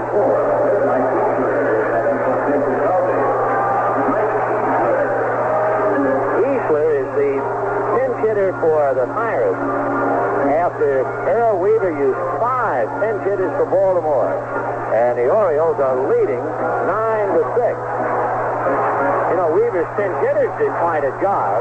You had 2 doubles, a walk, and a single. Only 1 pinch hitter made out. That's not bad, 750. The pitch to Easler is a high fly ball to left field. Lowenstein has the play, backing up some more to make the catch, and the Bucks are down to their last out. So with 2 out in the 9th inning, Baltimore 9, the Pirates 6. Bill Madlock doubled, hit into a double play, and walked twice. And certainly one of the keys of the game was Madlock hitting into the double play way back in the 3rd inning. When it looked like the Pirates might dismantle the ballpark, they were leading 4-3, and they let a bases-loaded situation get away. That's been the thing all day, Vincent. Actually, the whole series has been that way. The Pirates have just been unfortunate so many times in hitting into double plays when they've had big innings going. And the key for Baltimore, every time they have gotten a break, they have accepted it and run with it. Here's the 1-0 pitch to Madlock, taking all the way, and it's in for a strike, 1-1. If you look at the first game, they got 5 runs on 2 errors. The first thing, that's all they scored. Yesterday, they had the big inning. They won the ball game with it. Today, 2 innings, 3 runs, 6 runs, and they win. They've got 2 outs, 1 out away from winning. And again, to repeat, 1 out away from winning their 3rd game, and Mike Flanagan, their ace, going tomorrow. Here's the 1-1 pitch coming up. Stoddard delivers, and it's nubbed foul behind the plate, 1-2. 9 runs on a dozen hits for the Orioles. The Orioles starting to feel at home on AstroTurf as they came up with doubles. You had Garcia and Singleton back-to-back doubles in the 3rd, and then the big pinch hit doubles by Lowenstein and by Crowley in the 8th. Madlock waiting, Stoddard ready, and the 1-2 pitch outside, ball 2. 2-2. Boy, there's nothing wrong with an arm of control like that. No, he's throwing real hard. Now, he wasn't throwing that good 2 weeks ago, but he got a little adrenaline going once he got that base hit and got ahead. 2-2 to Madlock. Ed Ott, left-hand hitting catcher on deck. Stoddard out of a stretch. And the 2-2 pitch is outside, ball 3. The Pirates desperately battling to stay afloat. If Madlock somehow can get aboard, that would give Ott the chance representing the tying run at the plate. Stargell standing at first. 3-2 to Madlock. Stargell goes, and the pitch is hit late and foul down the right field line, curling away from Eddie Murray back into the lower deck out of play. 3-2. I'll say one thing for Stoddard. He's not going to fool around with anything off speed. He's just coming right to him. He knows he can't hurt him. He just doesn't want to walk him. And to repeat for those who have not been with us all day, it's been pretty dark. The lights were turned on a couple of innings ago. But at this stage of the day, the lights really don't take effect. And the fastball figures to be a tough pitch to handle. 3-2 pitch with the runner going is looped to center field. Bunbury will have to play it on a bounce. Stargell will go to 3rd, and would you believe it? Ed Ott will be coming up, representing the tying run with 2 out in the bottom of the 9th. Since the way these games have been going, how would you like to be a guy drive along and go under a tunnel? By the time you got out, it's game. That's right. They've gone to commercial.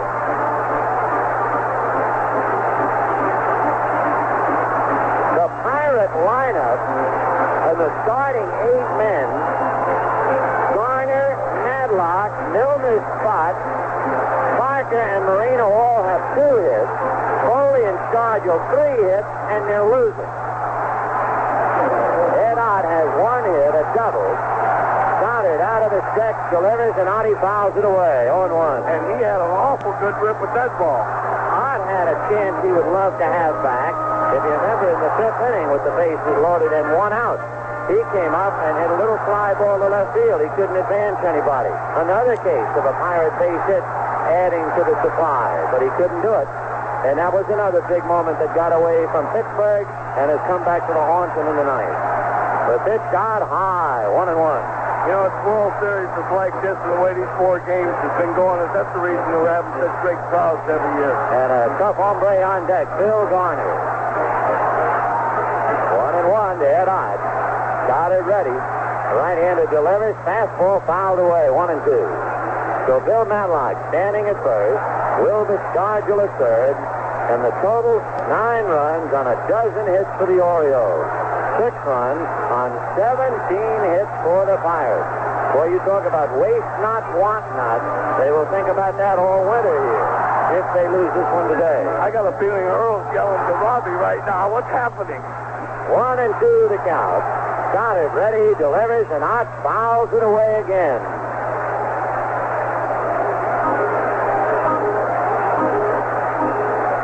Among other things, Pittsburgh had a 4-run second inning on 6 hits. And then Baltimore came back with a 6-run 8th inning.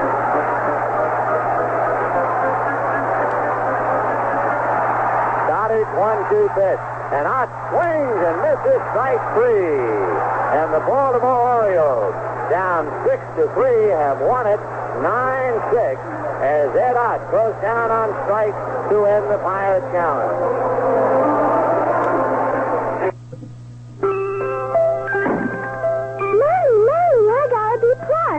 Oh, that's wonderful, sweetheart. A B+. That's a good grade in school, but for insurance companies wishing to sell to the military overseas, it's just a passing mark. Life insurance companies must have a rating of B+ or higher, else they cannot solicit your business on a DoD base. Insurance is an investment, and an investment made all the more secure by this rating is a means of protecting you. Dr. Davis, as a specialist in lung problems at Bellevue Hospital, what do you regard as the lung's worst enemy today?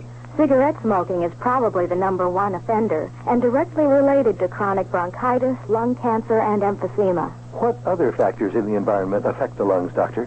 Air pollution insults and often damages sensitive lung tissue, and work conditions must be considered. Asbestos dust in the air, harmful gases, chemical discharges, all can do serious damage to the lungs. What do we do about all these dangerous factors, Doctor? We take action. Step #1, quit smoking. I know it's hard. Lung disease is harder. Then we join with the Lung Association in the fight to clean the air, outside or at workplaces. Your Lung Association has free information about all these breathing problems and the protection of your lungs. Write for it now. Thank you, Dr. Davis. This message of life and breath was brought to you as a public service by your local lung association. They care about every breath you take. In the game today, 3:48, so it takes them a while before they get the job done, Sparky. I just want to remind that guy that might be caught in a tunnel in a traffic jam when he comes out. It is over. It is over. It is 9-6 in favor of Earl Weaver and the Baltimore Orioles. The winning pitcher is Tim Stoddard. What a memorable day for a kid. He gets a World Series victory in his only and first big league at bat. He got a base hit and drove in a run. And they beat Kent Jacoby, who was the loser. Mike Flanagan tomorrow, and he looked so good in the first game in the rain. Why, you have to feel that the entire tide of battle has gone to Baltimore. I have to think so, Vince, because let's face it, tomorrow you're running your big ace out there, and they also are feeling very confident right now. They know they're going to get to go home for sure. They know they'll go home with the lead for sure. And they also have behind Flanagan, they have Palmer and McGregor, so everything is set right now for Baltimore. But that Pittsburgh ball club can unset things real quick. We'll continue our wrap-up in just a moment. Hey, buddy. Huh? Want to buy some insurance cheap? $250,000 coverage, only $200 a year. Yeah? Heard any good deals on insurance lately? Too good? Well, here's some advice. The military has gone to great lengths to protect service personnel overseas from shady insurance deals. Agents soliciting on DoD bases must be registered and accredited. So, to protect yourself, check up before you sign up. If you loved them, would you keep them in some filthy place? Loved who? Would you take those loved ones and pollute them and smoke them? Wouldn't treat a dog that way. And would you take them to work with you and surround them in dirt and dust and fumes and gas? Take it easy, Susie. Anybody treating anybody like that's up for homicide or something. Then you're guilty. Who, me? The neighborhood lover? The scout leader? Your lungs. What's my lungs got to do with any of this? Everything I said about loving them and mistreating them, that's what you're doing to your lungs. And it could be self-homicide or something equally nutty. What do you want me to do? Stop breathing? No, just want to make sure you keep breathing. Isn't it time you stopped and asked yourself, what exactly are you doing to your lungs? Like smoking, like letting the job get at your breath. Isn't it time you gave the only 2 lungs you have a break for life and breath? For free information on the care of your lungs, write your local lung association. They bring you this public service message because they care about every breath you take. The Pirates, 9-6. We'll return with our post-game activities with Win Elliott talking to some of the stars of the game as well as the managers in 1 minute. Hi, sports buzzards. Hey, this here's Slug Quasimodo, your all-pro resort linebacker, coming at you with some words about insurance. Now, my insurance is my equipment and my padding, and yours is a policy, but not just any policy. Listen, any insurance you buy overseas on DoD bases must be from an accredited agent at a company with a B+ rating or higher. And that, pals, is insurance on top of your insurance. I've worked here for 30 years. I've seen this factory, the town, almost everything grow and grow. But the one thing that never seems to quit growing is United States savings bonds. Joining the payroll savings plan's a smart move. I know.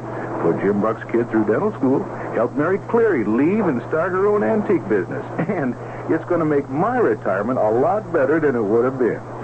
Take stock in America. Buy bonds. A public service of this station and the Advertising Council.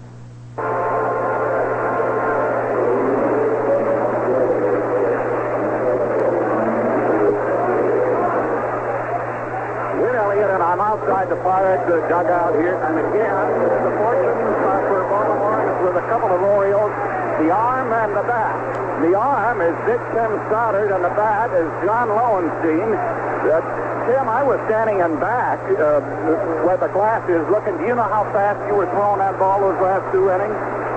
They just told me I was probably throwing about 92, 93. That's pretty much what I've been throwing all year when I've been healthy. I was hurt for a while, and it took a while to come back. Well, you were hurt, and then you come back. What goes through your mind when you see your club come through as brilliantly as they did in that eighth inning, and here you have to go out and hold it? Well, we've been doing it pretty much all year. It's been a team effort all the way around. There's been a different star almost every day. And when we do that, we've always had the feeling that if we keep them close, that's why pitchers feel that our hitters are coming through. Our hitting's really underrated considering, we do score a lot of runs. We do get timely hits. And, people just really underestimate our hitting, I think. Speaking of underrated, Mr. Underrated is standing right here. John Lowenstein, who was set up as a pinch hitter for Reineke. You did it in the first game of the playoffs. And here you come up, the bases are loaded, and this guy is throwing the dipsy-doos to Colby. What were you thinking of there? Oh, well, this has been indicative of our style of play during the course of the entire season. And the pitching staff has kept us considerably close as far as the run production of the opposition is concerned. It's given us the opportunity to come through in the late innings, as we did today and in days past. Tim, I couldn't help. I was watching you from in back. When the ball, let's see, the fly ball went in the last half of the eighth inning, and you didn't exactly jump. How much do you weigh? I'm probably about 245 right now. I was going to say, you didn't exactly jump, but you came up out of the air, so you had to be excited. Well, that could be because when Ed Ott hit that one off my leg, it's kind of swollen right now. It's still a little bit sore.